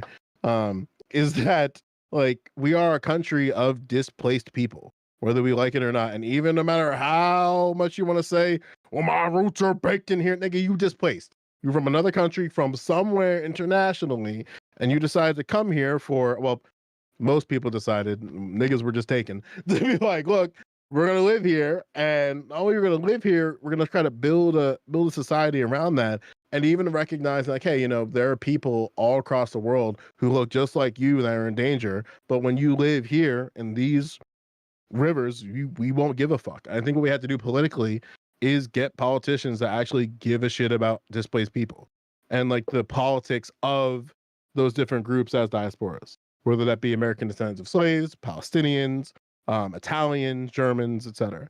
Well, may I ask? It's fully valid if you haven't like fully fleshed it out, but I'm curious, like, what does that look like to you? Like, what my understanding, like, greater like political power, political advocacy, or like, or You have to be able, for me, you have to be able to articulate the claims of people that don't exist in those rooms when you have power. You know what I mean? Like, Yeah, those are. you gotta have, like, the, forever want to be, I'm gonna say the AOCs, but, like, fuck that lovely lady. Is that you need to have people who are able to articulate the claims of people who aren't in the room, which means you have to be in actual community discourse and debate with those groups. So, like, when you're in a room full of Israel simps, you got to be the one person, no matter where you come from, to be able to not only articulate the claim that exists to Palestinians, but also articulate the claim for their defense by being in community with those people. So don't just hark points because you think that's what they believe. Hark points because you're in community with those people, talking to those people, and they're not in those positions to be in those political circles and in those rooms. So giving them a voice in places where they don't have it. Okay, yeah. So And greater, then this like, extends to other groups, obviously. yeah, In context. like an actual seat at the table, like pretty much just like greater advocacy and like in conversation or like, yeah, in dialogue with the groups that you're representing is what I'm sort of understanding. Mhm. Yeah, that makes sense to me. yeah, but I mean, like, I think we can see this reflected in all kinds of ways, like considering like Chinese immigrants, right? I think they're a great example. I mean, the things that America has done to the Chinese, it's really fucking unfortunate. Um, but that, but that's also coupled with a Chinese state that was extremely weak, right? That was had been dominated by Western powers through the whole spheres of excellence situation. But once that changed, right? Like I think maybe you can see that as that has changed, and China has become a stronger power. Our respect for Chinese immigrants has changed as well. Like the way we interact with them, the way we talk about them, their place within American culture. I think all of that has But changed. even in their place, they don't have political power to actualize their futures. Like we just every once in a while, when shit gets a little too hot to the fan, we feign some level of superficial support. When at the same time, we have people who are just overtly talking about communist China as a political metric and how we have to avert China, but then there's no actual strategy to protect the consequences of people who are Chinese in the United States, is one example. Well, I guess maybe the question that I ask, even though it sounds a little bit strange, maybe come from me, since I'm half Chinese, but and this could just be totally reflected in my ignorance of the experience of Chinese people in the United States. But do they currently need any sort of like extra protection or like extra advocacy? They need the same protection. They don't exist in politics. Yeah, no, I totally recognize that. Yeah, and that's a problem where you have a group of people where even in the face of COVID-19 and in the face of hate crimes directly targeted to them, the rhetoric was stop Asian hate. It wasn't stop Chinese hate. It was stop Asian hate. And that to me is a problem where it's like, even in the face of it, where it's just overt in your face.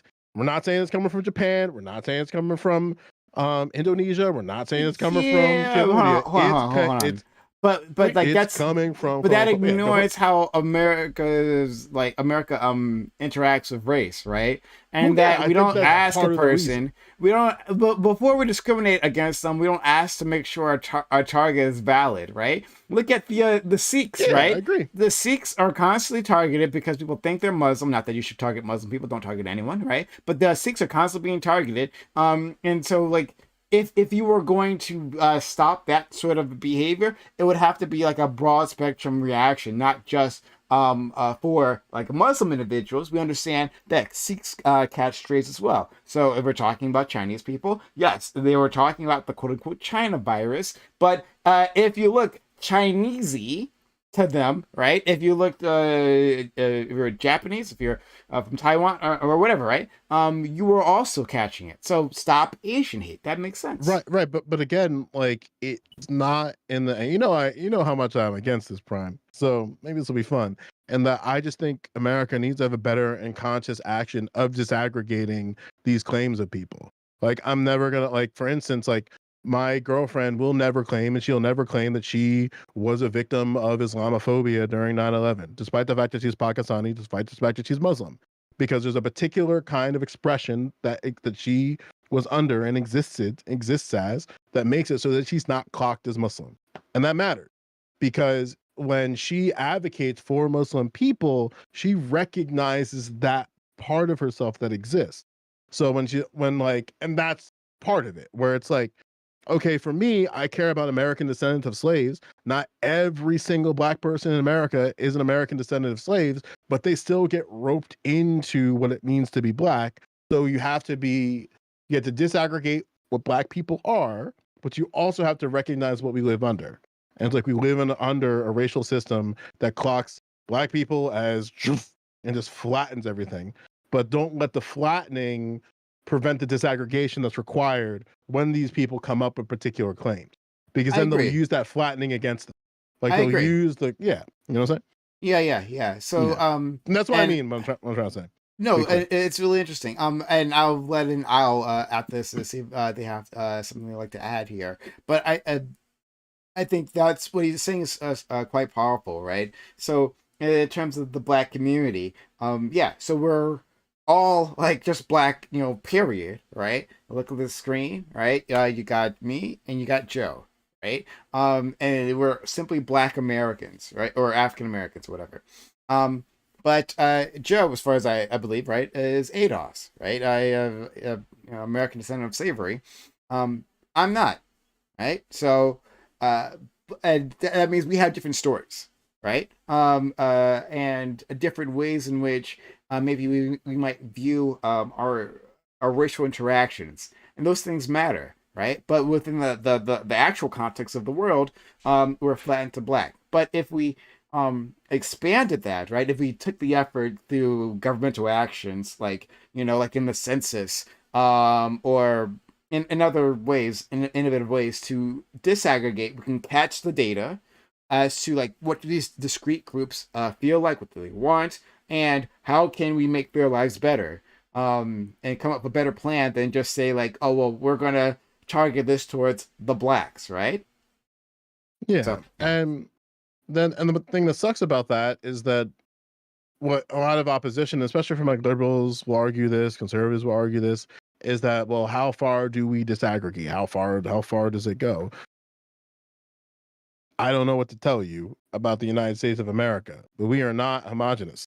So when a group comes forth with a particular injustice that's contextual about who they are as people, it has to be looked at in a way with obviously a critical lens, but a lens of understanding that this isn't going to affect every single person of X or Y racial group. Like, not every single white person is in poverty, but there's enough white people in poverty, and their existence of poverty is incredibly unique. And we have to approach the solutions to those problems based upon their uniqueness, their unique situation as they exist as Yeah, poor definitely whites. get 30. No different than the existence as poor blacks, poor Asians, etc. yeah. Al, if you want to add something, and Carl, I'm not exactly sure if you're muted. But Al. Yeah, I think obviously Joe Biden's statement was hyperbolic. I don't think that Israel's existence is the only thing separating every single Jewish person around the world in annihilation. However, I do think that America has a good way of dealing with diasporas writ large. It's usually by incorporating them and assimilating them into the American project. Usually, we have like Chinese Americans, we have other Asian Americans, we have European Americans, African Americans, and they're all Americans, and we try and assimilate them as best we can, with American values. And now they're like part of, even though they're part of a diaspora, they're also part of us, and it's pretty cool, I think. Yeah, Uh, but I'm sorry. I don't think the president is allowed to be hyperbolic when he's talking to individuals, no matter what the group it is. I don't think he has the luxury. I don't think he has the ability of plausible deniability. I think you are one of the most powerful people in the world, and in the context of the country. You have the most power. No, there's nothing higher in America than the president. Maybe the Supreme Court.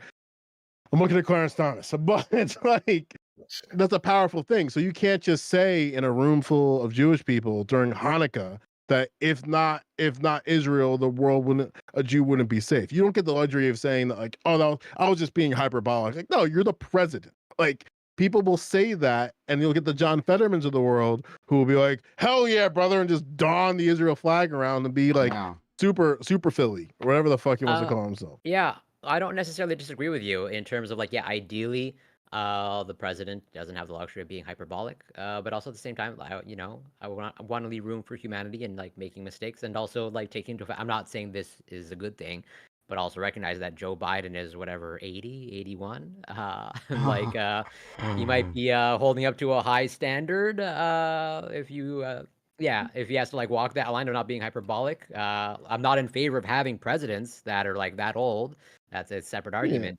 But No, like, no, yeah, I don't blame him for like fumbling his words or being hyperbolic. No. I don't Hold on, think pull back. my Hold point on, is hold on, like, one second. We gotta pull back. Joe Biden has been like a committed like Zionist, like a Christian Zionist for decades, right? And like, he's been a politician for like, I don't know, his whole life basically. Yeah, and he has been part of the Democratic Party, which has fully bought on to this project, as we can see now. So like he's actually being very consistent. So we don't have to like Yeah, like we're in a situation, and that's like, I don't know, a part that really gets me fucked up in all of this. And again, no, I said I didn't want to talk about this, but there are some things that bother me where it's like, I can't think of a single college president that got fired over not protecting black people for the past 4 years. During all the protests, during all the riots, there was no fucking committees harping in the presidents talking about their anti-black racism that's on their campus and shit. But you get one in less than like hearing resign. Like, what the fuck is that? Like, and that shows how powerful certain groups are in the United States, where it's like, hey, we will lobby you, bring you forth, and get you out. And again, like that's a powerful thing, which is why I think when it comes to like the idea of like presidents and hyperbole and stuff like that, you can't give people those type of people passes. Because if anything, like we know that, for instance, in college campuses, as an example, that they are closer, they are more extreme in some ways, and some less obvious ways of the First Amendment than the First Amendment itself. So like when all those presidents were coming up and like being a little fidgety about free speech on college campuses, I was like, for university presidents, that makes sense. Everything they said checks out. The fidgeting, the lack of clarity and understanding, because that's the institution of colleges as currently presents itself when it comes to free speech. However, the president of the United States in this context is to Prime's point, a devout Israel simp. And there's nothing wrong with simping. I want to make that clear. I'm going to use Israel simp a lot. I say that a lot. People get mad at me. I still will attest that there's nothing wrong with being Israel simp. I just wish people simped for niggas the same way they simped for Jewish people. I'm just saying. I think there's a few of these cases. I'm seeing tenured Canadian professor fired after saying BLM destroyed her university. There's more That's than in one of Canada, these. though. We're much better. Yeah, well, there's a few that I'm seeing, but that was probably the best one. Yeah, but when we talk about the statement, if it wasn't for the state of Israel, no Jew in the world would be safe. If we're not going to give it the charity of being hyperbolic, do we actually believe that if for some reason Israel was just dissolved overnight for some reason, that it would just be like open season on every Jew worldwide? So hold on. This is kind of Biden believes it. I want to hold on. I want to. It's historic, though. Okay, you go first. Go ahead, Carl. It isn't that where and to Joe Brandon's credit, this is sort of like the resettlement of Jews from around the Middle East into Israel is one reason for his existence, and that's what he's referring to. It's not anything to do with the greater world. It's more specific to that region, I think, possibly, but it did come off in the greater context. If he's saying in the entire world, yeah, it's hyperbolic. Yeah. But again, like my whole thing is that you can craft an entire political ideology and global politics around that statement for all groups of people, which is my point. Because then you go back and go like, was there ever a time where America actually protected a group for the actual merits and nuance that exists of that group, or were there other competing interests that led them to be just like ending up to that position? So like again, I'm not as extreme pro black as some other niggas, but we kind of tripped and fell on caring about black people. That was just kind of a byproduct of other things. To be clear, I don't think that Joe Biden was being hyperbolic in his speech, right? And that like he meant to say what he said, right? That he meant that the open season on Jews without Israel. But I think it's a bit more hyperbolic in terms of like actual reality. But at the same time, I think. Prime, I want to see you land this plane. In the question of that reality, what responsibility does the president have to Jewish Americans and Jews in America? To represent their interests, to protect them, to all those things, right? Sure, but basically he's saying if you don't have a state, even if you were in my country, you're in danger. You know what I'm saying?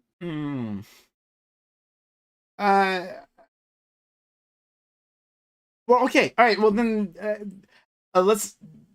I think we were trying to examine this previously, right? Like, if there is not a strong state, is that the case? I mean, like, I'm going back and forth with this statement. I think it's a really interesting statement that he said, Yeah. right? So like, if you have a strong state, I mean, I think you've already made the case, right? You've already made that case, that if you are a resourced group, whatever that ethnicity may be, but if you're a resource group that can bring that resources to bear on a country's politics, using their corruption, then you can get your group more privileges At some level, or what, even something. if there isn't, I don't know the best way to put like, this. at some level, even if there isn't substantive representation. I mean, John Fetterman wore an Israel flag, for fuck's sake. It's unbelievable. It's like, It's unbelievable. John Fetterman's and awful. then and again, like, people will hearken to the idea of the kente cloth. That's just as bad. But the thing is that we knew, like, for people, especially for Black Americans, especially, we knew the kente cloth was cap. In this case, when John Fetterman wears the Israel flag, he's 100% serious in that action, and that says a lot. Like, yeah, I guess I'll try to rephrase my statements that, like, I think I really hate saying it says a lot, by the way, because it sounds like I'm fucking JQing on live, but I'm not trying to imply that. Like, please don't. let's all assume the best faith of everyone here. But it says a lot about the power of geopolitical politics as it relates to Israel. I think it's more like, yeah, I think easier way to it's, articulate that. yeah, but I would just expand that past Israel to any other country, right? That for China gets to advocate for Chinese people, if that's the thing that they care about. The Chinese diaspora, right? Japan. I was reading about no, not reading. I don't read. What am I talking about? No. I was watching a YouTube video about Reading the subtitles. I'm reading. Yeah.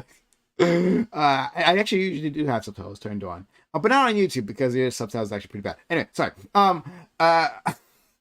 I was watching a YouTube video about the Japanese diaspora, talking about specifically in Brazil, right? Because Brazil is the location of the largest Japanese diaspora. Like, that's where you'll find the most Japanese people outside Japan, and there's like a whole long historical reason for why that's the case. But when the Japanese first immigrated there, they were not treated well at all, extremely poorly, right? Awful, the things that were done to Japanese individuals. But later on, and at that time, Japan was weak because it was after I think it was after World War II, right? But like, it was at a point where Japan was trying. No, it was this was even earlier. I believe this was earlier. Excuse me. But it was at a point that the Japan was it was a weak state, right? And like new to the world stage and trying to build itself up. Later on, when Japan did have a lot more resources, a lot more backing, it could actually advocate for the people there. And that's what it did, right? So I guess maybe to Joe Biden's point that if the Jews didn't have a strong state, that, yeah, they would be in greater danger. Like, is that wrong then? Maybe, yeah, no, maybe he's not. right. Like, for me, he's not incorrect. But like, again, like, the thing that fucks me up is like, damn, what does it say about mainland Americans internationally? Like, but again, like that's my sort of like, it's not reservation insofar as it's like everything about that politically makes sense everywhere else. But like, we it do informs other things. We You know do what I mean? advocate for Americans, but that's the part that I'm having trouble with, Joe. Yeah, Is as that am I. Like, but- what do you mean by? so? You brought up the example of the Gaza Hostages. abductees, right? Yeah, hostages. Thank you. But and okay, that is clashing with a This whole ain't bunch about of your other right is hard, things. so we better be careful. It's clashing. It's clashing with a whole bunch of other priorities. Mhm. And so like Joe Biden being the committed Zionist doesn't give a fuck. Honestly, like Israel has the right to defend itself, and that supersedes everything else apparently. So we have to put that aside. But when Americans are in trouble, in different parts of the world, right? When there's hostage situations, where they're arrested by the state, where like they're in fucking North Korea after they like lost their minds and run across the DMZ at full speed, right? America still advocates and gets them out. So I don't know exactly what you mean. I'm saying in the broader context. It's not an individual, because I think it's very easy. I think it's easier, rather, let me clarify that. It's easier for America to give a shit about Americans in isolated context of conflict. And usually the number is like, they like one. One's a very good number they like to work with. But I'd say like less than 10. Usually less than 10 is the one where it's like, okay, we can work with this number. But as the number gets higher, it seems like we, as from a foreign policy perspective, just don't necessarily give a fuck unless they die at the hands of another state overtly. And like the evidence is just like doorstep shit. It, yeah, I have to plead ignorance on that because, like, at least, so I just come from an outsider's perspective, as a Canadian, but like, I do occasionally come across the headline of like, yeah, pretty much like the U.S. like negotiate, or like, didn't like the U.S. also like, negotiate like the release of like someone from like Russia somewhat recently. Yeah. We've done it multiple times. Yeah, that was the basketball player is what you're thinking of. Yeah, probably. Yeah, exactly. As in, like, yeah, because I think they were arrested in Russia for like whatever, some marijuana or cannabis drug or something to that effect. But like, yeah, I don't since I don't know enough in terms of like, well, how many now are just like stuck in prison and like, yeah, like the U.S. has ignored them, or like, yeah, I have to plead ignorance on that. But at least from my perspective, at least it does seem to happen. Maybe not enough. Maybe that is just like the 0.1% of cases of like the U.S. Negotiating release, but I genuinely don't know. I remember. Yeah, go for it. There's stuff way back when I was in college. There was a American who was a dumbass in Singapore, and he was going to get caned.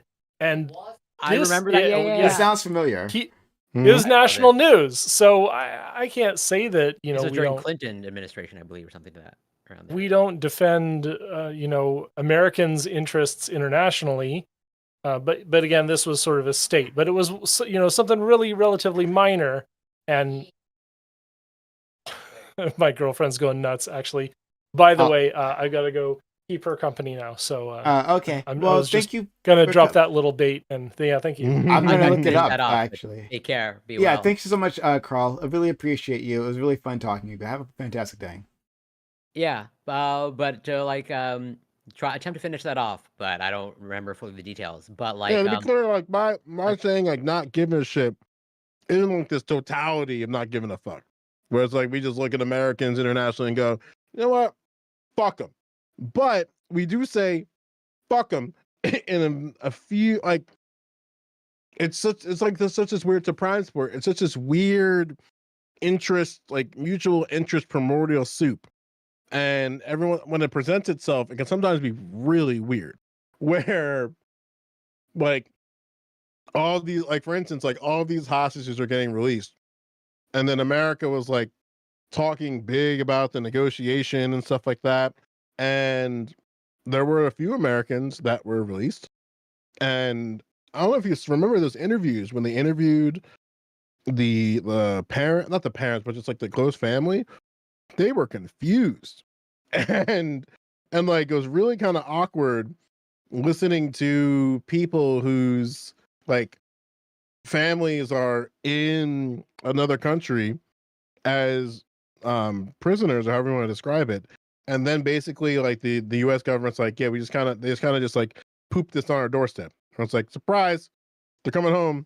It's like, what? Like for me, it seems like there has to, like, again, like for me, it's just like I think America just has to be more involved with people as a displaced group. That's like my broader, like, overarching opinion. Yeah, and in that sense, I agree with you. Well, probably overall. I just know with that. Yeah. Yeah, I mean, I imagine we would all agree with that statement that America should empathize with more groups, period. Right? Yeah. And advocate for those groups, period. But then Yeah, I don't know. I But mean, I then guess like the go go ahead. for it. Yeah, I I'm was just I like, was oh, sorry. I was Go, go, okay, go, go, go. sorry. I was gonna ask just like out of curiosity of like, let's just say taking Joe Biden's statement at face value of like, yeah, this is the reality of like, unless there's state power behind your group, then like, yeah, you're in danger. I'm curious, like, if in fact that actually tracks with like true reality, which I think you tend to lean towards that being the case. Like, are you in favor now of like pretty much like an I establishment? know Of where this taking- question's going. yeah. Listen, But I don't want to put you on if the spot, like, but I yeah. just said I'll use my same. I'll use the toxic Israel take. Okay, my toxic Israel take. If John Fetterman is so pro-Israel, give them niggas everything that is west from Philadelphia. I will gladly carve all that out. You can call that whatever the fuck you want, but you're gonna have to deal with a lot of like the Nick Fuentes is of like white replacement, but great white replacement. But hey, they're Pennsylvanians. They'll be all right. Nothing really exists out there. The steel. Then you just gotta do some like name changes, like the Israel. You probably couldn't call them the Israel Steelers because then all the lefties and communists would get really upset. Because they don't watch Oh. sports, so they don't know what Steeler means. So you'd probably have to change it to like Liberators or something. Wow. Okay. And if they All don't right. want Pennsylvania, I'll take Montana. Just the whole part of those flyover states. You can make some bunch of like pseudo ethno states over there. I'm It's certainly big 100% enough memeing, by the for way. that, That's yeah. nothing I believe. Let's all hope. But Al, do you want to jump in and say something? Yeah. Wait. Remind me. What were we? What? Can you just? Yeah. But to answer your question, Corey, by the way, I'm against ethno states. Like 100%. Okay, Yeah. yeah, Ethno but states. Yeah, Not a like, good idea. I Yeah, think it I puts think that we should group. learn. Yeah, sorry. Go House. Yeah, ethno states are not a good idea. I don't think that we should be trying to create ethno states, especially at the cost of expelling people who already live there. And I believe that, as opposed to like Don Fetterman wearing the Israeli flag, I think that's also kind of funny. But like, yeah, it would Joe remind me of like when all the congressmen were wearing the kente cloth and kneeling during the BLM protest. That was also ridiculous as well. Um, so we'll just have to see how it develops because we still see like the conflict between Hamas and Israel going on, and so that's been interesting to say the least. Hopefully things can get resolved without too many more civilian casualties because that's My always chat a said tragedy. sorry. My chat said something toxic, so I'm gonna air it out in public. That's shit funny as fuck. So one of my chatters said, "Oh God, this might get us in trouble. Germany should stop existing and give all the land to Israel." To be honest, and then one of my other chatters, who's equally as toxic, was like, "Is an ethno state better than Germany?" I was like, "Damn." I don't know enough about Germany. Like, is Germany considered like an ethno state? Definitely I not. Definitely not. Definitely not. Definitely not. Germany has done a lot to be multicultural, right? To Yeah, be from what I understand, they more take in quite a bit of metropolitan. refugees and all that stuff. Yeah. Like that's not German of today. Again, this right? is toxic hyper. This is toxic hyper. This is hyperbole. Yeah. Do I This think is categoric hyperbole. Like, Do I because think that's the Germany thing. has Like you things hear that it. don't? Yeah, like you hear like that was the thing that's so funny when it comes to like I'll use it again because it's like semi-topical, like black nationalists and the idea of like oh, we're gonna create a state for black people. I'm just like, okay, where? There are some states I have in mind that I'll gladly not support you, but not like resist.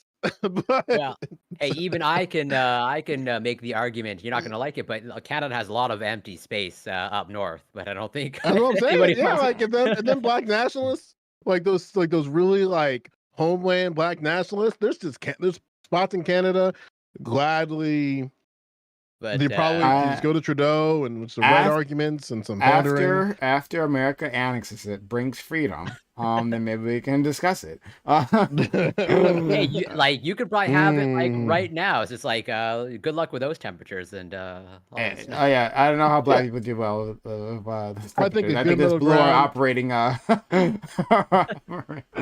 Yeah, I think a good middle ground is, I don't know. Have you ever really met anyone from Wyoming? Like, seriously? I can't say I have.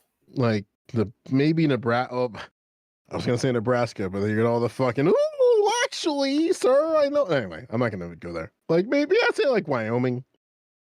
If you're looking to do some like ethno-state fuck shit, like maybe Wyoming's where you go.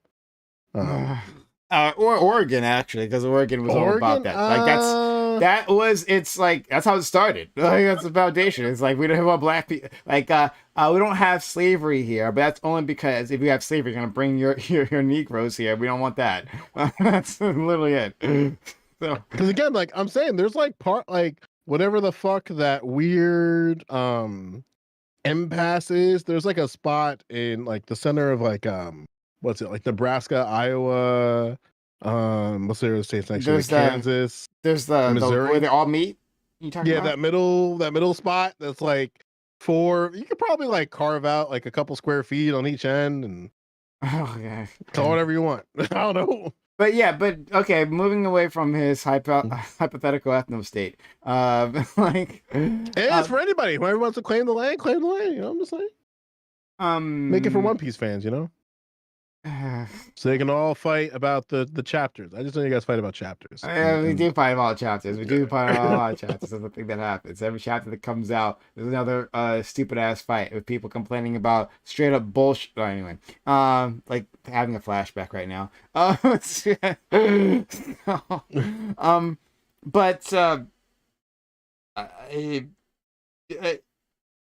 Should it? I'm still listening, by the way. I'm just turning my heat off. Can it be any other way, right? Can it be any other way that, like, without a powerful backer, that your interests won't be represented, right? Just like in the mechanics of politics, there's an infinite number of interests out there in the world, right? And within the country, right? Within one society, there's an infinite number of interests. And you have to prioritize certain interests over other interests. So it simply makes sense that having a powerful external factor coming in and tipping the scales would be helpful and would end up with the reality that we see now today, right? Could there be any other way where these marginalized groups who don't have power within their own country already could reasonably amass more power without some sort of external factor, right? Whether that be like even within the country, like when African Americans fighting for their rights, they appealed to the greater white society. They showed, the footage of people being attacked, right? Of children being attacked by dogs and whatever. They publicized all that. They got sympathy, and it wasn't, and so they got more rights through the Civil Rights Act. But that wasn't simply because African Americans advocated for that. It's because they convinced white people to advocate for that. So can it work any other way? Basically, within the concept of democracy, at least. I might be too much of an idealist. This is probably my last point because unfortunately I have to go to bed. But like, I would like to think the answer is yes. But then like, yeah, I mean, it's like, and you bring up like democracy, without like, broaching the topic of like democracy and whether it's good or not. But like, the way I see it, the way sort of democracy and the way we set up our governments, it seems like the reality is like the answer to me is like leaning towards no, as in it seems like our system is set up to seemingly just respond to whatever power, dominance, or institutional power, and like that's it. And if you don't have any sort of institutional power, then you're just screwed. Yeah, you know what What I You would get a say to that response. is before, there's always a pioneer. There's always, before we have like an organization, there's always one founder. Before we have a people, we have one person. So I think that technically it might be possible if we just have a really charismatic a leader that can rally the people together under one banner to get something done. We can do that. But for the most part, especially since we live in democracy, I think it does rely on having like outside advocacy, and trying to build consensus for things if we want certain policy positions to be brought forward. I'm sorry, what'd you I got say? it. Okay, have a Man, good one. right. Thank you for being here, Corey. Take care. Be well. Yeah. Yeah, I mean, Uh, like, I don't like political parties. I don't. I think that as it currently presents itself, we could probably have a democracy that's really rich and robust that doesn't have political parties. Because I think that if you get rid of political parties, people are going to create different coalitions and groups that have their own interests that are more aligned based upon just their circumstances of living. And we already do this in a few unobvious ways. Like, we don't do this for our school board members. So in a lot of states, school boards run nonpartisan elections. We don't do this in a lot of areas and municipalities when it comes to mayorships and councils, where we're moving in a nonpartisan capacity. But these groups are creating coalitions within themselves that create the ideology that you could assume would enter into power. So I think that like local politics are like not like the test of that, but I think we can definitely scale that up because like it is kind of it's crazy to me how Joe Biden, just because he's Joe Biden, the president of the United States, is like, okay, this nigga ain't gonna debate. Like, that's just what incumbents do. Incumbents don't debate. Incumbents don't debate. Incumbents don't debate. And then when everybody's talking about how like, oh well, Donald Trump isn't going to the Republican debates, that's because if this nigga thinks he's still the president, then he's not going to go to debates. Yeah, So fair enough. like if anything, like we want to like, I think again that's like a side tangent because I think it's mad funny, but like I think like, and again, like I don't want to say the sort of like fucking commie anarchy, whatever the fuck. Oh, we gotta dismantle the two-party system, and it's like, well, I think that in one aspect, like the two-party system kind of flattens people's perspectives and ideologies. I hear that, right? But all you're asking for is like a parliamentary system, essentially, right? Like, you're asking to replicate these things because the way that people don't interact with politics in the way that like you and I do generally, right? Oh yeah, for sure. Like we have very specific like policy goals and like outlines. Like we can express our preferred policies with a clarity that most people cannot, just because they don't engage with it in that way. And most people just have some sort of intuition. They have a set of values, and they look for a party that represents that, and that is a stand-in for everything else. Like when the party says that, well, this individual, this representative, represents your values, right? You trust our party, so then you trust this person, so vote for this person within your next election. That's just like what will be replicated. So even if we have a coalition of people who are like who we like city dwellers, right? Who work in who live in apartments, right? That's an important coalition, and that should be represented within our within our governmental structures, right? But in the end, like there's only so much engagement the average person will have. They'll find a group that they think represents those interests, and then they will trust that group to put forth party members, and they're just gonna vote for them. Sure, possibly. I'm not. I just think that we've been fed for a very long time that we're just kind of stupid, in that like people don't engage in a political fashion. I think, and like I don't think that's the case. I think people engage in politics all the time, they might not call it politics, but it is that. And I think that in the macro, something that I think like if there's like a realistic thing that I want to see before I die is people having a more just open and whatever they believe to be robust conversations about these things for the betterment of everybody else. And that I think is a one part an engagement problem, one part a just condition problem, where I think that like it's hard. Like being politically engaged and moving in a political manner that's very active and conscious is hard because people got jobs and people got time to read like the latest survey. And that's the funniest thing. Streamers be telling on themselves. But they talk about like the latest survey of X, Y, and Z, and it's like, I know you didn't read that survey. You just read the headline.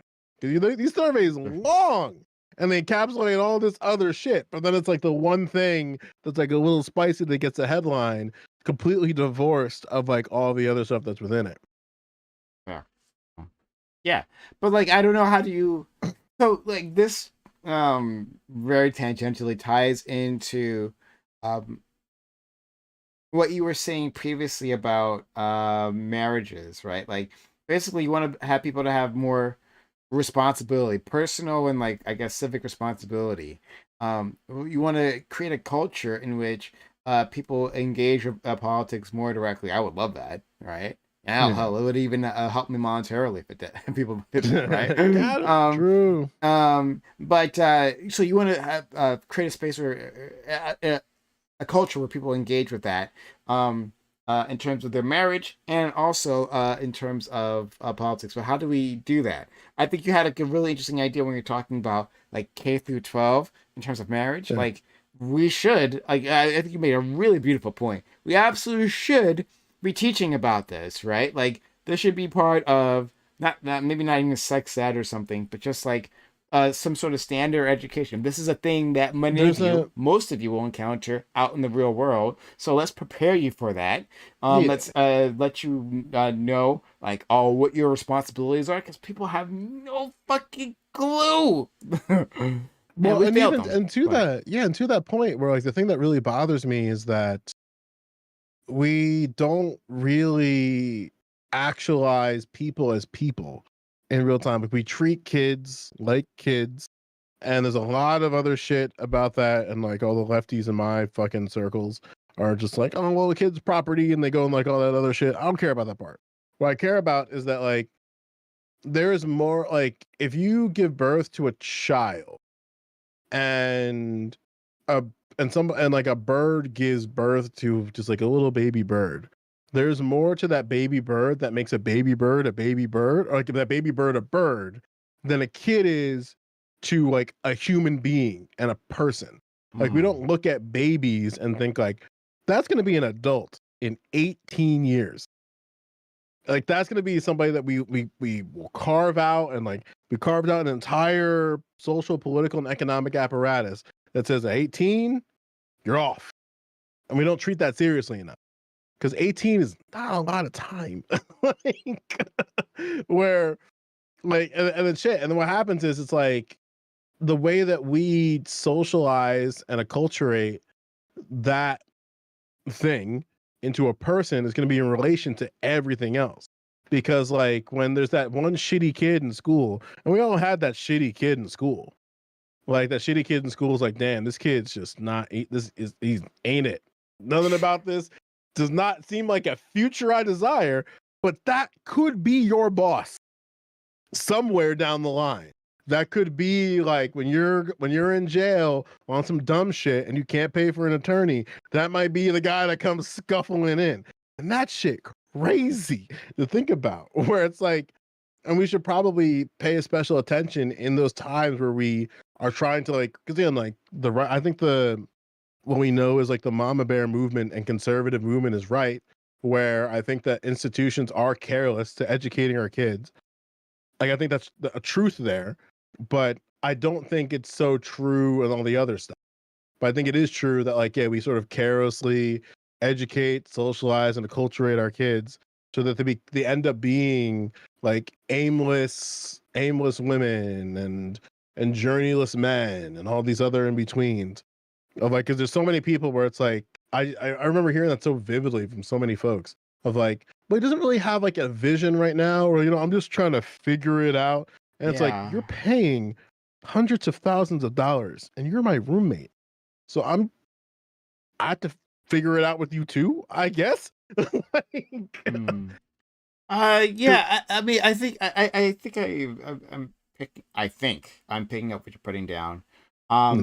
Like I've talked about multiple times on stream, the having a like a civics core, right? Like like AmeriCorps, right? But vastly expanded.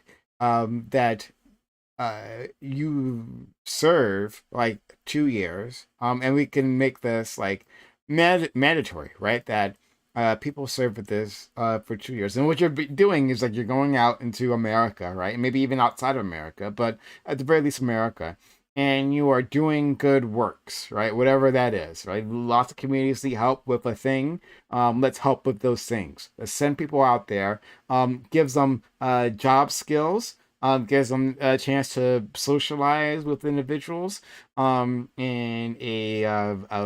like a friendly slash work slash educational environment. Like it gives them experience and can help people get direction. Because you hear that in people go to the military, right? It's like I didn't have that direction previously, just like we were talking about. I didn't have any of that. But the military gives me this. But you and I guess, would probably push back against having the military being the place that provides that.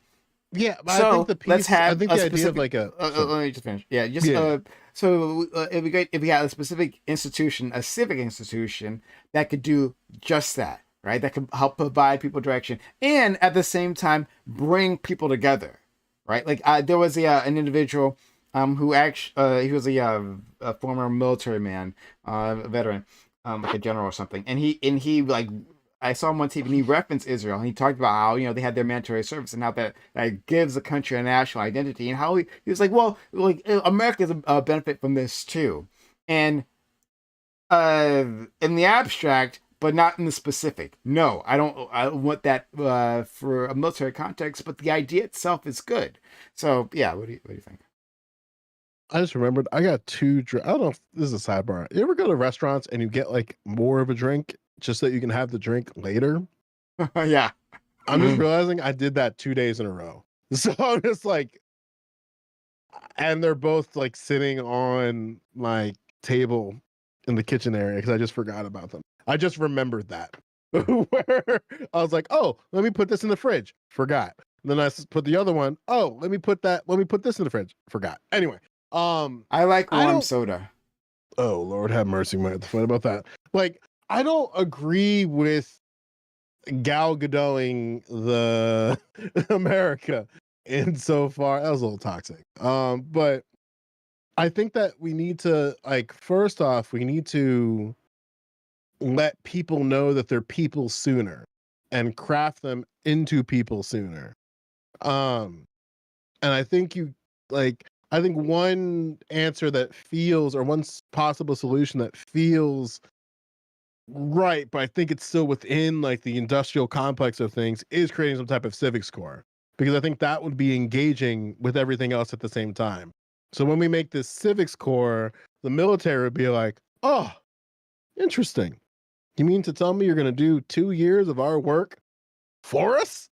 And then I could definitely see there'd be like conflicting influence, not even conflicting. They would just not give a fuck. They would insert that shit the same way you see army members at marching band competitions. I don't know if you ever had that experience, but the army has a very invested interest in recruiting former member for like the dedicated marching band nerd. They love those nerds. Like apparently they pay them a love lot. the drum mate. What's that? Apparently they pay them a lot. I'm told. No, it's just that they love like going. They'll actively recruit those folks, like the drum majors, the people who are really like dedicated to like marching arts and stuff, because there's just there's just a clear line, clear slide of like, oh, I like giving orders and feeling like being a leader in front of my peers. I take orders very, very well, and I take criticism very, very well. Why is there an AK in my hand? Or sorry, an AR. Sorry, How dare I? We don't have AKs in the army. But So are you well, unless saying we that this steal would, them? so Oh, sorry. I'm not exactly sure. Are you saying that like if a civics corps would be subsumed by the military? I think it I would think it'd threaten be. them, but or I, maybe they would it wouldn't be threatened. They just subsume it. yeah, again, like I'm like on one hand, I don't think you would want this in a vacuum. This is the first thing. I want to presuppose that you want this in a vacuum. But my concern is that if it was in a vacuum, it would just be consumed by the industrial complex, like that, like instantly, where you wouldn't have. Uh, Smooth. You gotta put your headphones or something on. I'm going to. Oh, there you go. Great. So go ahead, Joe. Yeah, I just think it would just be consumed. So I think we gotta like expand the institutions that.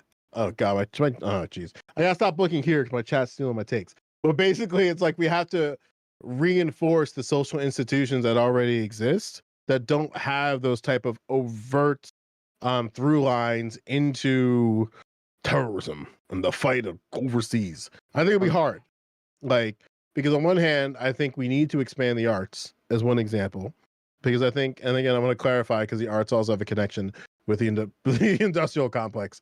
It's Christmas season. The army are going to make Christmas songs, and they're going to be bangers, but it's going to be really uncomfortable watching them because they're going to sing like that from that movie Wish and Frozen and shit. But we pay for that shit. But I do think like the arts, in particular, like music, dance, illustration, all the expressions allow for a type of actualization of who you are and interacting with yourself and those around you that doesn't really exist in other things in the education system in particular, where you don't. It's like basically band class is a giant group project where the grade doesn't matter because the kid next to you who didn't know his scales all year got the same grade you did. So it's like something about this is bullshit. And it has nothing to do with the fact that that kid doesn't know his scales, doesn't know what he's doing. There's some level of like group navigation and group collaboration that goes beyond the grading system that currently presents itself.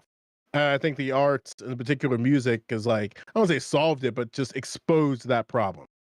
I think that, like, again, like just sort of broadening the social institutions and are not engaging with the complexes that we find to be poor, like the military arm is one. Well, the military arm is the biggest one I can think of up top. So you okay? I think I have what you're saying.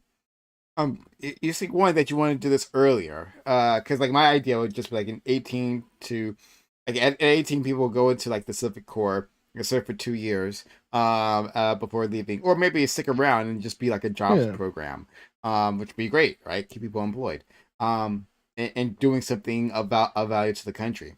But you're saying, well, we should start before that in the project of making a person feel like a whole human being, giving them purpose, especially within a country that is moving away from religion, where religion would help with this.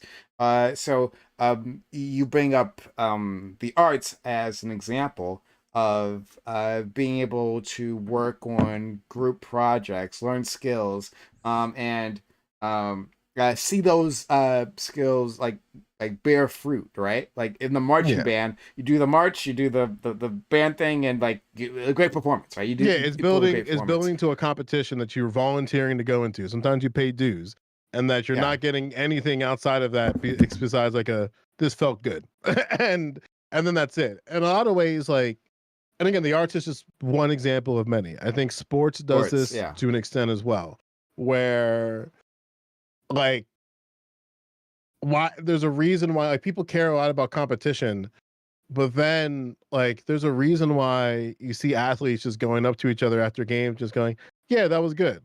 Like, I know that the Eagles got slaughtered this weekend, but I know they don't harbor any ill will towards the Cowboys.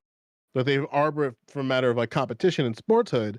But it's like we are both doing this thing, and by both of us doing this thing, we are actualizing ourselves in this unique fashion, if that makes sense.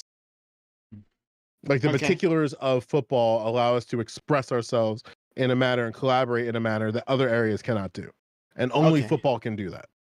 All right. So then, so I'm trying to expand this. First of all, Sub Smooth, thank you for coming through. Nice to see He you, got buddy. that green screen Oh, chair. Yeah, My yeah. nigga. Well, no, I just put it on. It's a green screen for the chair because I wanted a green screen I could take with me places. Then I Okay. could That shit. always have that option. Yeah. My man Um. Smooth has got holes in different area codes, so like he's always like got to Whoa, keep God, picking yeah. it up. What is You got to keep what is picking it up up. with what is up with hey? Everybody has to stop. Cease and He's desist. he's I mobile. got He's too got to many be people mobile. doing that. I got too many people saying that stuff. Chill out. I am chilling now. I am a changed man. Every time I turn around, everybody's like, "Man, you got holes in different areas." Relax, bro. Relax. Hey, nah, man. Anyway, my main thing is though, what we talking about? Like, cause I don't want to sound stupid. No, we were just talking about how like Hold I on, mean, we got to pause. yeah. I love how Smooth always comes into a conversation, starts with my main thing is, and now he reached the end of it where he's like, I actually don't know what's happening right now. So it's just amazing. Go ahead, you can summarize for him. No, I'm just saying, but it's okay because he be crisp. That green screen, that camera be crisp. He's making my camera look like some sad, like mellow yellow. He's out there with like the Yeah, I know. banana Sony, baby. drink. Like I'm Sony, like baby. mellow yellow. He's Sprite. Like he's just original green bottle. I'm that sad clear bottle shit. But no, we were talking about how like basically America doesn't let people be people soon enough. And by the time they're actually people, they got to do things like get married, have kids, do their taxes, and it's just kind of fucked up, or to the point where it's too late. I mean, I would say it's the point it's too late, but it's like, yeah. By the time we realize that we made our mistake, they've already wrote a manifesto and blasted a Walmart. So it's like He's saying that Yeah. people aren't growing up with direction, right? That we don't have institutions that are giving people direction, and so we compared this to like the military. And I'm sure you've heard it before. Maybe from one of your friends that like they didn't have a direction in life. But then they went to the military. The military gave them that, right? And they're like very loyal. They're very grateful for that opportunity. In fact, our friend B More, might have been one of those. Was it one of those? I don't know. So, He went to the military. I'm you not sure if he can- gave direction, but No offense to be more, but you can always tell those types when it's the military kind of like gave them like their life because they can't do life. They can't talk about life without talking about the military at all. they're the Every ones that go to time the they're galas. always bring it up. They always bring up their service to the country, like no matter what. That's really in a sad way. It's all they have. You know what I'm saying? So if we were to push for a way to like give society direction, and I don't mean that's all they have is in like, oh, they ain't got no type of life. I mean like that like literally the thing that made them and they hold on to it near and dear for dear life. But I would say for those people that don't have direction, we have to like take signs and things from other countries that give people a chance to actually like pursue the things that they actually want to do, stage where they can actually like act on the ideas that they have in their head and could actually like become something at it and acquire those skills and be good at it. We're too focused on the structure of we'll get a high school diploma. Like for some people, I get like everybody needs a certain baseline of education, but there should be some part of that curriculum that gets people going in the right direction. Sure. And because I believe if correct, y'all can correct me if I'm wrong, but I think Germany has that system where like you could kind of like your aptitude at something and you could kind of like get moved into that direction in high school. So by the time you get to the point where you're like 2021, you're actually like doing the thing that you actually wanted to do. And in some aspect, yeah, I feel you on that. And something that I think relates to that is actually also engaging with how things are on the outside, where it's like some, I don't know how to word this thought in a way that's nice, but there's some like aspects of the education system that don't really do anything that actually engages what you're going to deal with outside where people Mhm. talk about that. Like I remember seeing, I was geeking when like you get the first professor that has optional attendance, and you're just like, what? Yeah. And it's like, yeah, just if you want to show up, show up. But don't need you to work. I'm good. And then like you're like, this feels like bait. It feels like, Yeah. or like because again, like because I remember teachers doing that fear mongering of like, Mhm. and then it goes into so many different ways. And then you realize like, oh, my teacher was full of shit about all of this. She was just saying some nonsense. Um, so I think that like to your point, a little bit smooth, giving people the tools to be able to do what they want to do sooner, but also again to like my personal point is that making sure that it is sooner of actualizing who you are as a person. Yeah, yeah, and I fundamentally agree with that. Like, I American the way we set stuff up is like everybody. Like, first of all, I just want to say this, and it's gonna sound maybe it's a hot take for some people. Everybody does not have to go to college. Like, everybody doesn't. There's some jobs that you don't need a college diploma for. You just need to know how to do the job. Yeah. I'm saying like, and that's it. You know what I'm saying? Like, I think some institutions have found ways to manipulate people into giving them large sums of money. Now everybody thinks that's what you need to do. Saying there are some institutions like, and I mean some jobs and career fields, like absolutely you need to go get a degree. Like, be a medical professional. Like, yes, you need to have studied XXYZ. You need to go through all the courses and all that. Because life and death, that like the career field rises to the occasion. But I mean, like, you want to, I don't know, like be like a uh I don't know, like a stock analyst or something like that, right? Like, if you can get the acquired skills, there's plenty of people with no degree that just have the skill. Uh, I don't think you need a degree for that. Like, if you can acquire the skill, maybe we should open up like a path to get like a license for that. are you I'm speaking saying of where you Bitcoin right now? no, not Bitcoin, but I'm Are you talking about speaking? like I actual know, like fucking.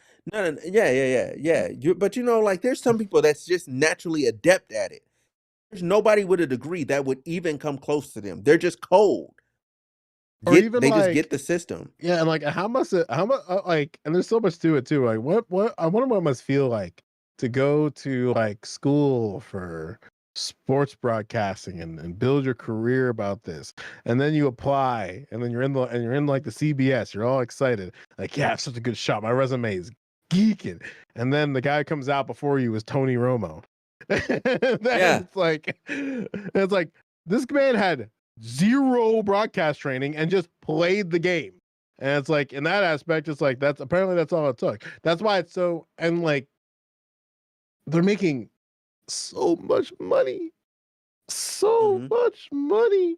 And some of them is just like, all I did was just play the game. And I just did, but Mhm. again, sports is the easy analogy for that. Um, but you don't need like a degree to even get into things like sports broadcasting. You don't need a degree for that. Like, Yeah. I mean, look at Stephen A. Smith, but like, No, I thought Stephen A. Swift had a degree. does he? Not in sports Yeah, broadcasting, does I he? believe he no, I believe he went to school. Like, I believe he has an alma mater that he reps. Like, I forget what it is. I'm pretty sure he went to Oh, I looked school. it up. He went to Winston Salem Yeah, I was about to in say. North Carolina. Yeah. I'm pretty sure he went to school. Um, because I guess my main thing is like, and with like though I think America is afraid to just. I think college has such a chokehold marketing wise on people.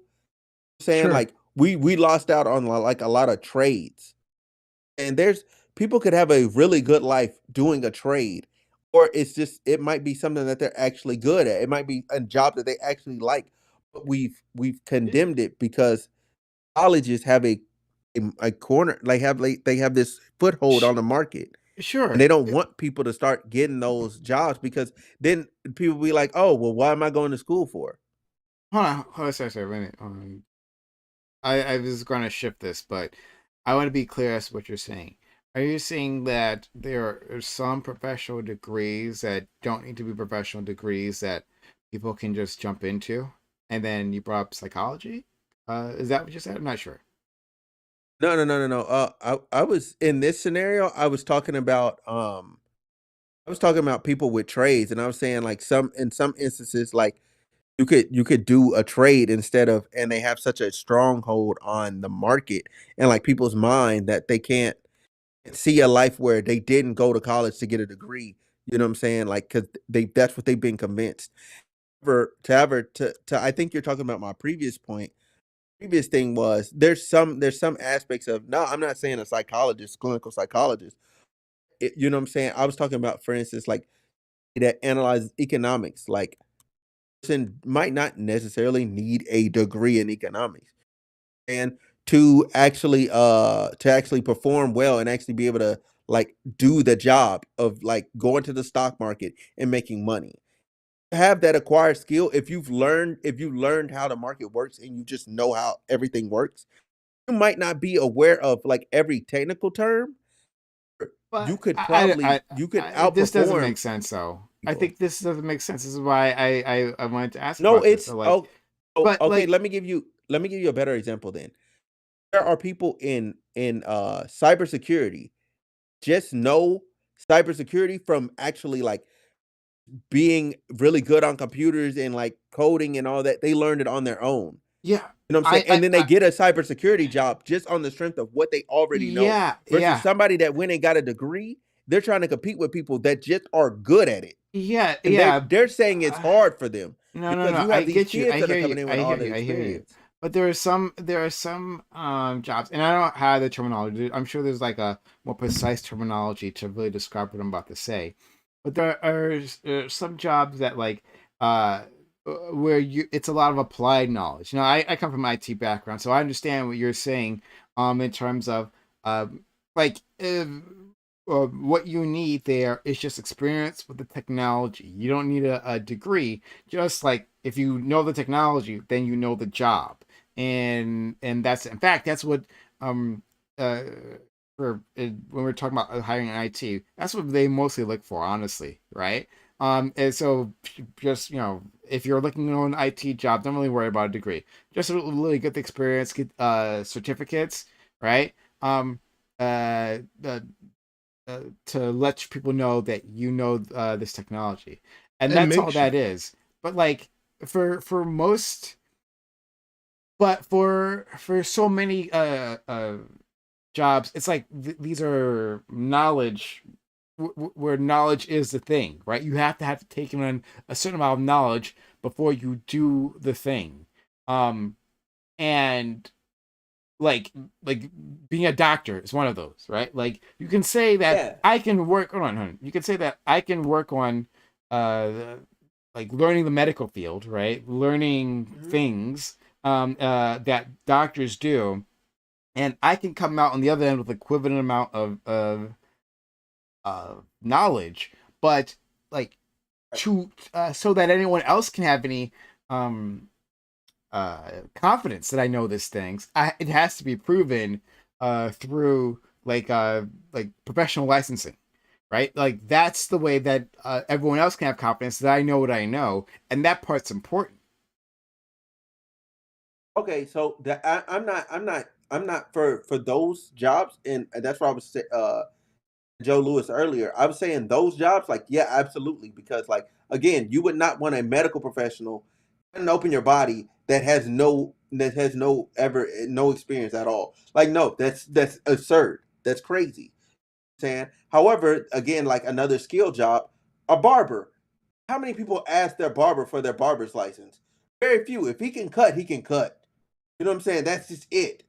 That's just it. What it is, what it is. There's plenty of girls that just like she's a phenomenal braider. That's just it. Like you don't go ask for credentials. Yeah, but you Does the brought up does the job? economics She though. does the job. She does the yeah. job well. But No, you brought that's up what I'm talking about. Well, here's Yeah, something no, I'm hearing, but I'm you Prime. talking brought up about economics.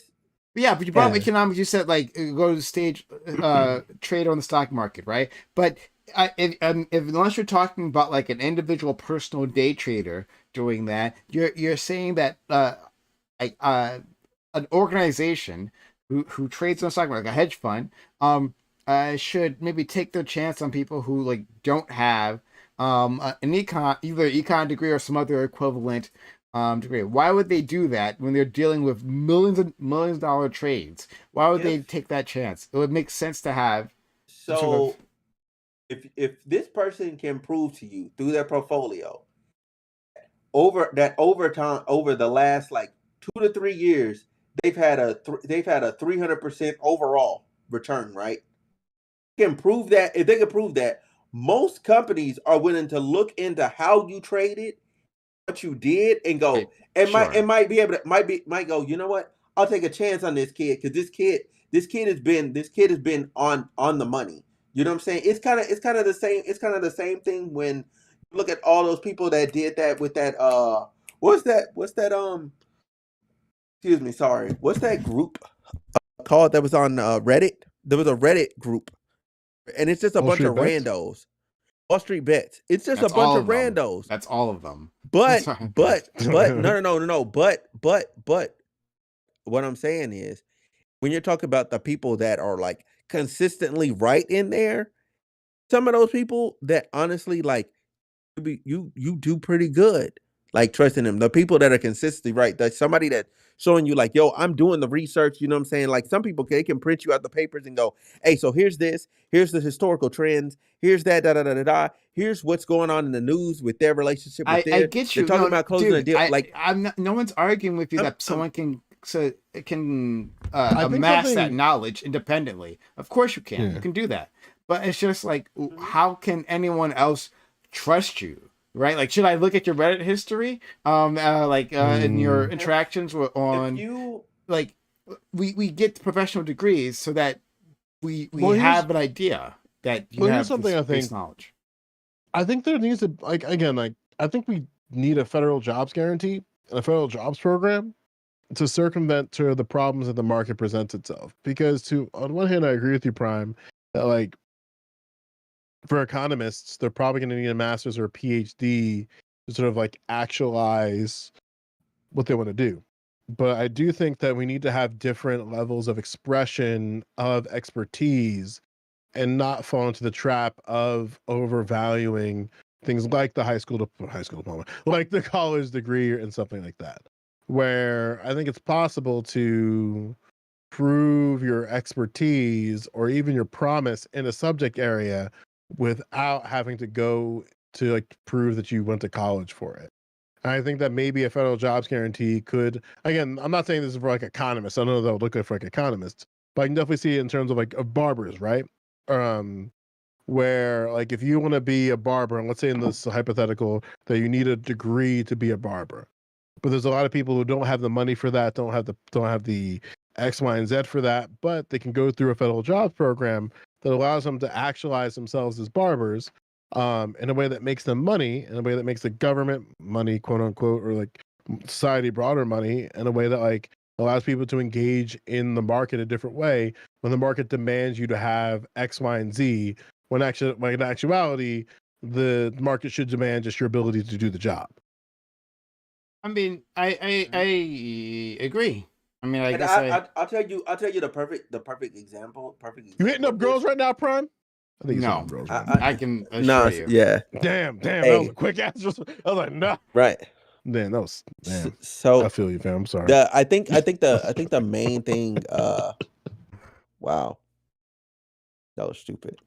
That was stupid. That was stupid. That was stupid. I think what society would benefit a lot from is having a damn. I lost my train of thought. Fuck. I know. When I that happened. have my zingers ready. Sometimes I'm not sharp on these panels, but on the ads, I got my zingers on deck. I think what was I gonna say? It has something to do with what you were talking about. I think We're talking about you economics. say the last part of and- what you said. Yeah, the last No, thing you said we again. gotta like allow people to actualize themselves in like society is what they want to do for their job. It's not attached to the market because some jobs don't engage with the market properly. Right. So my main thing is how you know you don't need a lot of these degrees is Why do jobs have on-the-job training? Why? Because 9 out of 10, whatever they teach you in on-the-job training is more than enough to do the actual job. Most jobs, by and large. Like, you're proving that you have some base level knowledge. However, most like I'm talking entry level, like you don't need it. You don't need the degree for it. You don't start to use your degree till you start to reach your upper levels management. But when you're that worker bee saying like, yo, entry level, we need you to have a bachelor's is kind of crazy. The person is just making inputs. They're just reading a paper, putting on the computer what they see, and then that's it. Saying that person needs a And bachelor's degree is kind of maybe nuts. economics isn't like the cleanest example. Like maybe that's like the root of the problem, in the disagreement. Where I think like there's some aspects of the engagement of the economy which I would agree with, or we need alternative perspectives. Because I mean, I've had some. There's some people who unironically think that Black economics does not exist. So I think we need to make sure that we fight against these institutions in such a way where like people don't unironically believe that Black economics does not exist. But I think we also need to recognize that there are levels of understanding that you might only be able to get in a substantive manner with a degree program. And I'm like, maybe economists are not the best example. I'd carve that out to like doctors, maybe nurses, and stuff like that. But even then, is it possible, which might just be the very program itself, of like taking someone who has promise in a field and finding an alternative route for them to engage with this, if this is what they really care about? I'm just not for wasting a lot of people's time because I just I feel feel you. I feel like a lot of the degree is fluff. I'm saying there's a lot of fluff material that you could just cut out. Like a lot of people don't need all this extra stuff, and if they didn't have the extra stuff, they'd probably be done in 2 years. But then I think how are the we'd colleges supposed advance. to make money? I need Starbucks on every corner of my university. I generally agree with you. Like your general point, I agree, and I think I've made this point.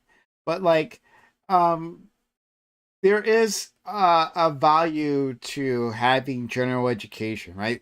To expanding a person's mind, and just because you go into a college, like go looking for a specific degree, doesn't mean that that is a degree that you actually should leave with, right? Now, I'm not talking about your abilities. I'm saying that like maybe you have greater interests elsewhere, and we should give people the space to do so. I think college is too expensive, but I don't think the answer is to shorten college so people get less education. Instead, we should just vastly reduce the amount of money it costs to go, or just make it free because we want to invest in kids. Like that's the answer. Oh, Like having a more education and exposing kids to different things. People like really do discover this. That's one of the ways that people like discover themselves is through college, like what Joe was saying previously. so And what? so here's my problem with that, and here's my pushback. You have people that go through gen ed and then realize they don't like what they've been trying to do for 2 years. Yeah, Like now they're in year 3 and 4 trying to change into something else. that's the They're perfect going time to do further it. in the debt. No, but that's terrible when they could have already tried it. Like there's a lot of things that you can't even get to the point where you're actually really seeing what that job entails and what you actually would, or like the knowledge you'd actually have to have. You actually are already too like almost balls deep in. Like you can't get any deeper in. Like you have to just pull out. Damn.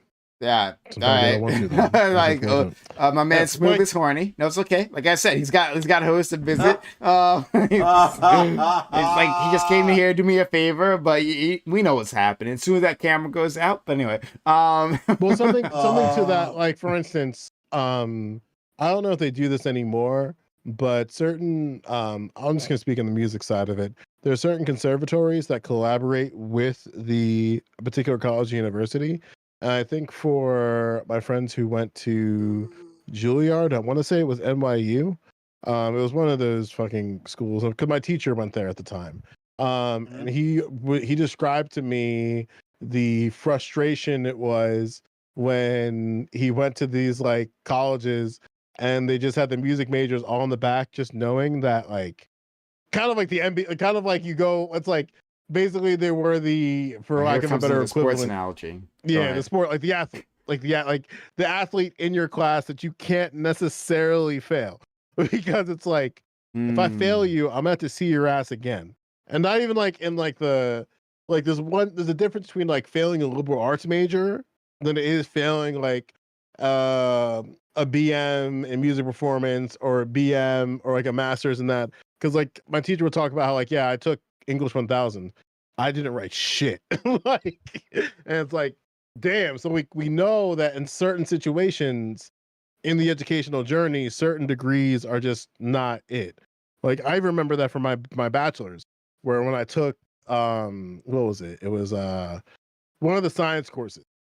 And the teacher was like, "Why don't you ever show up?" And it's like, "Oh, because I had wind ensemble before this, and I just want to take a nap." And he's like, "What major are you?" And I'm like, "Music." And he's like, "Oh, okay." It's like, yeah, it totally makes sense how the person does not want to be in my class for 4 hours for lab, then go to a 3 hour rehearsal when you'd probably want to like sleep and do lunch or eat lunch when you've been up since 7. Let's say he shooed me. He kind of shooed me out, but there are examples where the major or whatever is required might be fluff. I'd have to look at like different majors to sort of pick out the fluff, but I sure as shit didn't need God, what was it? Languages around the world. Sure. And like I hear you, right? That like when you're trying to get like a bachelor's, that there are some classes or some requirements that are just like, like question mark, why am I here? Like this seems quite useless. I hear that, right? But like I guess my um response would be, let's make it more relevant, whatever you're taking. Sure. Let's make that more relevant rather than saying let's have less of it, um because like college is this interesting time where you can experience like new things, right? Like that you're away from your parents, you're spreading your wings, um and it's the perfect time to like figure out like what you the type of person you want to be for the rest of your life. And like rather than shortening it so that it's just like another like jobs training thing, right? Like a trade school. Like I think it should be more than a trade school. I think it should be a general education that expands people's minds, and I want more people to be able to experience that, right? Not everyone needs to, fair enough. I'm with you there, but if you are going to experience it, you should have your mind expanded. There's a reason why there's a cultural difference between people who have a college degree and those who don't, right? Because the experience that you'll have in colleges is like unique to American society, and it is such a deep divide that you like. That's why pollsters like always like check, college degree or not college degree, because that is so heavily correlated with your positions on life, your political positions, your society positions. Yeah. All that culturally, all that stems from college. And so what must be happening there is something significant. Let's just make less of it so that we can hurry people out to the job market. Well, they'll be for a long fucking time, right? Let's make it more meaningful and also free. Yeah, like, and when I say like remove stuff, and I like how you said that, you want to make it more relevant. That's kind of what I mean by remove. Because if you remove it and you make it where instead of when you remove the fluff, person is now getting a degree in 3 years, they can now focus on maybe putting a lot more effort into like getting a master's now, and they could actually further or you take from the master's, add more value to the bachelor's degree. So the bachelor's degree has a stronger endpoint. You know what I'm saying? Like a person with a bachelor's degree is actually somebody that's actually at this. You know what I'm saying? Versus somebody that I got a pretty good idea. I got a pretty good If you're baseline. asking You know for what I like mean? applied knowledge, then I agree with you there too. So we were saying that within a bachelor's program, and there's some programs that are doing this. I think this is where maybe our friend Joe was trying to go with this, but there are some programs where they like get people out in the field, like I like for business schools, like for I know there are some like a fantastic programs that like want you to have like pragmatic knowledge before you leave with that bachelor's degree, right?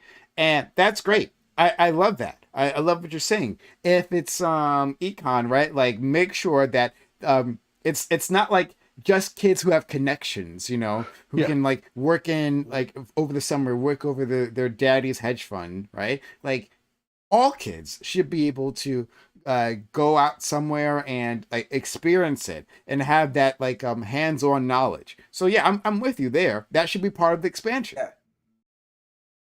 Yep. Yeah. Yeah, that I fully agree. Yeah.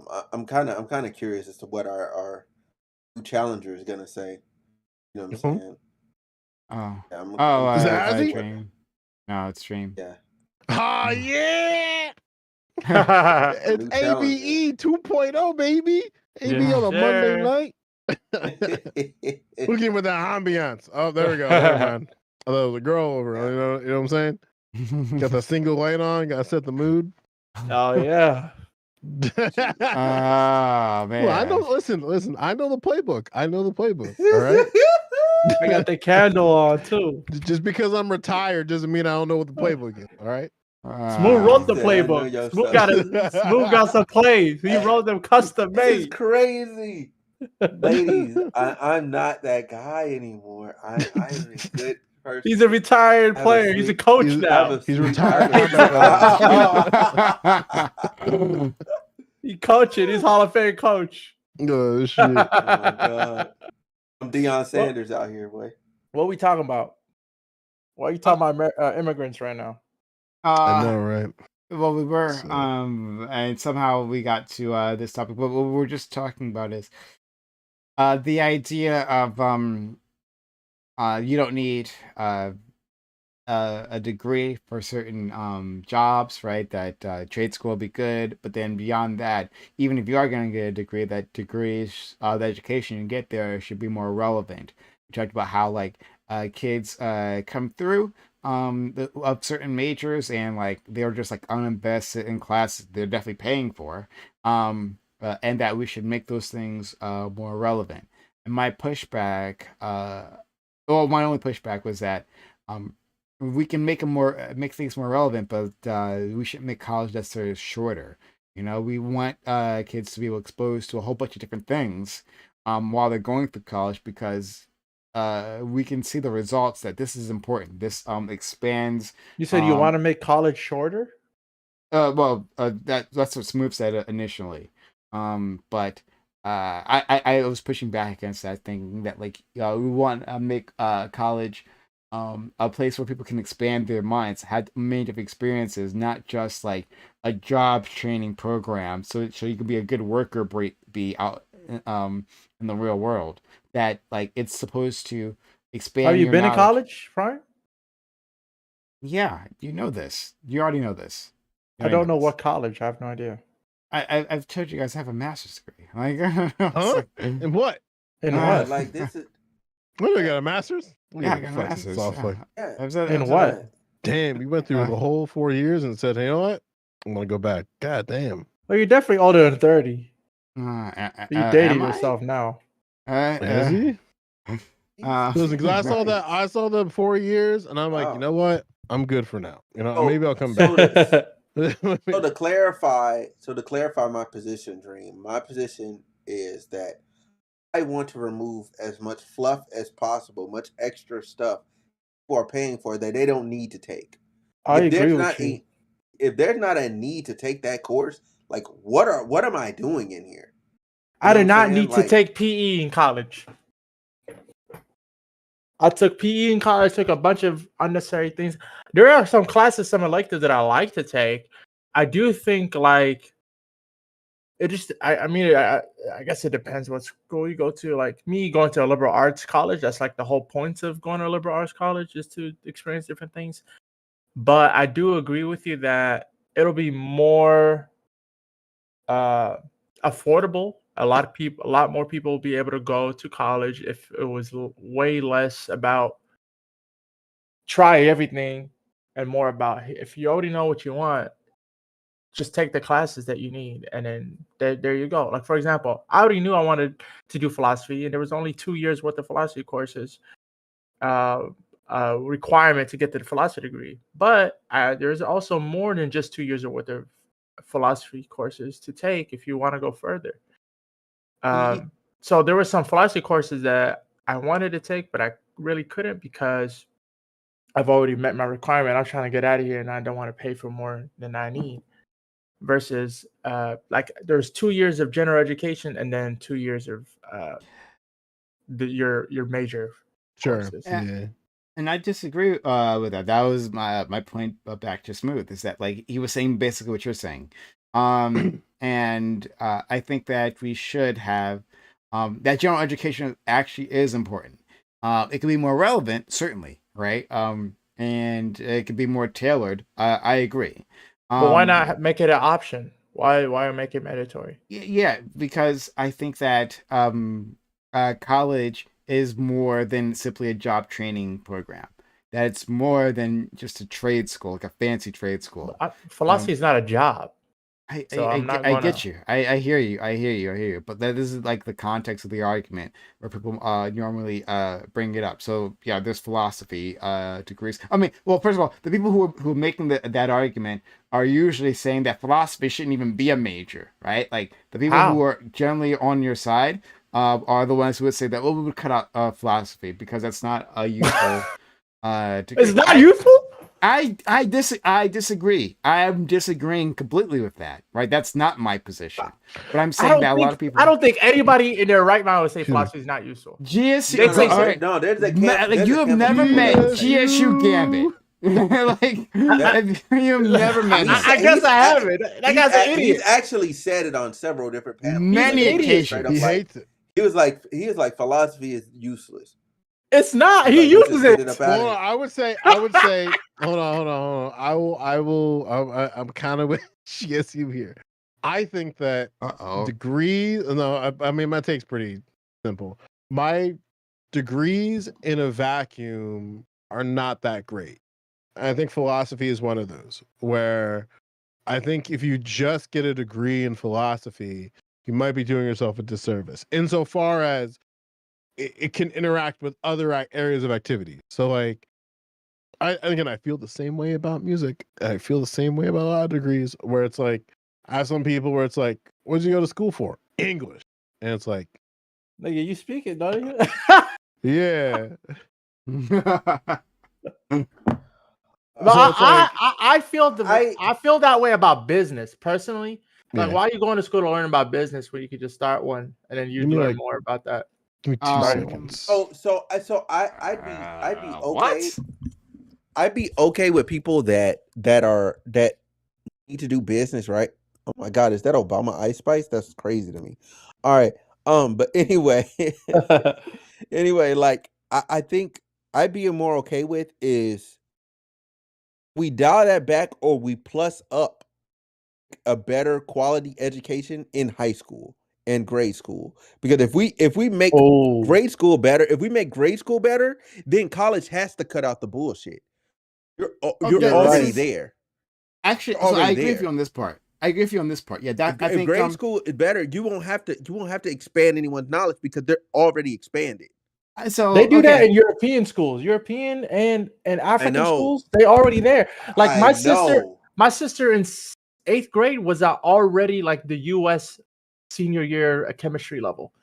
Like Morocco, 8th grade Moroccan chemistry is already like 12th grade chemistry in the US. I do agree on this one part, and that like our K through 12 education is a failing one, at least for many kids, right? That like especially kids that look like me.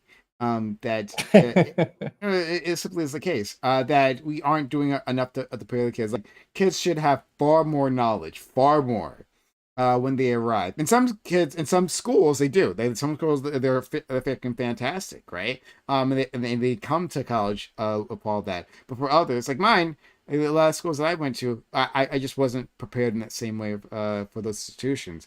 And that if that was the case, then we could, like Smooth said, cut down on general education there. But at the same time, I would even replace it. Okay, let's look at more electives, right? Let's give like more relevant electives to these people, so that they're interested and still growing. I'm like, I guess I'm disinterested in shrinking college, right? Simply to get people out in the workforce faster, right?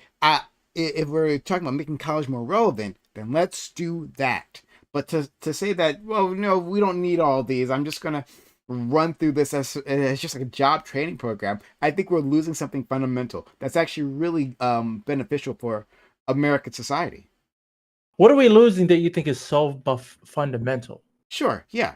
And so it just happened before you came in, but I point out to Smooth, like how pollsters all the time, they like ask, whether you're college educated or not college educated, right? And this part is important because it tends to correlate with a whole list of cultural and social attitudes. It just tracks very well for that, right? And that tells me that college, that something special is happening in college. There is some sort of transformation. Now that doesn't mean it's all positive, but like it's a significant part of people's lives that gives them a whole list of benefits that are outside of job training.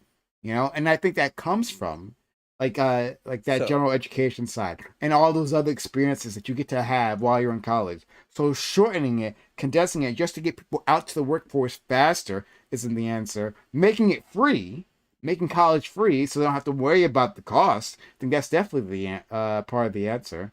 But yeah, how do you and make it free relevant. and also incentivize people to like get out of there at a reasonable time? Because if you make it free, what's stopping somebody to stay there for 8 years, 10 years? Sorry, hold on. Well, if you want to respond, then I don't. No. You can respond because my response was to you initially. Sure. So if you're talking about like we don't want them to be living at college the entire time, then okay, simple. You could say that for your 4-year degree, we'll cover your dormitory expenses. But then past that, you can still get those degrees, but like you gotta. Okay. So you'll get 4 years for free, and anything past that, it's gonna cost you. No, well, what will cost you is like your living expenses and like everything else, like your food and stuff, right? I mean, it's gonna. But like, we gotta pay the professors. But hold on, listen. If you let me finish my sentence, you'll hear the thing that I'm about to say is that the actual tuition is covered. So I think grad school and all of that, right? Or if you want additional bachelor's degree, that should also be covered. That tuition should be covered. But beyond like that, in terms of like dormitory expenses, that shouldn't be. Maybe you got to go out and. I get what you're saying. Yeah. But I was saying that even with tuition, if we have an infinite free, you're not gonna there's gonna be no incentive to finish. You could just take as long as you want. Why would there be no incentive to finish if you need money for the rest of life? Okay, not no incentive, but less of an incentive then. Because so when you're paying for your own degree, I gotta finish now, because if I keep going and bullshitting, then I'm gonna get into debt. I'm gonna stuff like that. Yeah, that's horrible. Versus if there's no money at stake, then you can like live with your mom forever, take 8 years to get your degree. You can do that any which way, right? But like not be expanding your mind. Like I'd rather if people. How can you do that any which way? What do you mean? Oh yeah, you can live with your parents for decades. You can live with your parents decades afterwards. Yeah, but it's gonna cost you. Of course, yes, it's going to cost. Hold on, 1 second. Sorry, Smooth. 1 second. Like, yes, of course it's going to cost you. All of this has cost. The plan that I gave you has cost built into it, which is living, right? So yes, you can still do that, whether you are at like living at home or at college or not at college. I'm saying it's better for society and for individuals if while they're finding themselves or whatever, they could actually go to these institutions and get more skills. That would be fantastic. So like if you're worried about people being there forever, they still have they have all the incentives to be within the workforce and to be productive that they have now, right? Except the question college degree or tuition that they have to pay off, the college loans they have to pay off. You don't actually need that part. But you can have a populace that's more educated and debt free. It can take better risk. It all works out if it's free. I would say this to that. Okay, I would say this to that. One, 2 points. One, to what you were initially saying about the college experience needing to be long. The thing that makes college is it's a bunch of youthful people trying to reach their goals together, and you all are like pretty much you're starting college very equal. There's not much of that experience as far as like living around each other and working together that couldn't be experienced in another setting like a co-op. Like if y'all were all like making this village or whatever, like y'all could then, if it's the same age as 18, the bulk is 18 to 22, like y'all could reach the same conclusion. You know what I'm saying? Through being in a co-op together that's supervised by actual adults, and you guys have a structure, and you guys are being pushed into a like if it could almost, you could almost get the same. I'm talking about the experiences part, like because you're talking about the length of time. Like if you put a bunch of young people together, and you give them like almost the same framework of college, out actually having to go to class, you almost get the same result. Without the actual education piece. I'm talking about the experiences part. Yeah, okay. You know what I'm saying? Like, however, back to what you guys are talking about now, I don't think college should be free. I think it should be given, like, period. Like, forgiven, period. Like, you can go into debt, but if you reach a certain conditions, cool. Your debt will be forgiven. Like we the federal government, we the taxpayers agree to forgive you if you do XYZ. Not you have to make payments or anything like that. What is If you are an XYZ? upstanding, if you are an upstanding citizen, you are actually holding employment, if you are actually, you know what I'm saying, like you are actually doing what you're supposed to do in society and contributing in a positive way. Yeah, you just okay, you've been a positive. Let's say you graduate at 22, right? You graduate at 22. At 32, all your debt should be forgiven. Like I'm not saying on your credit report it should count against you or anything. It's for 10 years, that debt is something that pushes you to be like a good model citizen. I just don't want people, because I'm in the camp I of hate that. hate it. Forgiveness. No, forgiveness is fine. Like I hate it. Here's the thing.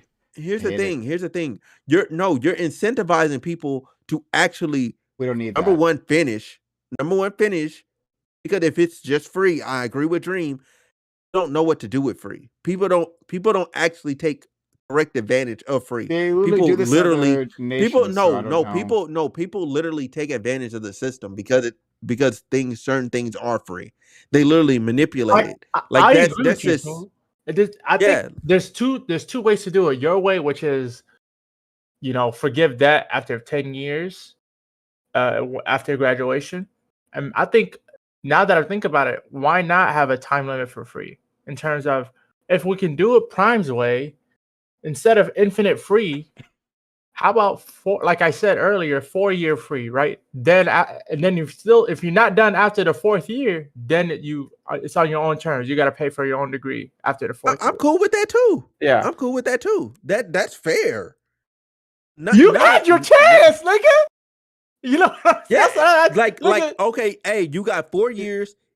Get it in gear and get it to going. You know what I'm saying? Get it going. I actually you know what I'm think saying? you're fine. Like right now, I think the 4-year graduation rate is. I mean, not lie. Maybe you're asking something differently than 40. what I'm addressing, and maybe that's the friction here.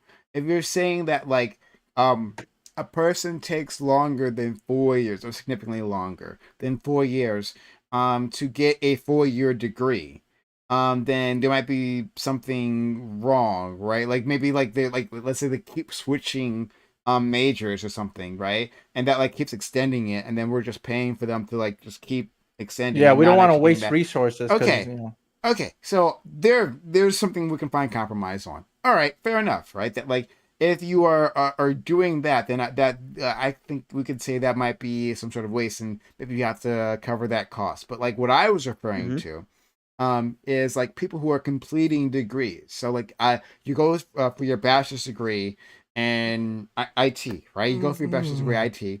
And then you go for your master's, right? Like because you think that would be useful, and it usually isn't for IT. But anyway, you get your master's in IT, right? But then afterwards, you're like, hey, I want to start a business, and I like more knowledge on starting a business. So you want to go back and get your business degree, right? No, but that's a bachelor's, and so like you and since you've already completed your initial bachelor's, right? Let's say it's only 2 years since you already did your gen eds. That's 2 years. You take those 2 years and you get that bachelor's, well, then that's also covered, right? Rather than what you guys might have been thinking of is that a person starts with, IT, then they go engineering, then they go to, liberal arts, then they go to psychology or something like that. And they just kind of keep on going. Maybe that's what you guys were saying. That's one way to look at it, but another way is somebody just keeps not passing their class, right? And then they're gonna have to retake classes, keep retaking. Right now, this guy Well, the takes teacher bad, 6 years to graduate instead of regular Okay, sure. 4. All right. Then I agree. Then, like, if you aren't actually making it through your courses, then maybe there should be a penalty there. I'll give you that. Yeah, Sure. that's another way to do it. Like all your classes that you take are free unless you fail, and then you have to pay for the ones that you fail for. Oh man, I that's think motivation. That's a huge incentive. That's a huge incentive. That is It's incentive. it's a little rough. I would say like you gotta have a little bit of room, a little bit of wiggle room. Okay, Yeah. fine. You got one free fail. You can't get 2 Fs, nigga. All right. I know. I'd So say I 3 I'd so I say can this. phone it in. I want to say 3 so I can phone it in the year I graduate, that spring semester. Where you're like, you know what? I would Philosophy would 4,000. I'm just gonna punt. I'm just gonna punt the ball. Okay, I'm just gonna punt the ball. I Sorry. would say one. I would say one.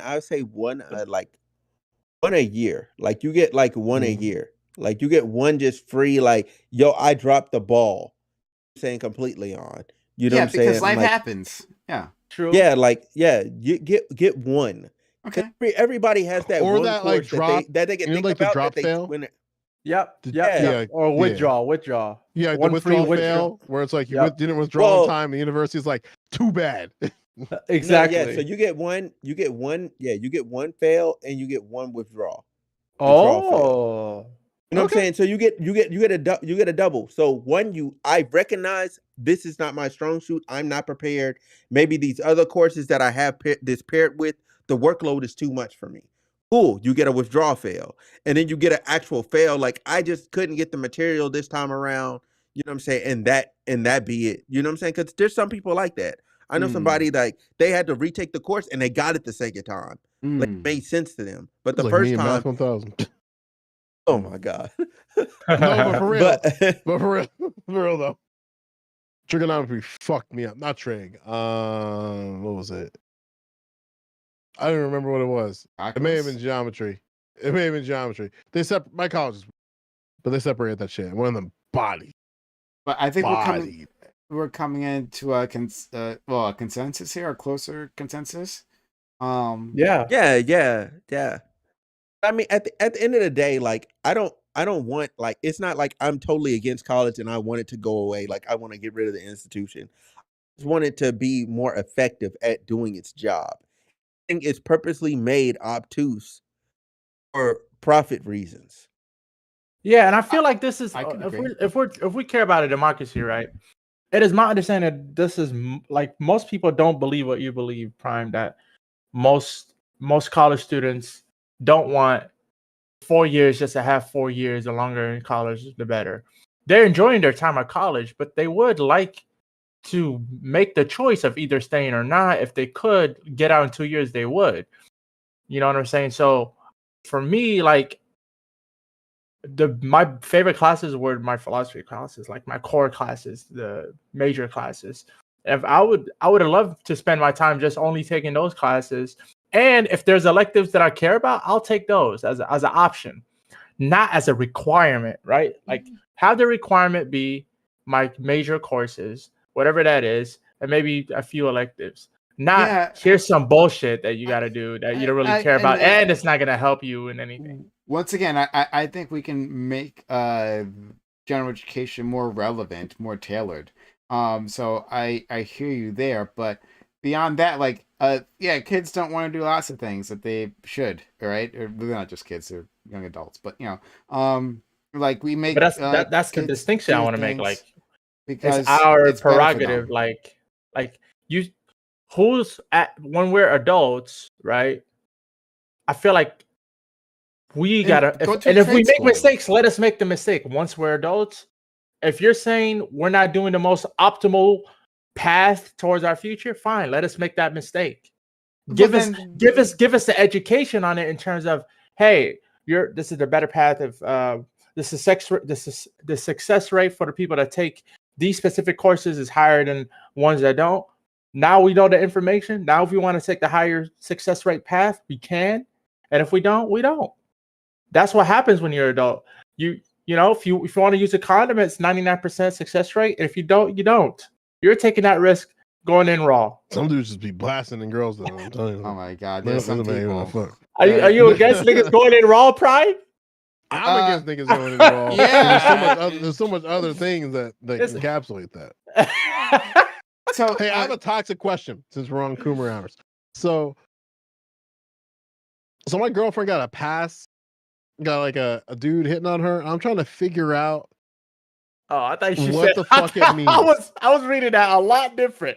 Yeah, so I thought she got a pass. So this guy I was said like, to hold on, her fam. while she was paying for a bill at work, "Yo, let me tie them shoes." I'm trying to still figure out what kind of riz that is. He's trying to get a whiff. That's what I said. That's what I said. Like, it's just socks. He said he just want to smell it. He said, smell it.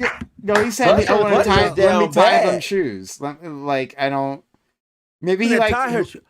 Maybe he's in the thing. I don't know. He might have a humiliation kink or something. Like he want to see his servitude. Oh no, he's submissive. He trying to show he's a sub. Like he's trying to show he's a sub. He wanted to come dominate him. Like what kind of shoes was she wearing? I don't even know, man. Toxic. One of the things that always like baffles me sometimes is single male riz, where it's like, where are these men getting these lines? I've never heard that before in my entire life. Like, wait, what's the line? Because I feel like I'm dumb right now. It's like, let me tie your shoes. That was the. I mean, I rizzed it up a little bit, but like, I don't know how you make that. Hey. So okay, hold on.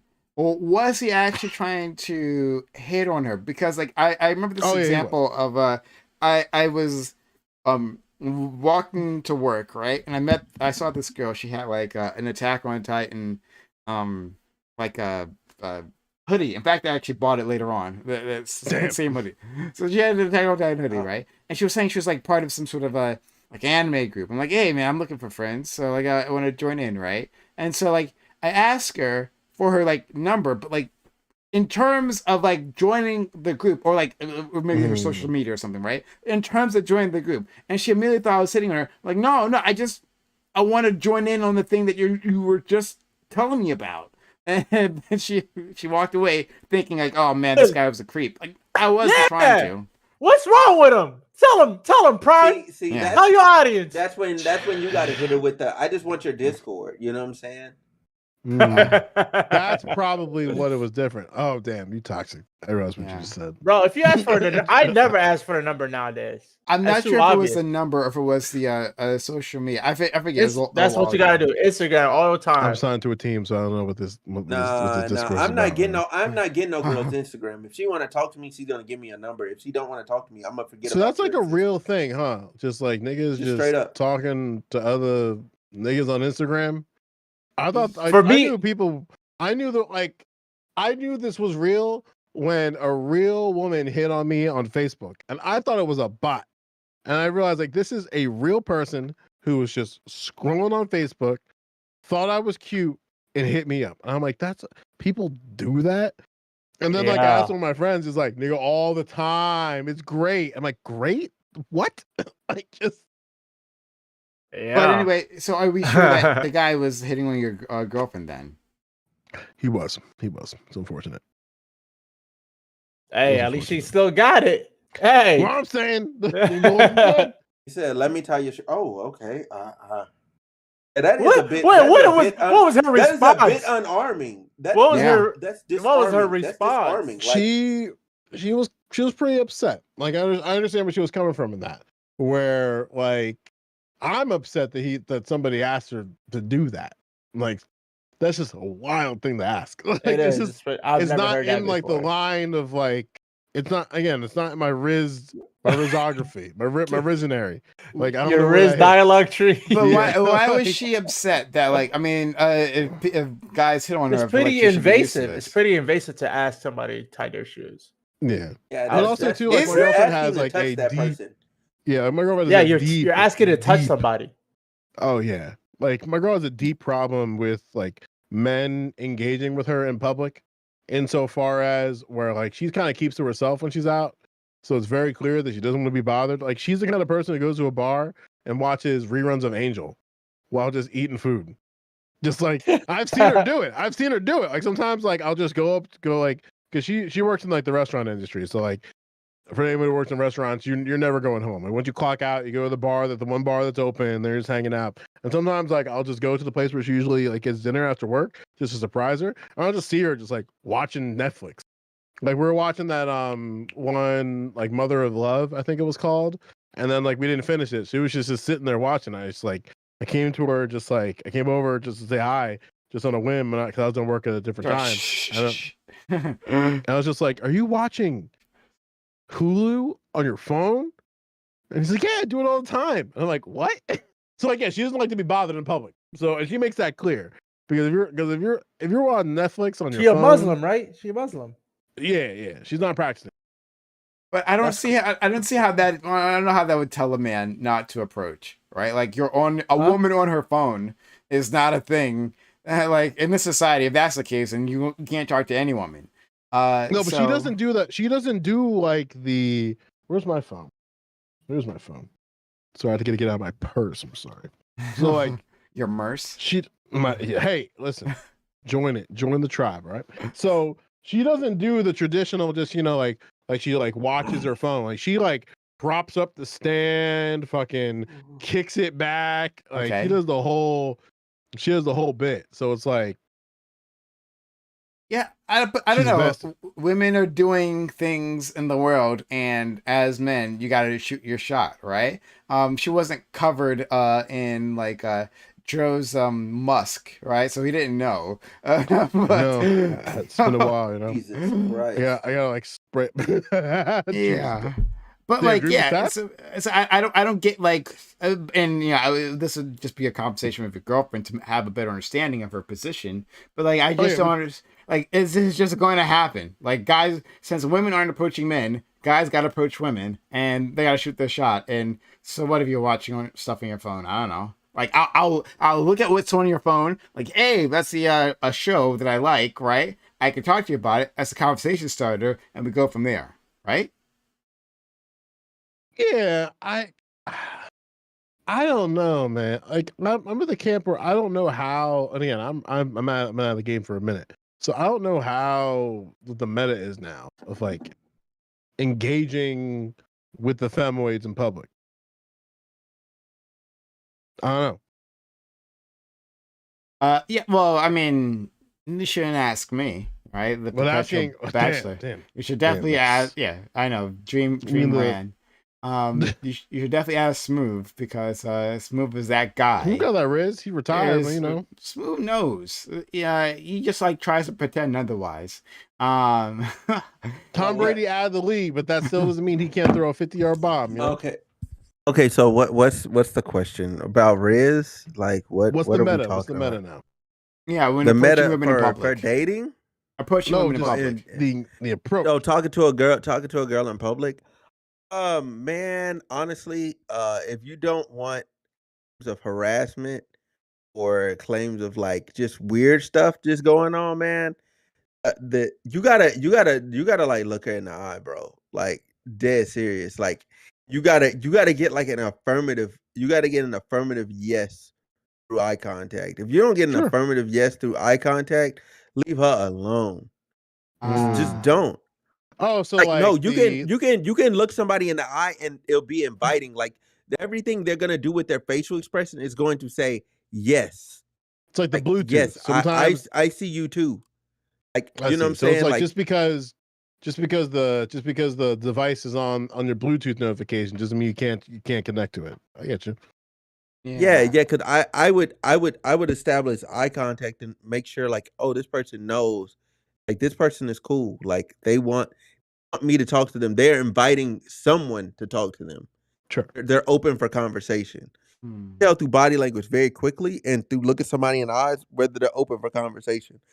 People, they're just being friendly. Like you'll see, and then they're like, oh, hey, like they'll do something where they feel kind of awkward, like, oh my god, like you looked me in the eyes. Or sometimes they might look you in the eye and they like, you know what I'm saying? They give you a little wink, they give you something, you know what I'm saying? To let you know, like, hey, they're fooling with who you are presenting. You just have to go over there and actually initiate that. Then once y'all get to conversating, then you go from there. But at no point should you just I get sometimes you have to get somebody's attention, and sometimes the only way you can is you just have to cold call it, walk up there and say, "Hey," saying like sometimes you just have shooters have to shoot. A lot of the times you can 9 times out of 10 you can establish eye contact with her and go, okay, like yeah, I'm interested. So if we use Smooth's rules here, which is really interesting, I kind of want to sit on that actually and think about it. But if we use Smooth's rule here, then your girlfriend who is on her phone like staring directly at Angel reruns, and Angel's a great show. I love that show, and it's a good choice. But she's I don't know anything about it. I just know it's a Buffy side it's thing, but great. not. I freaking loved it. Oh, I loved that show so much. It's a really good show. But anyway, if she's looking at it, right, then like, and you can't catch her attention, well then you gotta run it, right? You gotta go over there and still like, hey, what's up? I noticed you're watching this show. I also like this show, and you flirt, right? Sure, I can see that. Yeah, I mean, I just but like that's go ahead.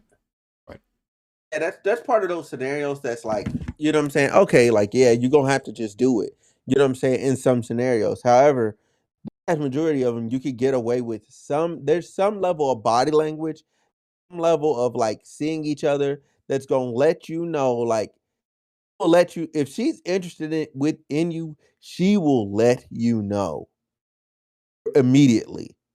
She will let you know.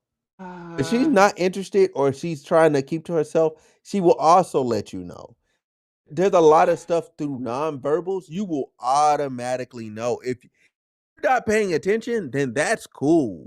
You know what I'm saying? But she should there's some levels of degree that she should not have to say out loud, "Oh, I do not find you attractive. Yo, Sure. I do not want to talk to you." There's certain things in you as a man you should pick up on because it's the same thing with women.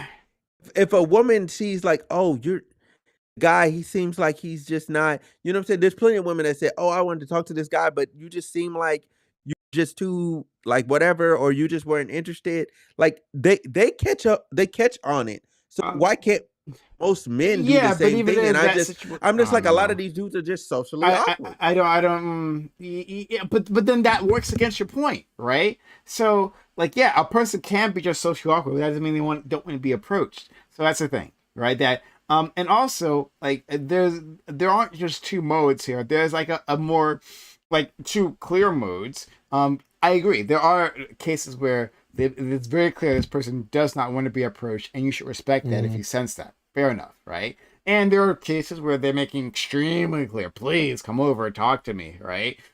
So great. But these are, this exists along a spectrum.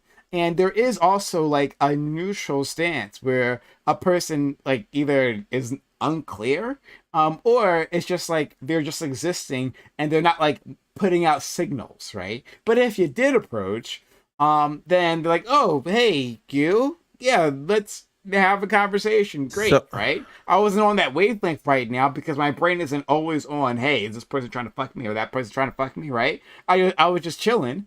But now look, that you're here, you know? am I wonder if there's any ladies in the chat, man. I wonder if there's any. I'm telling There you, are no ladies in I'm the telling chat. you for a firm. I'm telling you for a firm fact. If like they will You gotta tell find you, niggas like that pull though. they know, like expeditiously like this. No woman that does not know immediately off this, she just wants to know more about you to make sure you're what she's thinking in her head. Already there. It's the same thing with a guy. Like, but guys, we do it so more often. Like our threshold of who we're willing to talk to is so much lower that we go through that emotion like all the time. Versus women, they're more highly selective. They just are. Maybe. They're just more highly selective than guys are. Just period. There's most women. There are a lot more women you could present to men where all the men will be like, yeah, I talk to her. Yeah, like there's a lot more of that versus when you deal with women and you start presenting male options, they are very picky. There's not a lot of commonality amongst them. They have less commonality on Sure. I guys that just they will choose just versus quickly, I guys. wanna raid out. We'll raid We can interrogate Mooncake about this on Thursday. oh fuck. Listen, So I know she be pulling. She pulls. She pulls. I give her all the crops. oh Confirmed. boy. Anyway, guys, Yoshi already know